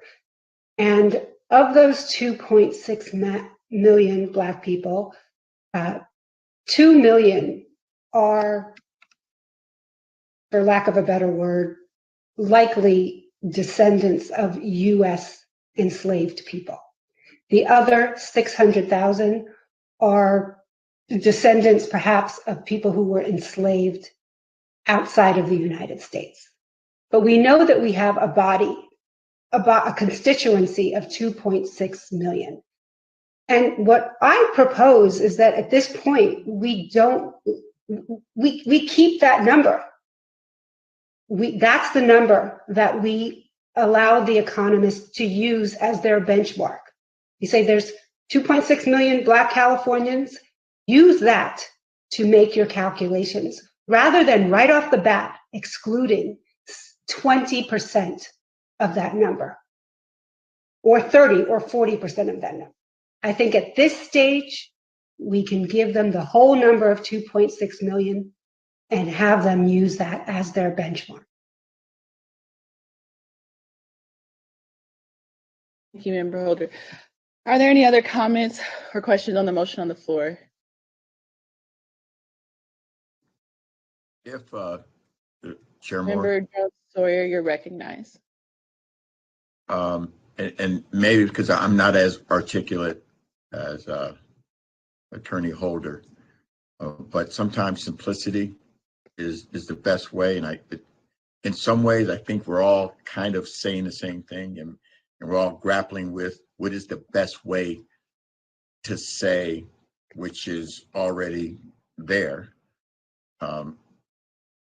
that we make sure that the harm is ceased and stopped for African Americans, with a special consideration for descendants of slaves.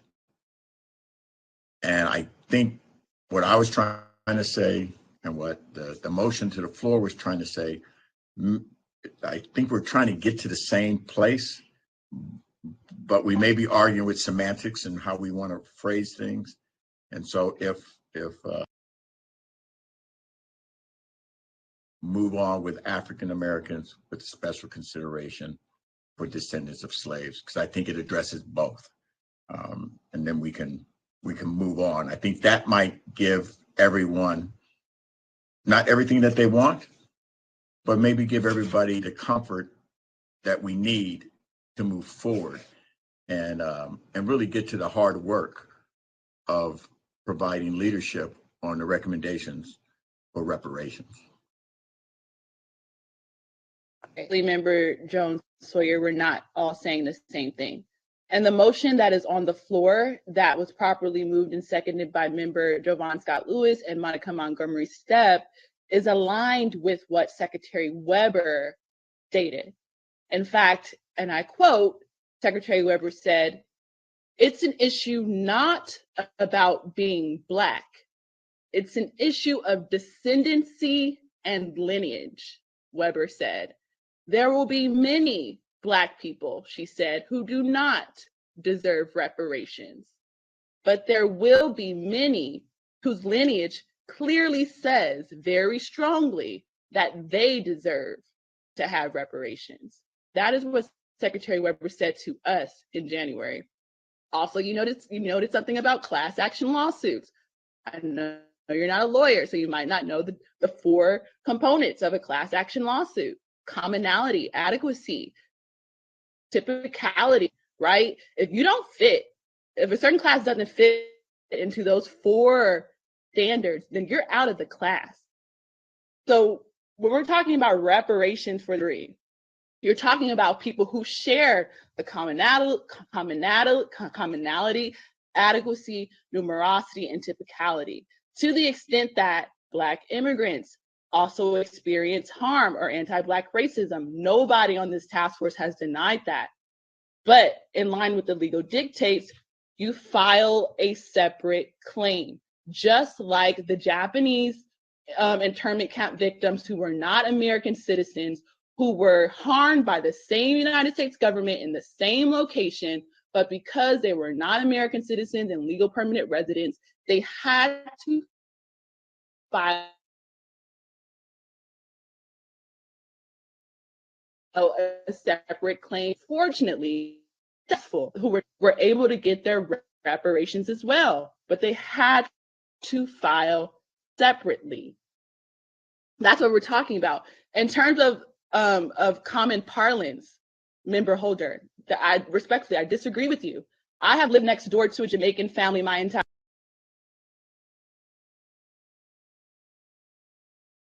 life. Last weekend, I told him that I was a part of a reparations task force. And the first thing he says to me, are all Black Californians getting it, or just, and I quote, African Americans? Because he told me, as a Jamaican, he said, I'm a Black American, but I'm not an African American, and I do not think that I'm owed reparations. I think African Americans are only owed reparations. So in terms of common parlance and colloquialism, and that what you're saying is inaccurate. There is an understanding amongst Caribbeans and West Africans, East Africans, that there is a distinction. My Jamaican neighbor does not identify as an African American. He identifies as Black, and he stated that he doesn't feel that he deserves reparations, even though I have lived next door to him my entire life. Next, I'll just say, remember Reggie Jones Sawyer, you noted the executive summary, which is aligned with what I just explained in my presentation earlier. In the event that this AB 3121 statute does talk about contemporary and present harms, which we all acknowledge it does, it's mandating the task force study and develop reparations proposals on those contemporary harms against a particular group of people. And it says African slaves and their descendants. That's what it says. So yes, we're supposed to develop reparations, the lingering negative effects of slavery as it pertains to a specific group of people. The last thing I want to say about Queen Mother Moore, because I think there's a misunderstanding, Pan-Africanism. Pan-Africanism and a lineage-based approach to reparations is not mutually exclusive. And it's really a shame that people have mascotted Queen Mother Ali Moore as someone who is against a lineage-based proposal, when you can literally read her document, 12-page document, where she coins the term descendants of American slaves and champions a lineage-based approach as early as 1962, right? As Kwame Ture, formerly Stokely Carmichael, said, Pan-Africanism is not an ideology, it is a political objective. It's useful when it's useful, And it isn't when it isn't, particularly when people weaponize Pan-Africanism as an ideology, right? To obstruct a statute-driven lead.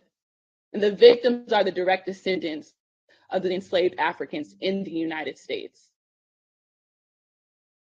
So I agree with the motion on the floor, and I think it's apt. It's perfect in that it aligns with the statute as it's written, aligns with the legislative intent of the lead author, Secretary Weber. It's in alignment with the grassroots activists who were part of this process and was at the signing ceremony before the statute was enacted into law by Governor Gavin Newsom. It's in alignment with international law standards, and it's in alignment with the history, the rich, rich history of lineage-based reparations advocacy movement, particularly in the state of California with the Black Panther Party, Queen Mother Moore, and in the United States with Callie House and Paul Robeson, William A. Patterson, a petition against the United States. Chair Moore, if I can be recognized. Yes, Member Holder and then Member Tamaki. Specifically, in my day-to-day as an attorney, I actually bring mass tort cases and class action lawsuits. So we can very much liken this to a mass tort case. And someone actually mentioned Professor Feinberg and his work around the 9/11 mass tort case. He was my professor at NYU Law School. When you're doing a mass tort case, and I'm currently involved in a mass tort case in Southern California against the SoCal Gas Company for the Porter Ranch gas leak. That's one of my cases. When you're doing a mass tort case, you have several buckets. You go in as a lawyer and you say, I'm not going to limit this to the people who were 5 minutes away from the gas leak. There were people who were right next to the gas leak, and there were people who were 5 miles away from the gas leak, but they were all impacted, right? And so even if the impact is on a sliding scale, you still include all of those people as potential recipients of some sort of reparation. You don't just say, I'm only going to include the person who lived right next door to the gas leak. That does not make sense from a legal perspective. You start broad, and then you let the judge limit you. So we need to think about this like a mass tort case with several different buckets of potential recipients, because many people have been harmed. And even if they haven't been harmed at exactly the same level, their harm should be taken into account. We have the harm of the transatlantic slave trade and the Middle Passage. We have the harm of the institution of slavery. We have the harm of the Jim Crow legal segregation. And we have the harm of the post-civil rights apartheid system, which we are currently experiencing now. And anyone who has some proximity to those harms as a person with Black skin needs to be included in the broader class. And then we can narrow it and decide and differentiate in terms of who gets more reparations. But we can't just exclude people who were harmed right off the bat. That's not how it works from a legal perspective.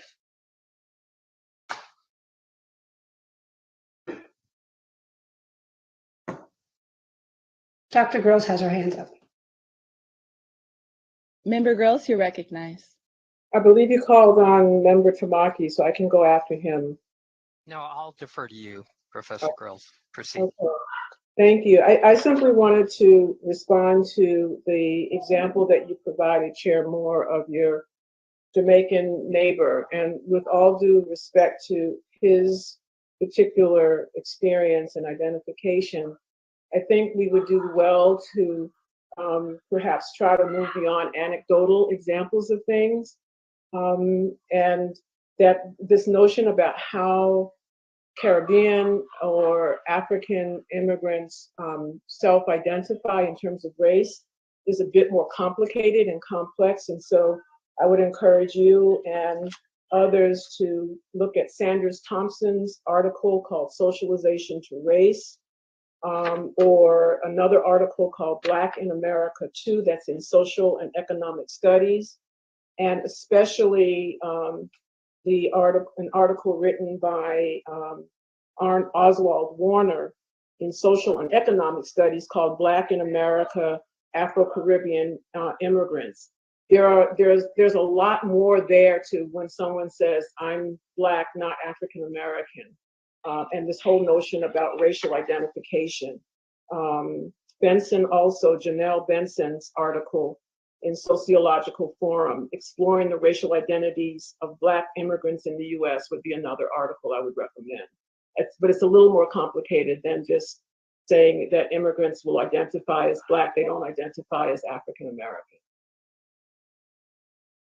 Thank you. We'll go to Member Tamaki, but before we do that, I want to reference Isabel Wilkerson's cast again, which again, she won a Pulitzer Prize for the book, being the first African American to win the prize for journalism. And in the book, she says, Black immigrants discover that because they look like the people consigned to the lowest caste, the caste system rewards them for doing the opposite of the Europeans.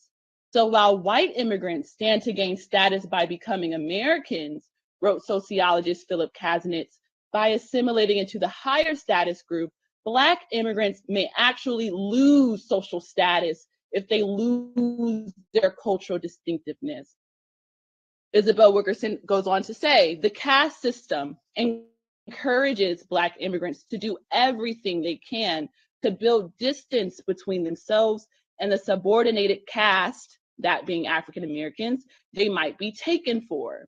Like everyone else, they are exposed to the corrosive stereotypes of African Americans and may work to make sure that people know that they are not of the group, but are Jamaican, Grenadian, or Ghanaian. Then I'll turn to Todd G. Hamilton's Immigration and the Remaking of Black America. He's a sociologist at Princeton. He demonstrates that immigration from the Caribbean and sub-Saharan Africa is driven by selective, keyword selective migration, meaning that newcomers from these countries tend to have higher educational attainment and better health than those who stay behind. As a result, they arrive in the US with some advantages over native-born Blacks, and in some cases, even whites. Again, it's not that I'm trying to rely on anecdotal evidence, but many task force members have relied on anecdotal evidence in the past. But I just cited a Pulitzer Prize winning book and a Princeton trained sociologist that pretty much corroborate what I just said. Member Tamaki, you're recognized. Thank you. So I'll leave the debate of those issues to the scholars who study this stuff. I think there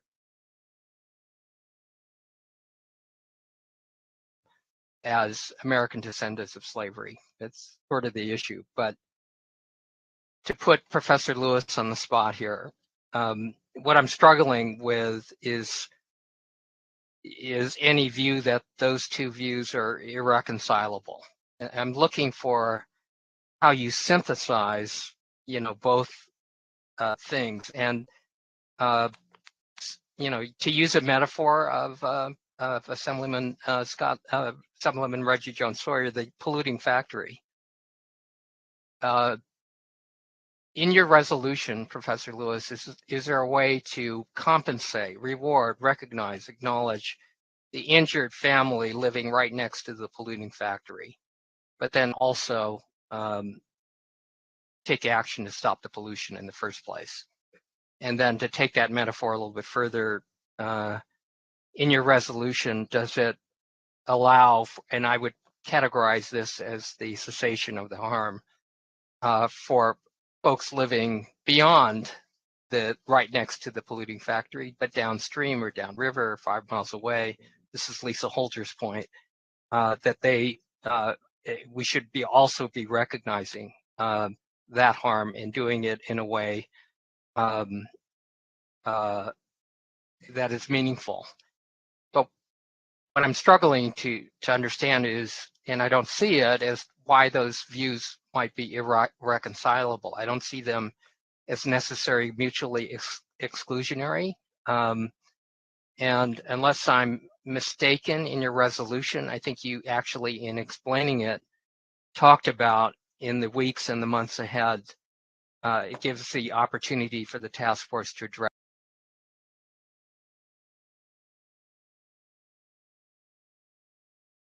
of your resolution in your view. Sure. Thank you, Don.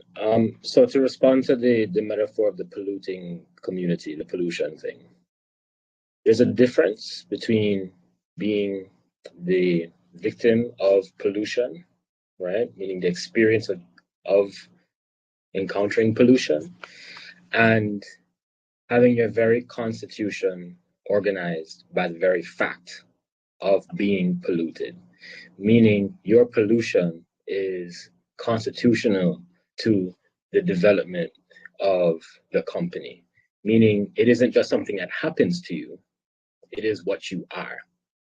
And this is the difference that we're talking about here. And so, you know, someone who enters into a neighborhood that is not necessarily defined by the pollution, meaning they haven't had the centuries of identity organized by virtue of being polluted. All right, and I'll leave the metaphor there, right? What I think we have to recognize is that, yes, there is the qualification of anti-Black discrimination that people who have Black skin or who are identified as Black will experience in this country. And that's one thing. But the other thing, and the more important thing, and this is what the motion that I put forward gets at, is that reparations is fundamentally about recognition. In other words, and this kind of goes back to, you know, what Member Groves noted as an anecdote by you know, Chair Moore, is how do you actually define yourself? And so what we're talking about is reparations being the opportunity for African Americans, right, who are foundational, you know, to this country, being able to identify themselves and be identified as a discrete group. And what I will say is that I don't think it can be taken for granted that immigrant Blacks in the first generation, even the second generation, will identify themselves as belonging to that group. And so there is a distinction. And so the motion is trying to create a category that is recognizable, right? Now, to your point, is that once, and I'll reiterate what I said earlier, is that the entire reparations proposal that we have to put together will account, right, for systemic changes, or will recommend systemic changes that will in fact go on to benefit people who would be considered Black immigrants or descendant of Black immigrants.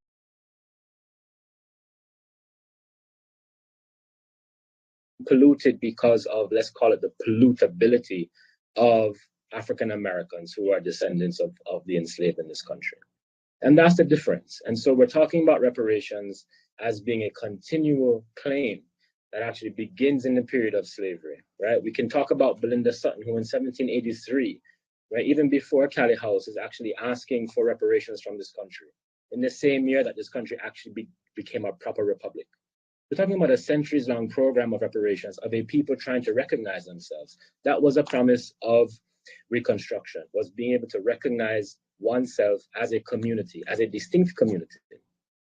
And so the idea of trying to create this all-encompassing Blackness is actually the reproduction of what we can think of as the manipulation of the category of people who can be exploited, but that category is still always in reference to this foundational group, right, for who the whole apparatus of exploitation was developed around. And so I think the idea of, again, guarding against the repetition of these systemic injuries, meaning police violence against Black people, and I use the term generally, right? The kinds of things that we see as a generalized Black injury, these things will be accounted for in a general reparations program. But when we're talking about identifying right, a community of eligibility, what we're talking about, right, is that foundational group, the group for which anti-Black violence in this country was orchestrated against, and which the benefits of that anti-Black violence, right, were designed around, right? And so that's the difference that we're talking about here. And I get that people can get polluted downstream, but it doesn't necessarily account for, you know, what's actually happening at the source of the issue. And that's what we're trying to get at. And this is why I think AB 3121 continues, right, to anchor, you know, to that point with this language of lingering, the lingering effects. So I don't know if that's clarifying for you, Don, but you know, I think very helpful to me, actually. The entire proposal will, I believe, account for. But when we're talking about compensation, when we're talking about these direct issues, you know, we're talking about this particular group that I identified in my motion, right? Now, the hope is that once you begin to produce remedies for this group, right, what you have is systemic changes, right?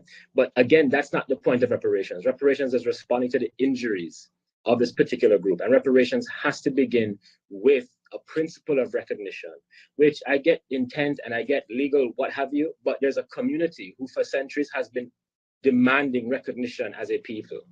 And that is, I would say, quite literally the one most important thing that they have been denied, right? This was the fear of Reconstruction, right? In my own work in Oklahoma and Indian Territory, where Black people, right, post-Reconstruction left the South and were able to exercise their autonomy as a discrete group of free people, right? Their freedoms were interfered with because of this coherence of their identity. And because with that coherence of identity, they were able to mobilize political will and political resource and economic resource. And this has been the biggest issue in this country's, you know, anti-Black, policy, has been the undermining of the self-determination of African Americans who come out of the principle, the practice of enslavement.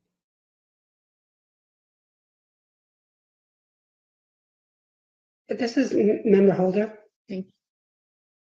Member Holder, you're recognized. Thank you. Just to jump off on what Dr. Scott Lewis just said, there's mobilization and galvanizing the people. There's a practical side of this. And honestly, I think the legislators on this panel are the most familiar with this practical side.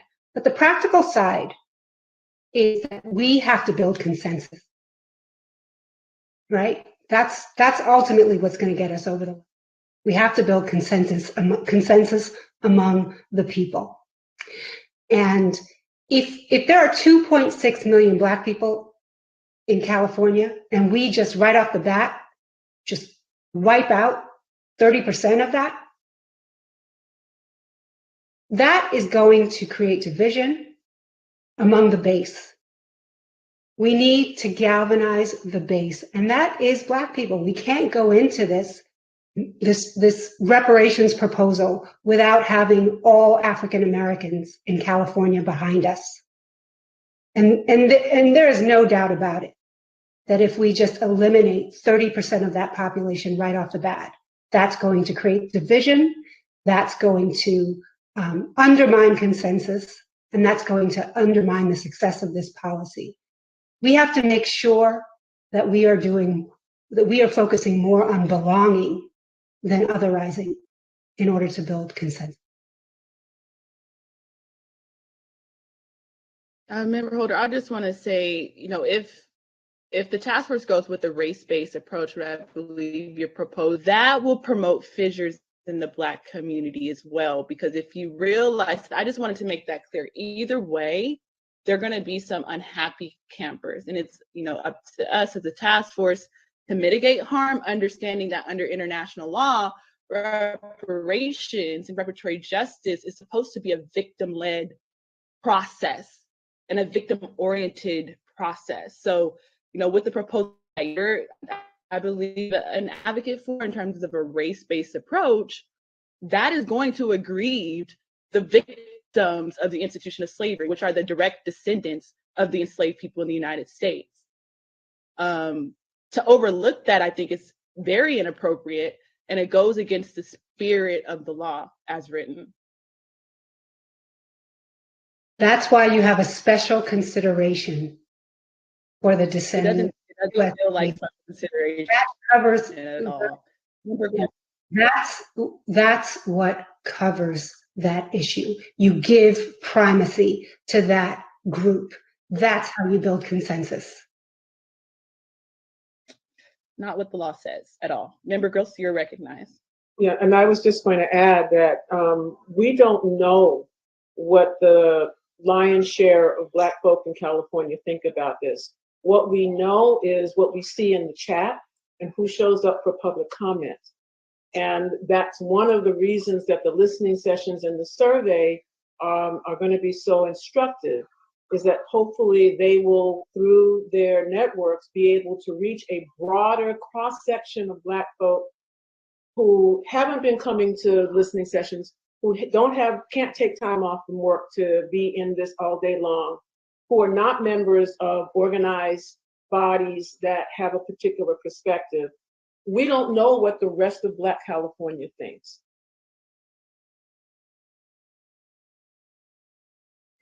Member Montgomery Step, you had your hand raised. I did. Oh, you guys can see me. Okay. Hello, everyone. I just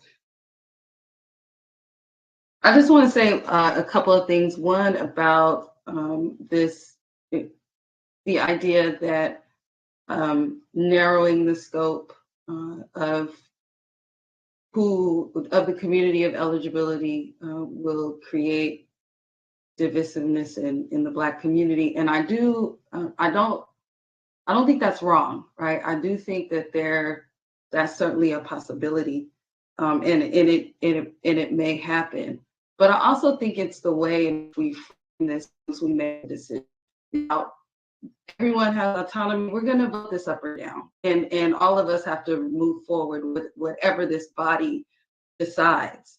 But the way that I think about it, and I'll speak a little bit about just having to, take laws through a certain process.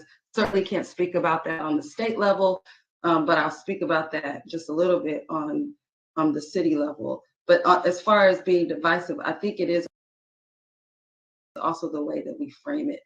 I think that moving forward with a reparations proposal that keeps the community of eligibility with the descendants of those that experienced that original sin that occurred in the United States sends a message to me that we are moving towards the America that people talk about and have dreamed of.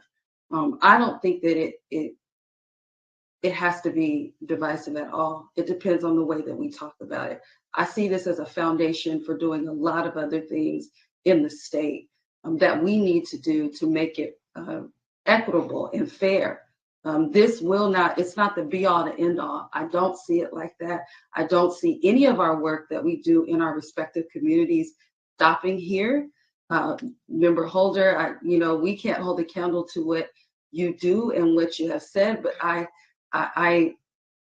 can almost guarantee you're still going to be in court and you're still going to be fighting Prop 209 issues, whether this proposal goes through or not. So those things will not stop. That advocacy will not stop. But the way that I'm seeing reparations and the way that we define it, I do believe that legally it has to be narrow. I do believe that. I also just, from the political perspective, would love to hear from the more, because the way that I try to approach issues, especially as controversial as this, I'm going to people that may not agree with just the concept in general. If I give them a way out by not making and presenting a legally sound proposal, if I give them a way out, that they will take that way out. And my concern is that if we do not present a proposal that is lineage-based, that anything race-based there is on its face, a legal way out of supporting a proposal like that. So this is very tough. It's a very tough decision. It's why we're here. I don't think that the phrase of special consideration for African Americans or proposals for African Americans was a special consideration is unambiguous. I think we would need to go to the legislative intent. Part of that record has been made here in this meeting and in all of our meetings. So I just wanted just to say those two things. Like, I think that whatever we decide, we have to frame it appropriately so that we keep people on board with what we're doing, because this is not even half the battle. We have to get this through a legislature, and this is very controversial stuff. So thank you for letting me speak. Thank you, Member Montgomery Stepp. Is there any more discussion on the motion? Is there any more Madam discussion on Chair, the motion?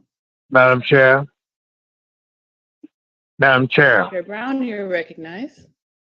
Yes, someone Madam is Chair. muting me. Vice Chair Brown, you're recognized. Yes, you're recognized. Hello? Can you hear me? Vice Chair- Yes, you can speak. Yes, sir. Are we at the point of ending debate?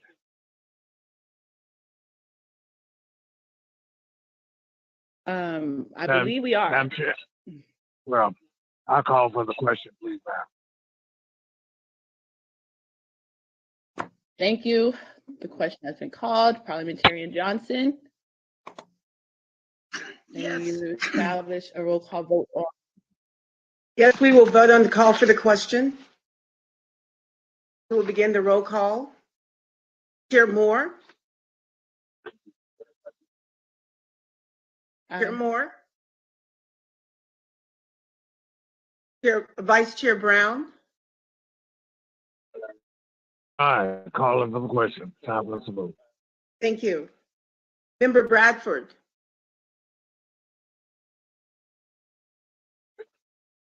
Member Bradford. Member Bradford, you're muted. Oh, you're not. Okay. Excuse me. Member Grills. No. Member Holder. No. Member Jones Sawyer. No. Member Lewis. Aye. Member Tamaki. Abstain. Member Montgomery Stepp. Aye.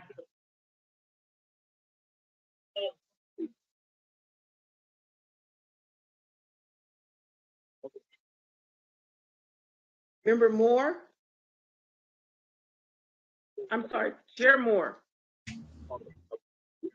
Aye. I said aye. Sorry, I didn't hear. And then Member Bradford. I'm abstaining. Abstain. Brown? Did you call Vice Chair Brown? I did. You voted. You voted, sir. Madam Chair, there were 9 members voting. There were 4 ayes, 3 nays, and 2 abstentions.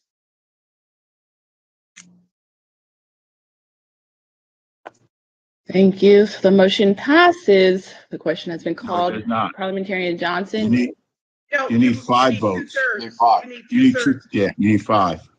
Mhm. So yes. It failed. I would like to Now make a we'll motion. discuss the Yes. Madam Chair. Madam Chair, Vice Chair Brown, you're I have a point of order. Vice Chair Brown, your point of order is recognized. Each person voted where he or she wanted to vote. And I heard that there was not a vote. Madam Chair, ask the parliamentarian to rule on this. Right, yes, you're right. Beg pardon? Parliamentarian. Yes, Madam Chair, to pass a motion to end debate, you need 2/3 of the vote of those voting. You had 9 individuals voting. 2/3 of 9 is 6. You had 4 individuals who voted yay or aye, and you had 3 individuals who voted nay. You did not have 2/3. So the motion, you're correct, it failed. So Point of order, Chair Moore. Member Montgomery Stepp, you're recognized. Just to be clear, so now we go back into discussion on the motion that's on the floor, correct? That's correct. Okay, thank you. Great. Thank Or you can amend a motion. Yes. Or So you're we're back to just doing it all together. discussing the motion on the floor. So we're back to discussing the motion on the floor. To the folks who abstained, Member Tamaki, Member Bradford, and others, is there a particular reason why you'd like to state on record the abstention? Yes. Member Do they have Tamaki, to? No. Do they I'm have asking to a state question. that? They don't have to respond. I'm asking a question. Member Tamaki said he would like to answer it, so I'm giving him the space to do so. Member Tamaki is recognized. What I'm looking for, what troubled me about the resolution is the exclusion, is the unclarity to me on whether it is exclusionary or not. And that was my concern. Just to be on the record very clearly, as far as the harm class of people that are descendants of American slavery, I'm absolutely in favor of supporting that. But what I also want clarity on is that going forward, for cessation of the harm and guarantees of non-repetition, that the task force will continue to work on those issues as well.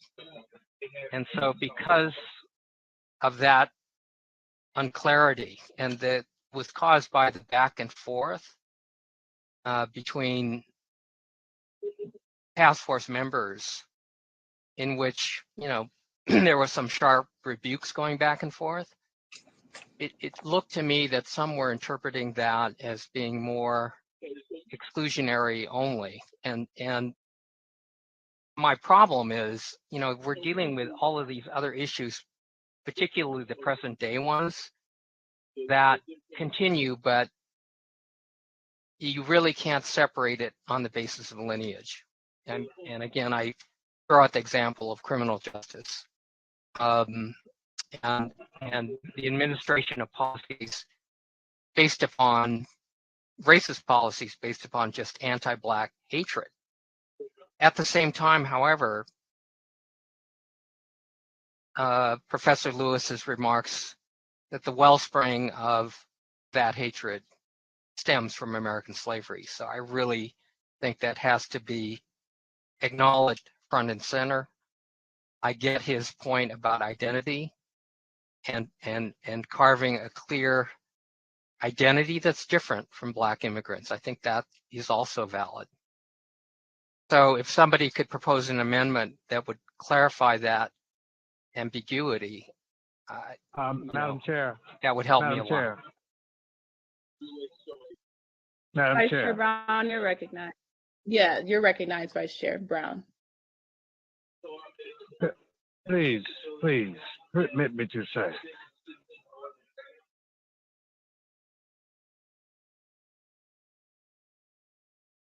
Vice It Chair is Brown. very clear.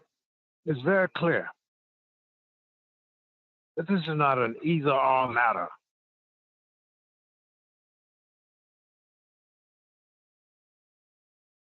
However, at this juncture, what we are dealing with, to use the words of the first book that was written by Dr. Martin Luther King, strides toward freedom. That was his autobiography. And I feel that is an insult to his legacy, his sacrifice. For us to go round in circles as if we do not have the full understanding that if we're going to have any increments of betterments for African Americans in this country, we got to be realistic, practical, and have the full understanding that this measure is about reparations for those who are harmed by chattel slavery in this country. There can be another day that we come and bring on other measures. That's why you have amendments to the United States Constitution. But somebody is maybe suggesting that we do not have the right as Black folks to take the step, first stride toward dealing with an issue that has lingered in this country far too long. And finally, as I make my comments, I want everybody to understand, please, that when it comes to the diaspora, when it comes to being concerned about the world community, I am one. And I said I'm not being arrogant, I'm just telling the truth. I stood at the top of the list. When I went to Africa, 1964, on Operation Crossroads Africa, I was engaged in doing practical things with sons and daughters of Africa. Even in the United States of America, when it came to the issue of immigration and resettling Blacks here who deserve to be here from Haiti and from Ethiopia and Eritrea. There's not one Black church in America that has resettled over 3,000 refugees. That's Third Baptist Church did. So people are missing the point when they are suggesting we are being divisive and we're not concerned about Black folk. That's not the issue. But we're concerned about the practical step to get something done for African Americans. That's it, and no more. None of us can do all things at all times in this earth as human creatures, mortal persons. But I'm saddened that it appears that there is a feeling that we can't take the first step. And finally, again, I say, as a Baptist preacher, why set up ourselves to be involved in a legal battle? And we know very well in the state of California, because of Proposition 209, which has not been repealed, you cannot have race-based activities or legislation. So are we going to be a friend to the enemy? That's the basic question. And I appeal to us, be realistic and show we're concerned about making the first step toward this issue of reparations in the state of California. Thank you. Thank you, member. Thank you, Vice Chair Brown. I think the other comments I want to say in terms of guarantees of non-repetition, and I hope that this provides some clarity for folks who abstain, right? But the logic around guarantees of non-repetition as it pertains to the institutions, right? The state harmed direct victims, that being freed African slaves and their descendants. And we have all acknowledged that other groups have incidentally been harmed as a result of that direct harm. So now when we're talking about a lineage-based model, the state must remedy direct victims and their descendants, right? And other groups may very well benefit from a lineage based crafted GNR policy, which is actually a good thing, right? But the logic is that the state directly harmed these direct descendants and their victims, and thus the state must remedy specifically these victims and their descendants. And to the extent that people incidentally benefit, that's fine, but that's not in our purview to study and develop as a reparations task force. And I will say, if we vote outside of the motion that was very well articulated by member Scott Lewis and then properly seconded by member Montgomery Stepp, this task force ceases to be a reparations task force for the institution of slavery. It then becomes a racial equity and identity and racial profiling task force, to which that already exists. It's called the RIPA, and the DOJ, California DOJ, already gives them administrative support. That's a whole other task force. This is a reparations task force for the institution of slavery as it affects the freed African slaves and their descendants, right? I pointed to one of the major points in the statutory provisions, which is that of the apology. It's mandating the task force develop an apology on behalf of the state of California, not for all Black Californians on the basis of race or skin color. It's mandating us draft and craft a policy for freed African slaves and their descendants and nobody else. Now, to the point about Prop 209, I'll just say this. The people of California have spoken. I understand Member Holder was a co-chair of the campaign to bring back affirmative action, race-based policy, but it was a failing campaign. The people of California voted against it. So what are we gonna do? Like, continue to, like I said, use the master's tools and continue to use race? Or are we gonna be like Isabel Wilkerson and understand that what we're facing in this country and in the state is much deeper than race? And in order to dismantle racism, you have to first address caste. You have to address the caste system that's built on the bones of these African slaves in the United States and their descendants. So that's, again, where I stand. I think the motion on the floor is very well articulated, very well crafted. Again, it's in line with what the statute actually says. It's in line with the lead author of the bill has stated. It's in line with the preeminent legal advice that we've received. There's other factors as well that lean into an understanding that this is supposed to be a pure lineage reparations task force. And again, I'll just say Martin Luther King Jr. Is someone that I look up to. Vice Chair Brown was one of his students, and actually an article was just released a week ago talking about how Vice Chair Brown was one of his students. And in the last book that Martin Luther King Jr. wrote before he was assassinated, called Where Do We Go From Here? Chaos or Community, he says, who are we, African Americans? We're not totally African nor totally Western. We're a true hybrid. We're descendants of slaves, and we're owed reparations for that. Member Bradford, you are recognized. I think we're just splitting hairs. I just think I'm totally in agreement with all that's just been said, but I just think it could be worded a little bit better. And to use Prop 209 as an example, Prop 209, Prop 16, I should say, was written brilliantly.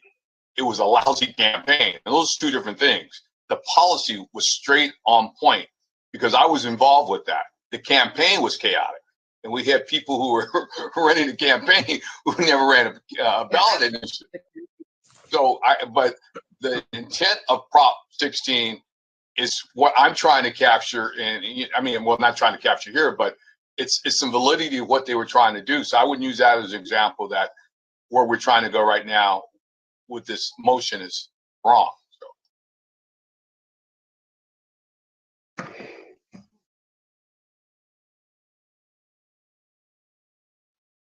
No, that wasn't to offend anyone in particular. It's to note the campaign failed. The people of California have spoken. The campaign did fail because it was poorly ran, but it wasn't on the policy why it failed. That's far different a lot of times for folks who haven't been involved in campaigns. You can have an excellent candidate and a lousy campaign. There's not one to Duly say. noted. Duly noted. Thank you, Senator Bradford, for that distinction. Is there any other discussion on the motion? I'm raising my hand. Member Holder, you're recognized. What I'm hearing, and I heard this specifically from Member Tamaki, is that we want a motion that is more satisfactory and clear on the issue of whether one group is being excluded or not. So I think the motion needs to be amended. And I think until the motion is amended, people are going to be struggling to vote for it. So I would recommend that we use the benchmark that the economists have already established, which is that there are 2.6 million African Americans in the state of California. And that should be the benchmark for calculating reparations. That way, we are not excluding a large group. And we can make it very clear in this motion that ultimately we want to give primacy to the group descended specifically from US slavery, which is about 200,000 Californians. But at this point in time, for purposes of the scope of work, we're going to use the 2.6 million African American benchmark, which is inclusive of all Black people in California. And so I'm happy. I have a question. I'm not done. So with that said, I'm going to put a motion on an amendment to Dr. Scott Lewis's motion that. I have a question. It's still a part of the discussion. So my question is, in the past hearings, Member Holder, you referenced descendants of enslaved Africans as a sliver of the United States and the California population. But then when you noted the community, the economic consultant team presentation, you noted that out of the 2.6 million Black Californians or African-American Californians in California, 2 million of those 6 million are descendants of enslaved Africans in the United States. So I want to point out a bit of an inconsistency that I'm hearing over the couple of hearings where I've stated that descendants of enslaved Africans in the United States are a small sliver of the Black community, and therefore the policies shouldn't be tailored specifically to them, but yet the numbers clearly show that descendants of enslaved Africans in the United States and California included are actually the majority. Okay. So I just wanted to put that on record. I'll come to you. And since you're referencing my statement, you're leveraging my statements, let me tell you what I stated. What I said was that the African descendants of enslaved people in the United States who could actually trace their lineage back to a specific ancestor is a very small sliver of people in the United States for all the reasons that the genealogist talked about, right? So in terms of being able to say this is the identity of an enslaved ancestor, there are very few Black people who are going to be able to do that. That was my statement, okay? Right now we're talking about Californians. And the benchmark that we have received from the economists is that there are 2.6 million Black Californians. And what I'm stating is that that should be the benchmark that they use for purposes of the scope of work. This doesn't have to be a final vote. We are doing this for purposes of giving the economists benchmarks for their scope of work so they can do their calculations. So let's give them the benchmarks that they say they need. In terms of the community of eligibility, it should include the 2.6 million Black Californians with an understanding that the 2 million descendants of enslaved people will be getting a special consideration. Madam Chair, this is Jaretha, the parliamentarian. I just want to point out that was not, we have a motion on the floor that needs to either be amended or it needs to be voted on. An action on that motion needs to take place so that you can move forward. And I don't know if Member Holder was amending the motion. She didn't state it in that form. No, Yeah. she was addressing question that I asked her before she started to amend the motion. I'll speak for myself, parliamentarian. I was attempting to amend the motion. Maybe transactionally I didn't do it correctly, but that is my attempt. So maybe you can help me, parliamentarian, craft this amendment to the motion. Well, if you're amending the motion, we need to have the motion before the House so that we can see what you're changing. Are you seeking to add to what is already written or subtract some language from there? I'm not sure what part of the motion you're seeking to amend. Okay, we need to pause, right? We'll get to Member Holder shortly where she can do what she'd like in terms of amending the motion, but there's still discussion that needs to happen on the motion that is on the floor. I'd also like to put into record sorry, Parliamentarian Johnson? Yes, no, she has the floor and she's seeking to amend the motion. So right now she has the right to state what she wants about the motion in terms of amending it. And then you would have to get a second on the amendment, and then you would have to vote on the amendment. If the amendment passes, it changes the motion. If it doesn't pass, you go back to the original motion and vote on that motion. So that makes it all orderly, and that way you can move forward. Okay, so that said, Member Holder, you are recognized. Thank you. That said, I'm going to amend the motion. And the motion is that for purposes of the scope of work for the economists, the community of eligibility consists of the 2.6 million African Americans in the state of California. Holder, let me stop you for a moment. It sounds like you're substituting a motion. Are you leaving any part of the language of the first motion in place? Or are you making a motion to substitute? So No, I'm leaving part of it in place. The part of it that specifies that there will be special consideration for the descendants of. Okay, so this is really important. So it's really important, and I may have to ask Madam Chair if she could get DOJ to assist in that. You need to know what the language is, what it actually states, so that you can do strike out and amend. Because otherwise, I'm afraid that the members won't know what they're voting on if you're moving to amend. Does that make sense to you? It's Yeah, just that I they know need to know what they're voting on. Parliamentarian Johnson, I know what the motion is. It was moved by, I will state it now. Okay. It was moved by Member Scott. Motion is that the community of eligibility be prescribed to to descendants of enslaved Africans in the United States, and to the descendants of those who are whose ancestors were African American and were here prior to the 20th century.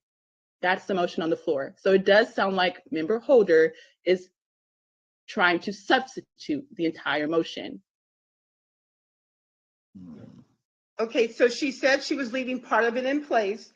So if that's the case, we just need to know what she's striking out. Hold on, Parliamentarian Johnson. There was no reference by Member Scott Lewis of special consideration. So she's trying to amend it by saying, I want to leave special consideration in. That wasn't in the motion to begin with. Okay. He said that's good. Okay, it's good. Thank you. That's okay. So you're right. Africans in the United States. Okay, you're right. If that wasn't there, then she can't strike it out.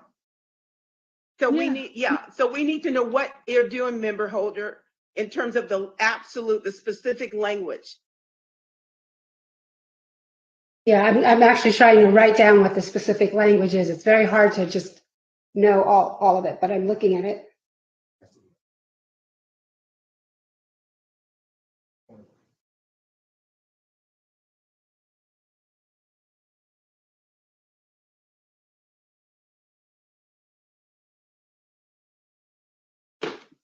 So can it be crafted, can it be amended by saying that the community of eligibility be prescribed to the 2.6 million African Americans in the state of California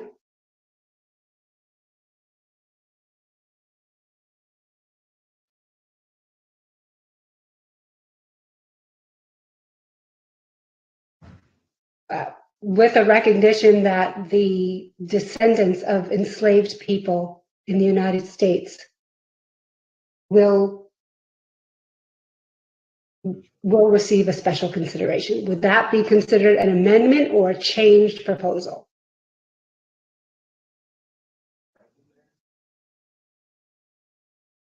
Sounds like a change proposal to me. Yeah, it's hard for me because I don't have the original language, but it sounds like you struck the first part of the motion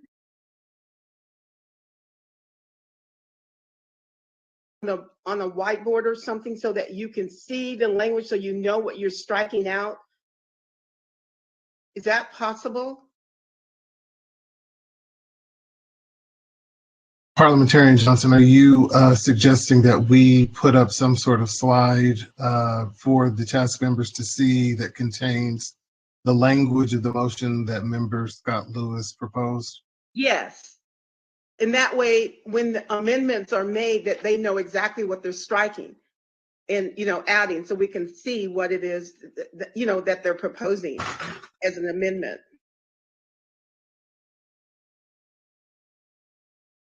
Okay, just give us one moment.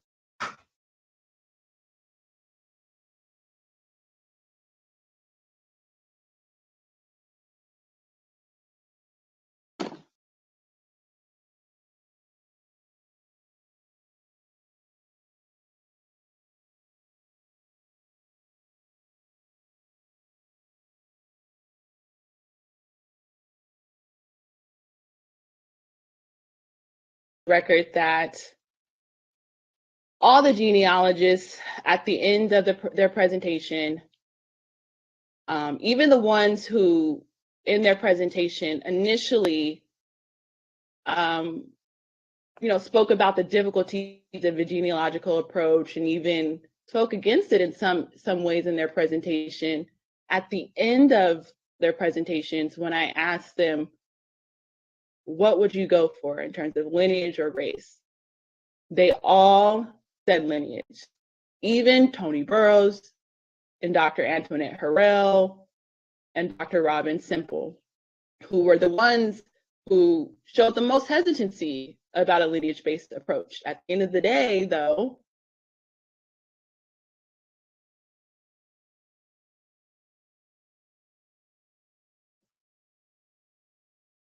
And I'd like to put something on the record.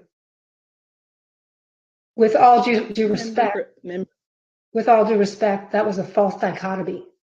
And many of them were hesitant to be hemmed into a false dichotomy. Because I think most of the comments of those who were hesitant was that this is a harm-based issue. But if you're saying that with a gun to my head, I have to choose one or the other, I'll choose lineage. So, I don't really see that as a strong point in rebuttal. Madam Chair, could you ask to be careful about the language we use? That's a very inappropriate analogy. Madam Chair, Parliamentarian. Yes, could you ask? Thank you. Could you please ask Member Lewis to restate his motion? Member Scott Lewis, You can restate your Member Scott Lewis, would you like to restate your motion? Slowly. Thank you. Okay, thank you so much. Sorry, I'm having trouble with my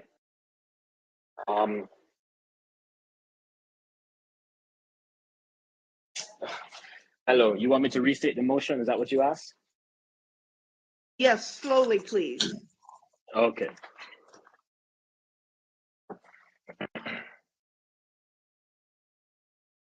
So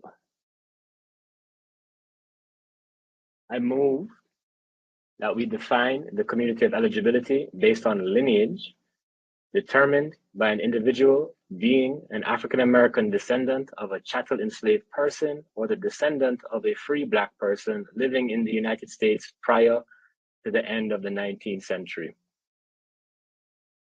Okay, could you repeat that slowly? Sure. Would it be helpful if I try and put it in the moderator's chat? I don't know. Yes. DOJ is trying to write. So Yes, that would be very helpful. Would be helpful. Okay. All right. While he's putting it in the chat, Chair Moore, I'd like to also have something to say on the record based on the. Now in the chat. But based Go ahead, on the, Member Girls, you're right. okay, so based on the polling that you did with the witness experts this morning, I wrote down what each of them said and how they responded. And 1, 2, 3, 4, 5 of them said lineage based, but they gave all kinds of caveats and considerations. It wasn't just a clean, yes, lineage is fine. So this, just to note that.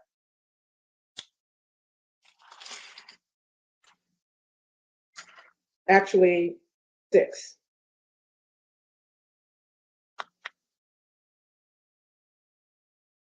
Yeah, there are 6 genealogists. All of them supported lineage with certain, like you said, caveats, but it was really suggestions and recommendations. If we go with the lineage, what are some ways or ways that we could get to that, like negative evidence and other things like that? It wasn't to go against lineage in any way. And then Mike Davis, Kevin Brown, Marcus Champion all supported lineage. Even Greg Carr, who initially in his remarks was pro-race, but then at the end, he was pro-lineage. The only person who was against lineage was Jam Iwar. So it wasn't okay. Now we're as clean as you're describing it. I'm sorry. I just disagree. Members, okay, were you able to complete that? Lewis, did you put that in the chat? Because I don't see it. It is in the moderator chat. I put it in there 2 minutes ago. Do you want me to put it in the general chat? I can do that as well. And I just sent it to Michael Newman as well. Oh, great. I don't. He Yeah, I don't confirmed see it. he confirmed receipt. Okay, so you don't see it in the moderator chat. I have it, and I think we're putting it into a slide to put it up. Okay.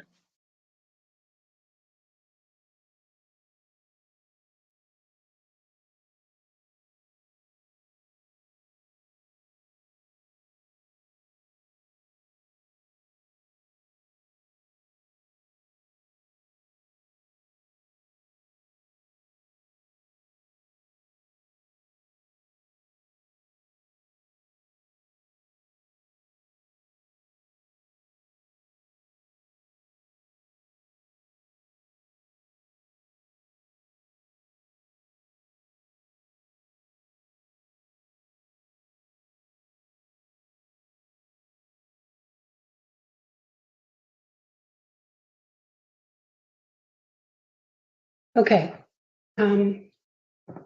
So just going back to the amendment, now that we have the language on the screen, what I would suggest is that we modify the first part to say, define the community of eligibility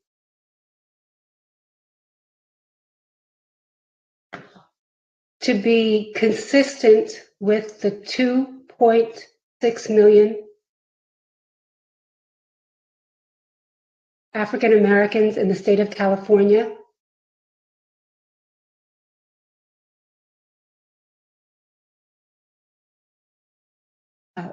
With an understanding that there will be special consideration. Hold on, can you go back to the 2.6 million? Be consistent with the 2.6 million African Americans in the state of California.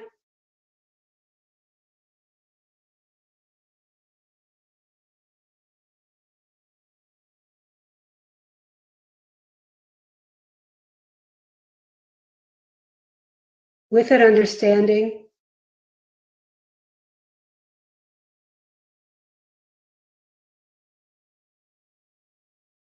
that there will be special considerations.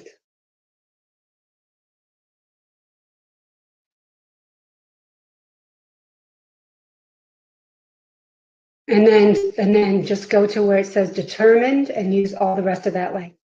Determined by an individual being an African American descendant of a chattel enslaved person.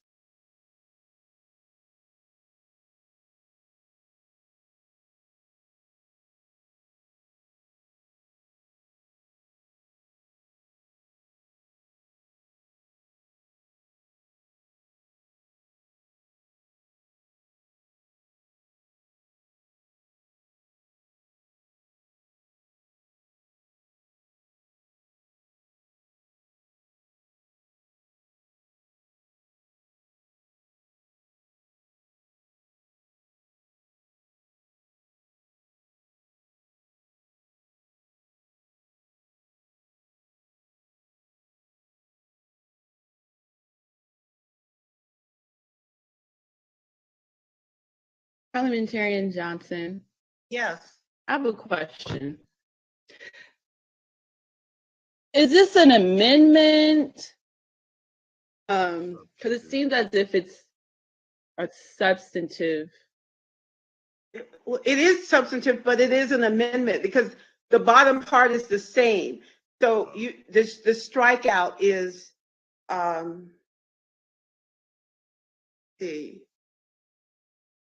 think it was actually, I'm looking, I can't. The word lineage. Define the community of eligibility based on lineage. Okay, so it was based on lineage was stricken.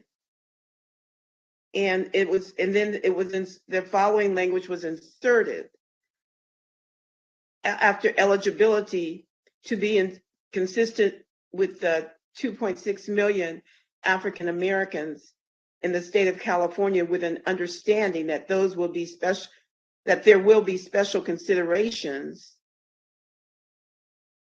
determined by the individual. So it is an amendment.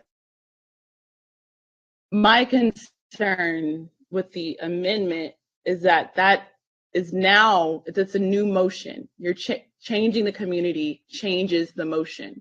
Well, yes, that's what an amendment, that's correct. Okay, I just wanted to, just to be clear, just to be clear for the public, the first motion articulated by Member Scott Lewis and seconded by Member Montgomery Stepp is a lineage based. The second motion, as amended by Member Member Holder, is a race based standard. Just making that clear.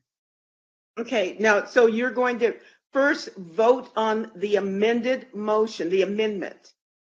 If that fails, you go back to the original. If that passes, then that will be the motion that will have passed. Madam Parliamentarian, do you need a second to the amendment? Yes, you do. Second. Who was that? Assembly Member Reggie Jones. Okay, thank you.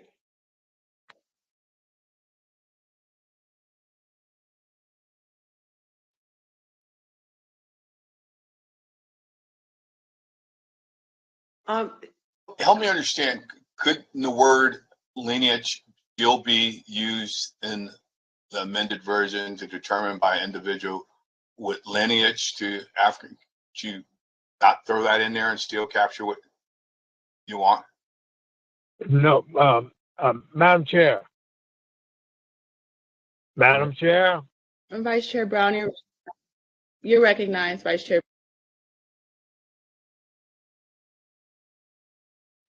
Vice We're Chair going Brown. around in circles. We're going around in circles on this matter. I'm gonna be very blunt about it. We're going around in circles. The basic issue has been convoluted. And I hope that we would go back to that motion, we voted up or down. But these specificities about the number of people in the state of California has nothing to do with the generic issue of a lineage-based reparations.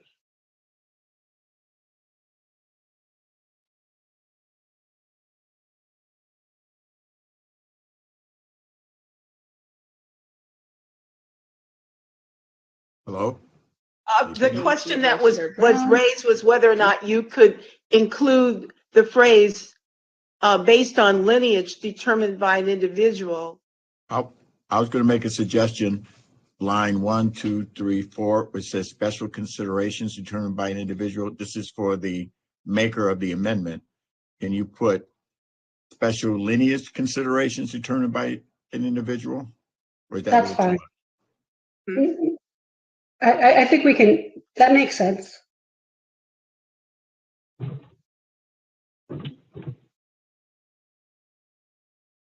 Trying to get to a compromise so we can get beyond this. Would it be, member John Sawyer, would it be special considerations including lineage? Either way, I'm good. If the people who want to insist on some type of lineage consideration, if they're good with it, I'm ecstatic. I think that language reads just fine. Special lineage considerations. My question is, what does it actually do beyond the generic language of the bill, which we are asked to take forward and further specify? Thank you. It gives the economists a benchmark. What the economists are saying that they need is a benchmark for purposes of calculations. Now they have their benchmark, 2.6. But they have the benchmark in the first one. Special means. Nobody knows what the special means. That's very subjective. That's what was it. That special is already in the legislation. But the question is, how are you defining African American here? That's right. So you still have to do that work. Special lineage consideration. There you go.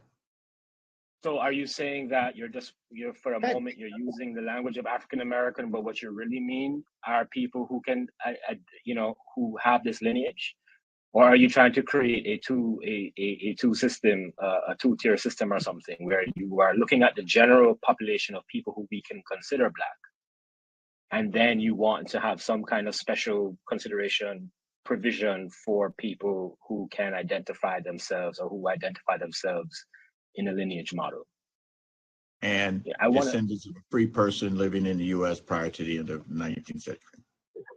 Okay, so if it's both, then my question is that we still have to go and define who are African American here. So what's the determination by which we are assigning this 2.6 million African Americans? What is that based on? Is that on census? I have a report here that was given. So people out. who just tick Black in the census? Yeah, and I think we're going to try to pare it down when you get into lineage, when you get into your about free persons. That's when we start to get a little more specificity.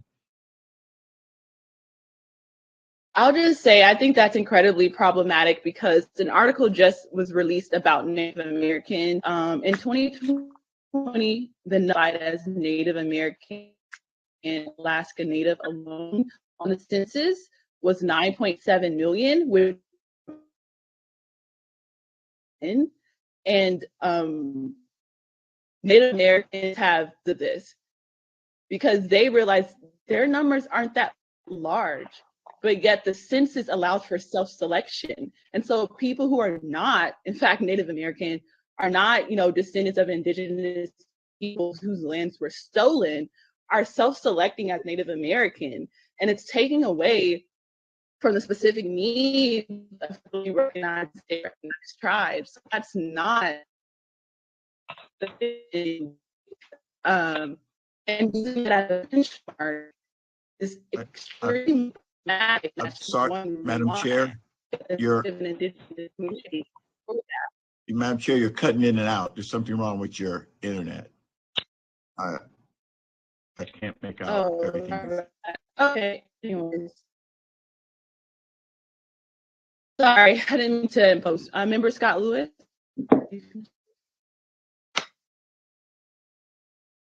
No, that's fine. Go ahead. Can you hear me okay? Yeah, I was trying to get some clarifying terms. I just wanted to.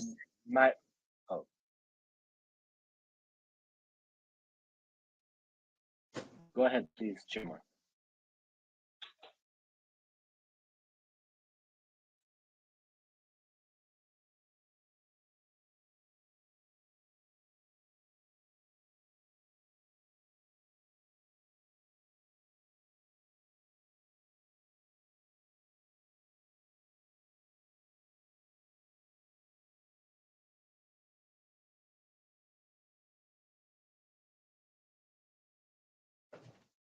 Did we lose the chair, or am I?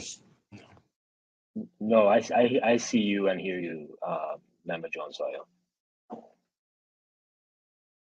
I believe the chair just joined again.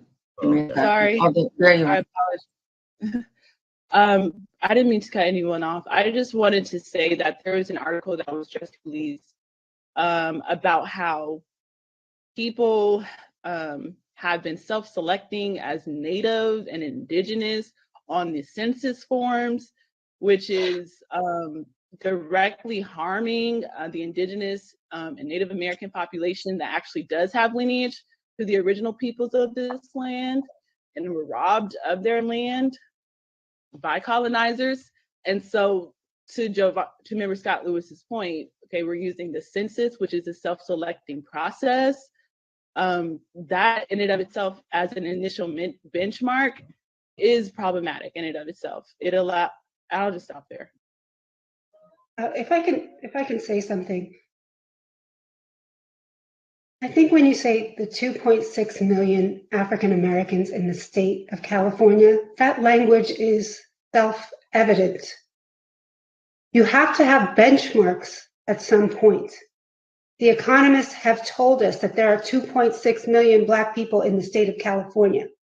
There's no reason to continue to parse that language. It is self-evident. The economists gave us that benchmark. This is supposed to be about creating a scope of work so that the economists can move forward.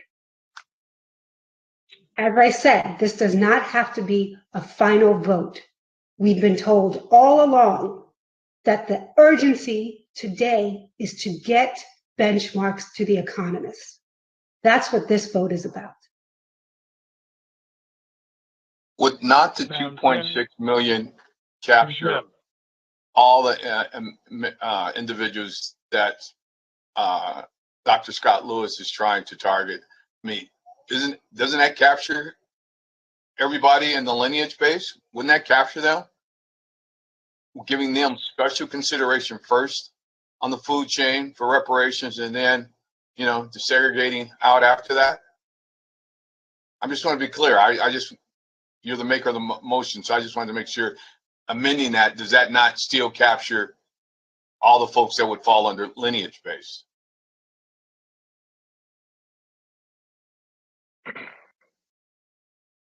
So what it would do is it would maintain what we can think of as the status quo of how Blackness is identified and calculated in the state.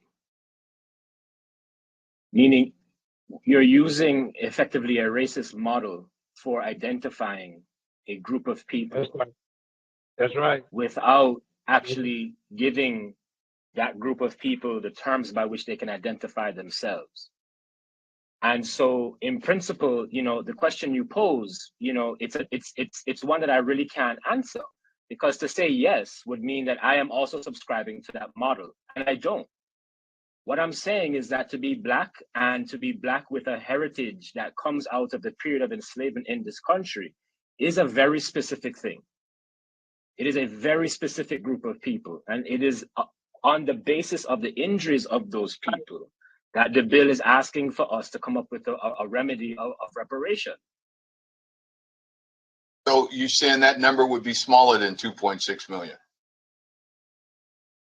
Presuming that everybody who can somehow, to answer your question, I would say yes, likely, yes. I don't know, I'm not a census worker. I don't know, right, who was on the other side of filling out the form, but I would presume yes, right? But if you think about the waves of immigrants to the state, if you think about the refugeeism in the 90s to the state, right? There's a question as to how are Ethiopian and Eritrean second generation, right, meaning first generation born, how are they identifying themselves? But what does it mean again, I don't see how broadening the pool then narrow. I thought we look at all African Americans. This is the way I'm interpreting it as a person who looks at it. We're looking at, except the fact there's 2.6 million African Americans in California. Of that 2.6 million, we will give special consideration to those folks with special lineage consideration based on your language. Again, does that, of African American descendants of slavery, does that not capture? So to go back to my original point, when I asked Member Holder about her amended motion, we have her amended motion doesn't actually do any further clarifying work. The AB 3121 introductory language already says African Americans with special consideration.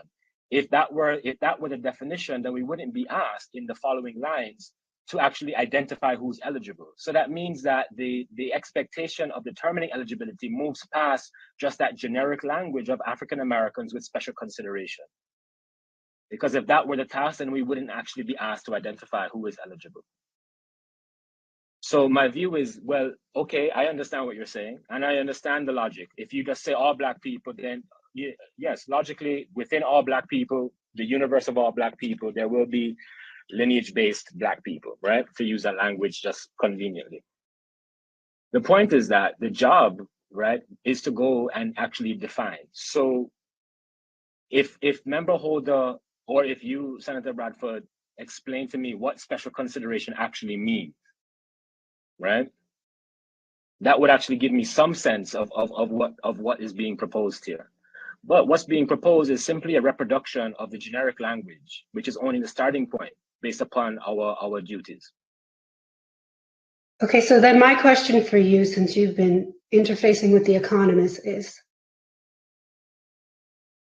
didn't the economists ask us to give them a benchmark so that they can move forward with their calculation?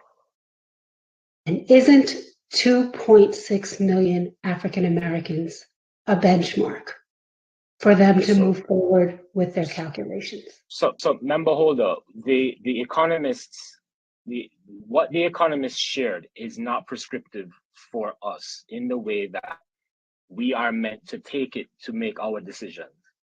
We asked the economists for some sense of what they were thinking. Now, if we choose to take it up and to move ahead with it, that is what I guess we're deliberating now.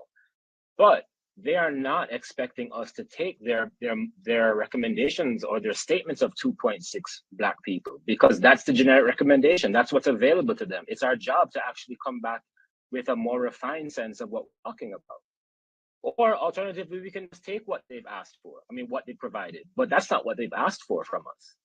So the only reason why we have this PowerPoint, to be fair, is because we asked for it.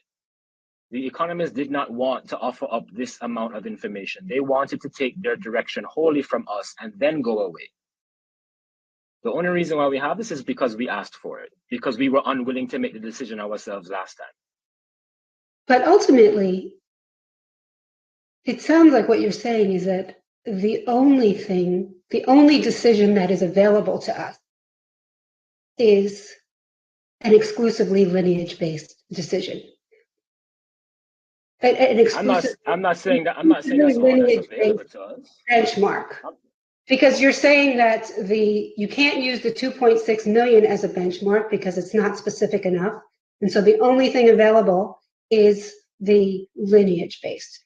I mean, what we are trying to do is create an amendment to your proposal, which clearly was problematic for many of us. And so we couldn't move forward.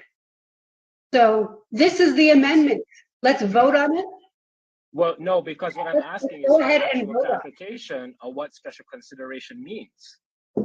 So I'm not saying that the only thing, listen, I have my view. My view is lineage, right? That's why I put forward the motion.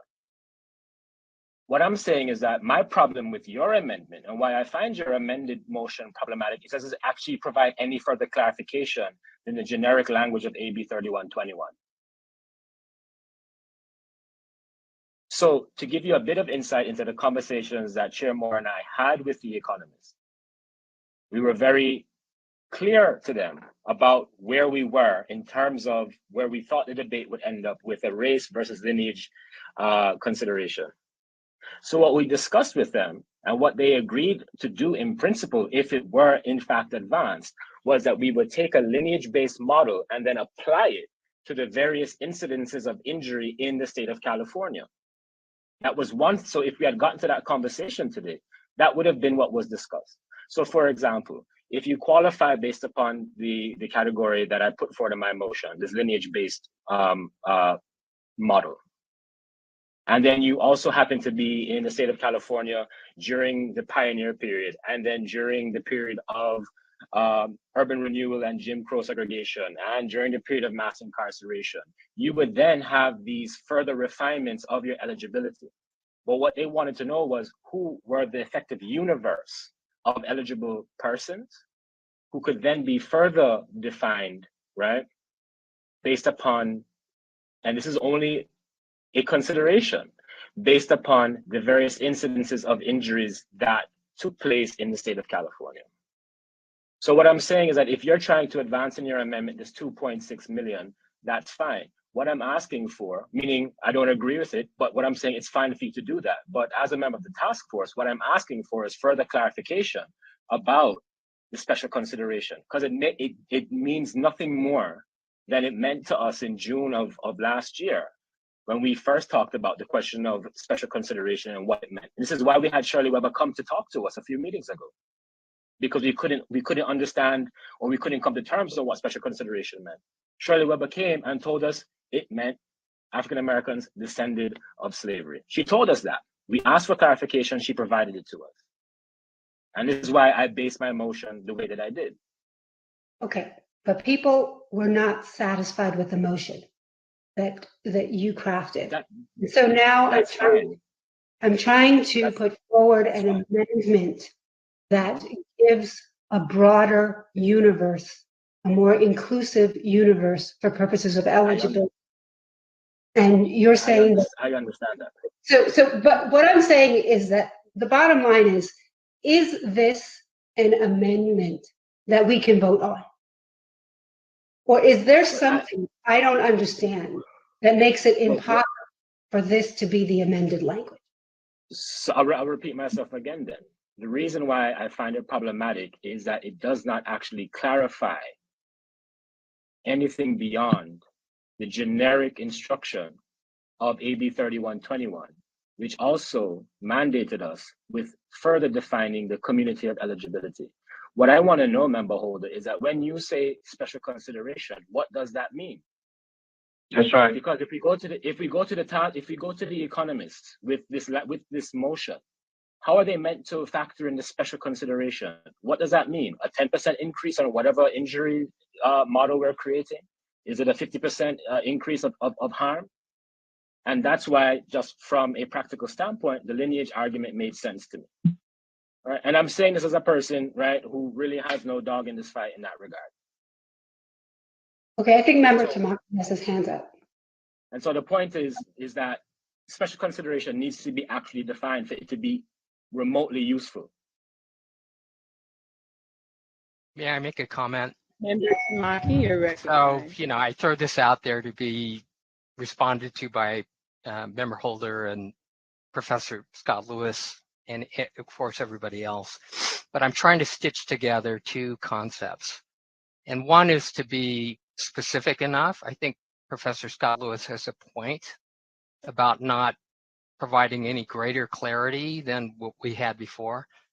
But then I think Member Holder has a point of leaving it broad enough that some of these other harms can be addressed. So how about this? And maybe this is too simplistic, but it starts with Jovan Scott Lewis's main motion, which let me just read it again, although it's on the screen. Define the community of eligibility based on lineage determined by an individual being an African-American descendant of chattel enslaved person or the descendant of a free Black person living in the US prior to the end of the 19th century. And then I would add, to address my concern that I articulated earlier, with clarification that such motion doesn't preclude the task force from making recommendations to address anti-Black practices and policies. And what do I mean by that? Well, things like maybe the California legislature should consider legislation to reverse the effects of anti-Black housing discrimination policies. We talked about Allensworth. We talked about many other things in terms of employment and criminal justice. So those are the kinds of things that I want to make sure that the task force is also addressing those things at the same time that we acknowledge and recognize a specific class of victims resulting from chattel slavery. Is that narrow enough? Is that specific enough? And then also create an avenue to deal for the task force to deal with these other issues.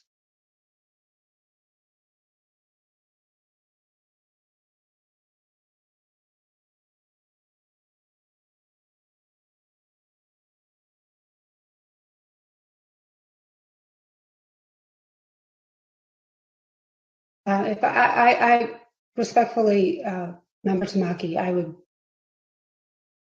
think that we understand the economists. Member Holder, please, can you please stop? Can Member Tamaki restate simply what you're proposing? And then I'll go to Member Holder. I could restate it. I mean, conceptually, I'm trying to knit together two concepts that now are being treated as mutually exclusive. And one concept is to recognize a distinct, specific class of harmed individuals. The other concept is to have the task force address the continuing harm of anti-Black hatred and its consequences. And they're related, but they're two different things. One has to do with compensating and acknowledging and providing an identity for a distinctly harmed American group of people. And the other one has to do with dealing with the continuing infection and pathology of ongoing anti-Black hatred, which is not necessarily lineage-based. So the intention was to take Professor Scott Lewis's motion and simply add on. And he defines the community of eligibility based on lineage to descendants of enslaved persons or free Black people living in the US prior to the end of the 19th century. And then the addition is with clarification. Again, this is make sure that it's not mutually exclusive, with clarification that such motion doesn't preclude the task force making recommendations to address anti-Black practices and policies. And again, I refer to our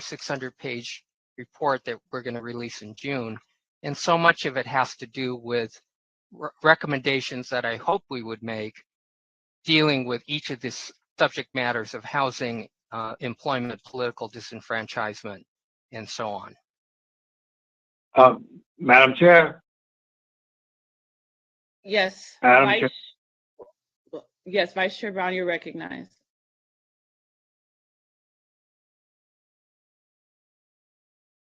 I still raise the question. Does this task force feel the moral obligation for us to lay a solid foundation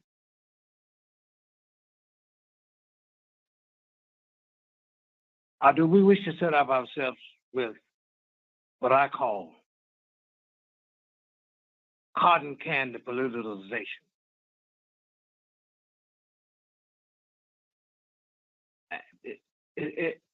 It confuses me. You're in a state where the black population is only about 5 to 6%. You're in a state where there was a 209 and has not been successful at all in terms of repealing it. You're in a state where we have to be practical servants trying to deliver for the people. I don't purport to know all things, but the way I see this going, we're setting ourselves up for another study. The Ghana Murdoch.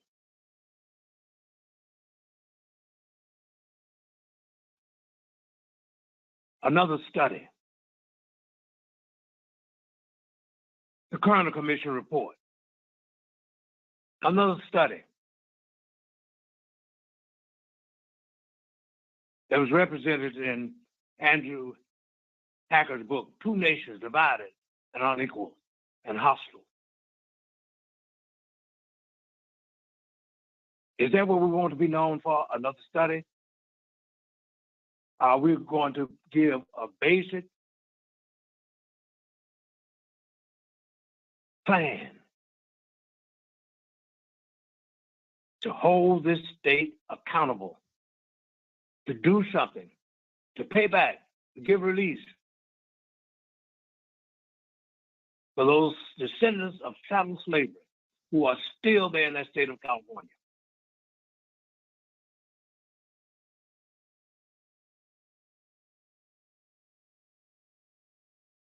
Please, please, please, I beg us tonight, take the first step. And if God gives us the grace to still be around here, get someone, raise up somebody else who will deal with the additional things that we are talking about. This is an eternal struggle. It's no sprint. It's a relay.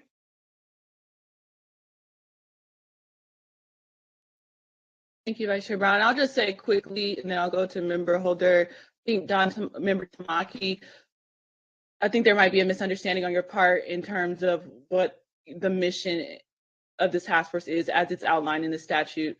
And anti-Black discrimination is nowhere in the statute. Yes, it talks about de facto and de jure discrimination, but it's talking about de facto and de jure discrimination and contemporary harms as is applied to a specific group of people, and they do not say Black people. They say freed African slaves and their descendants. That's very clear in the statute. Also, in terms of the apology, it's asking California to draft an apology to freed slaves, African slaves, and their descendants. It's not saying to all Black people. So how can we, as a task force, say that we want to give reparations to people that we're not even apologizing to? Because that's not prescribed in the statute. I see your point in connection with compensation in particular. You know, I see your point. But what I I'm had concerned another about, question. what I'm concerned about also, if you can just let me finish on this point, Camila, is what about the Fillmore that was relocating 20,000 people, wiped out 900 Black businesses? What about the redlining that created the areas that are most polluted and most impoverished? I think the task force certainly addresses those things in its report. And I think that we have something to say about that. And I think that doesn't preclude at all the reparations portion, in particular compensation to descendants of American slavery. So I'm struggling with how to reconcile those two things. And I don't see them as mutually exclusive. So if you think that's off base, please help me understand that. Madam Chair, may I speak? There's a brother to know. Since he invoked the Fillmore. Yeah. We have a local task force on reparations. We're addressing the Fillmore. I'm very well versed in that. We got to brighten the corner where we are. We got to give emergency treatment to where it is needed.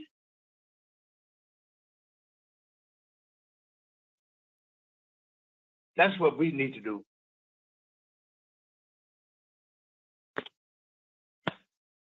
And then the last point that I wanted to raise, well, actually, let's go to Member Holder. Go ahead, Member Holder.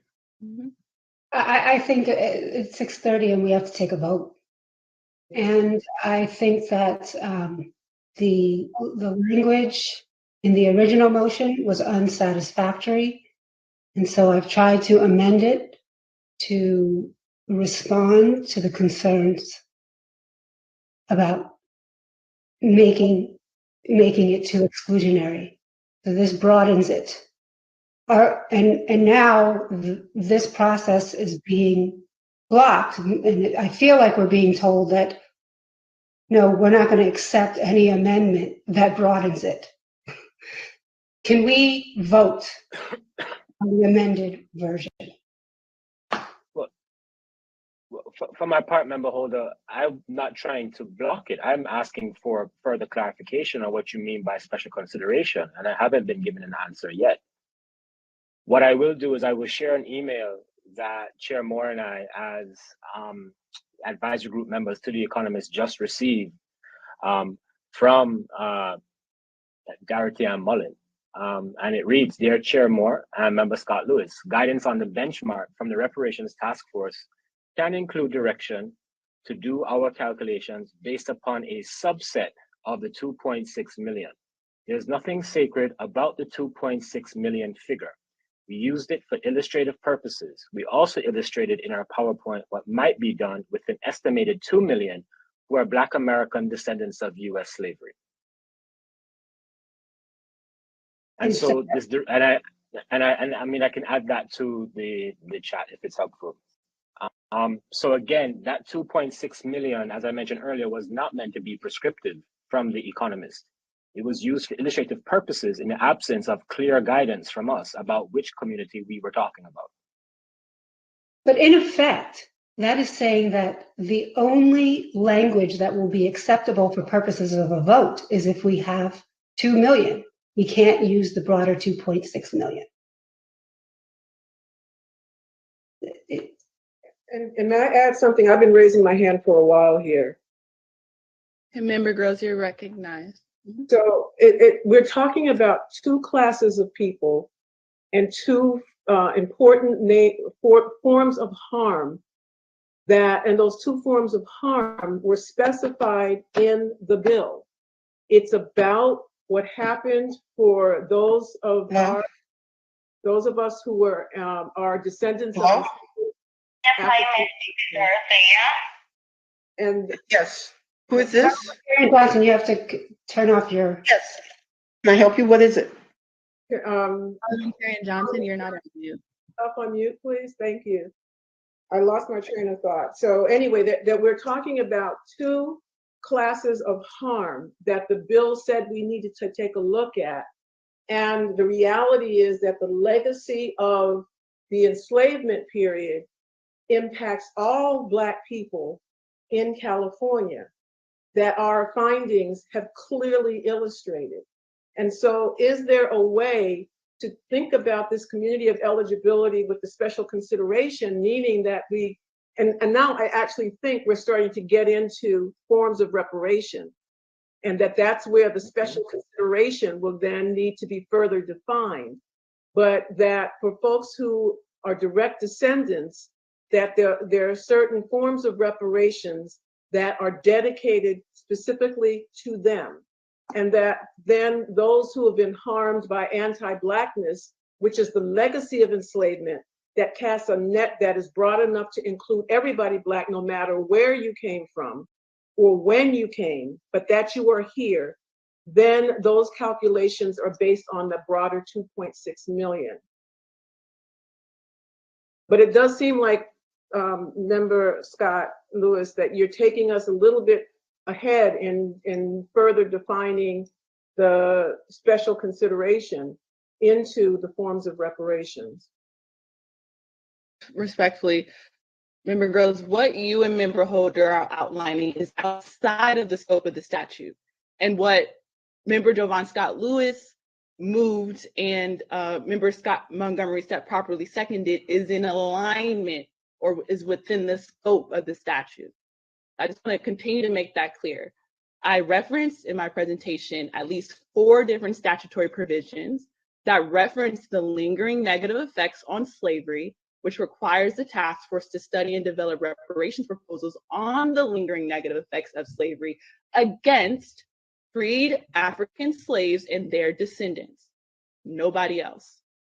So to the point of the report, the 600-page report, not only are we discussing freed African slaves and their descendants, we have some information in there about Native Americans and indigenous original peoples. We have information on there about Asian Americans, Latino Americans, and the harms they endured in California, but we're not mandated to create reparations proposals for those groups.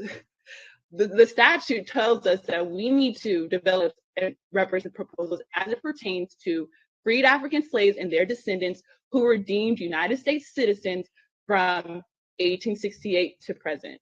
When it talks about the lingering negative effects and legacy of slavery, it particularizes it to a particular group, which is freed African slaves and their descendants. So again, the original motion is in complete alignment with the statute, and the amended motion is outside of the scope of the statute. So in order to have reconsideration of the original motion, what must we do? That's the pleasure. We're going back and forth on this, so we have to do something.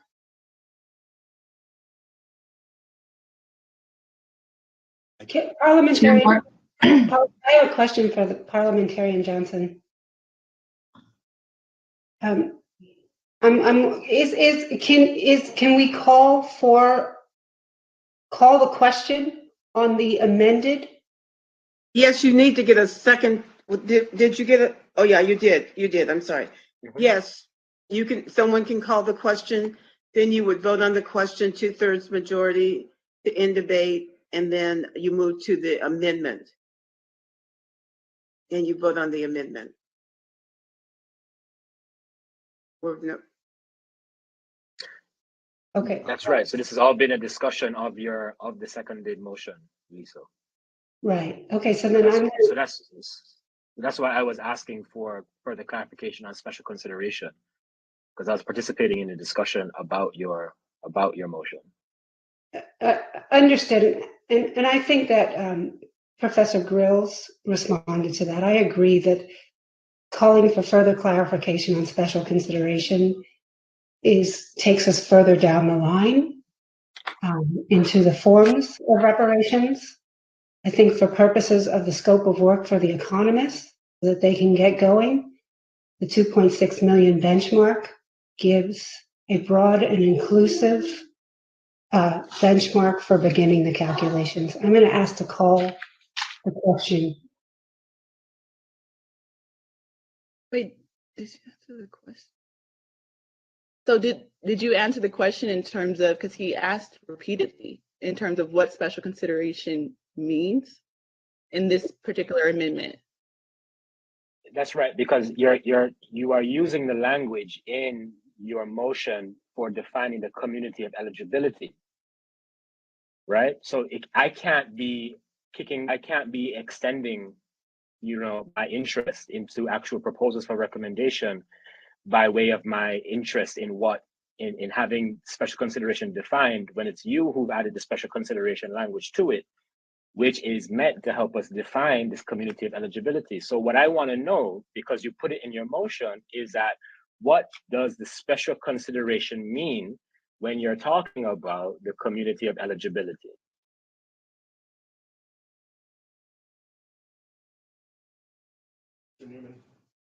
Would it clarify to take the word special out and have lineage considerations? Because is it the word special that is? It's consideration. It's special consideration, it's consideration. Because what is the consideration around eligibility? Meaning you're recognizing that it's a thing that exists and that we may need to pay attention to. I don't know.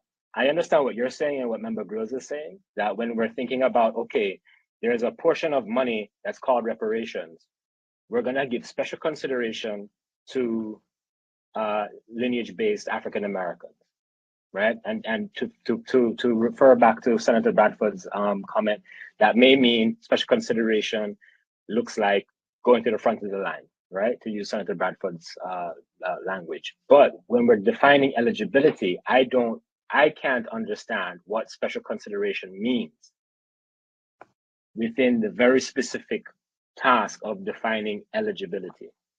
I don't know what work it actually does in defining eligibility.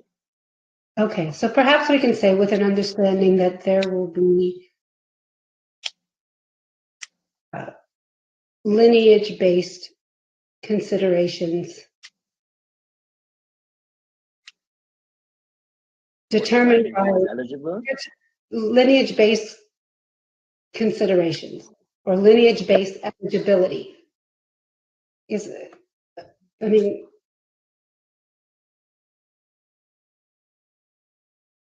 it's almost like you're asking Member Lewis that we start specifying things. So one of the things that came to mind as you're asking for this clarification is, are we saying that there's a special lineage consideration, meaning primacy is given to direct descendants when it comes to cash payments, that is reserved for them, and that then the anti-Black harms is open to the 2.6 million as we look at individual and or structural or systemic strategies for reparations.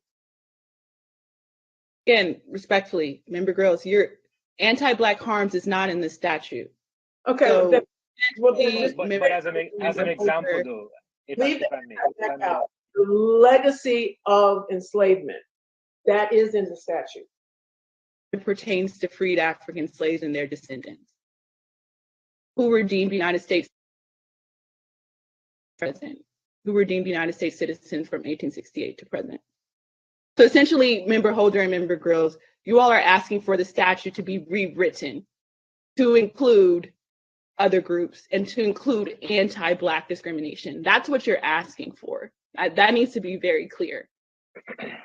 I think they disagree with, and so do I, with your interpretation of the bill as an author of the bill. So I think that's part of the back and forth, Madam Chair, that your interpretation is not being challenged, but has a differing understanding, and that's why we keep going back and forth.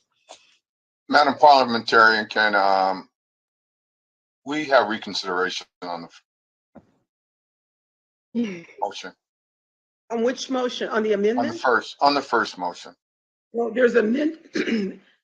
Not while there's an amendment pending. So we need to vote up or down the amendment? Yes, and then you can go back to the main Call motion. for the question. I thought it was already called. Do they need a second? So we can at least Yes, you Don't need a do that. second.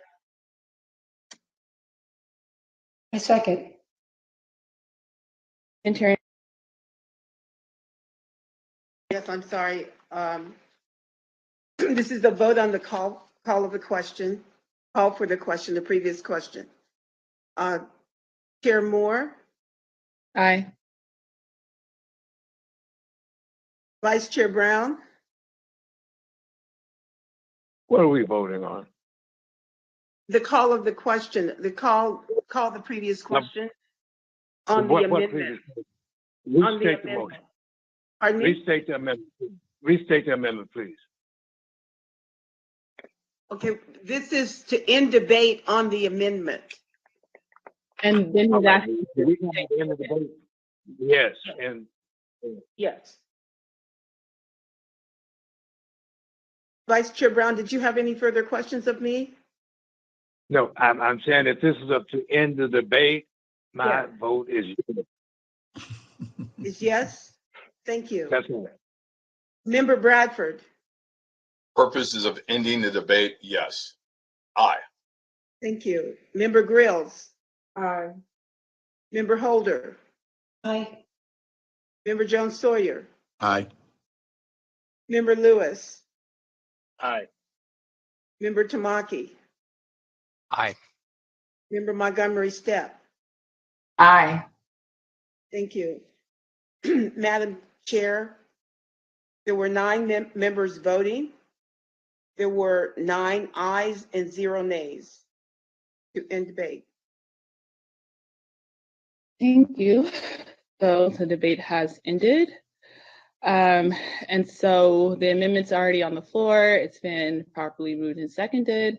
So Parliamentarian Johnson, please do a roll call vote on the amendment on the floor. And again, the amendment is define the community of eligibility to be consistent with the 2.6 million African Americans in the state of California, with an understanding that there will be special lineage considerations determined by an individual being an African American descendant of chattel enslaved person or the descendant of a free Black living in the United States prior to the end of the 19th century. Parliamentarian Johnson? Thank you. Chair Moore, No. Vice Chair Brown, No. Member Bradford, Abstain. Member Grills, Aye. Member Holder,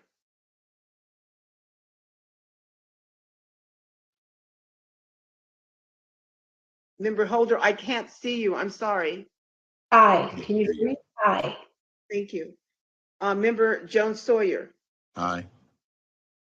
Member Lewis, No. Member Tamaki,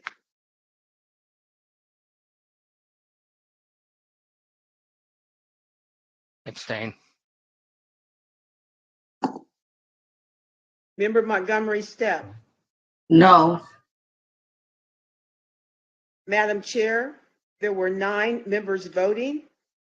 There were 3 ayes, 4 nays, and 2 abstentions. So the motion fails. Now we'll go back to the original motion on the floor.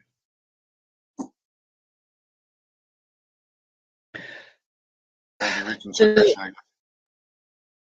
Sorry, go ahead. Okay. The original motion. Okay. I'm going to call the roll for the original motion as stated at the top of the page. Chair Moore, Aye. Vice Chair Brown, Aye. Member Bradford, Aye. Member Grills, No. Member Holder. No. I'm sorry. No. I'm sorry, Member Holder voted yes, aye? No. She Can voted. you repeat no? Thank you. Member Holder voted no, nay. Member Jones Sawyer?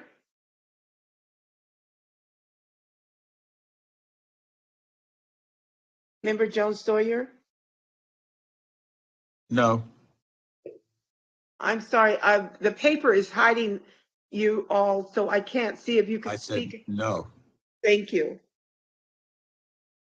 Member Lewis, I'm sorry, Member Jones Sawyer voted no. Member Lewis?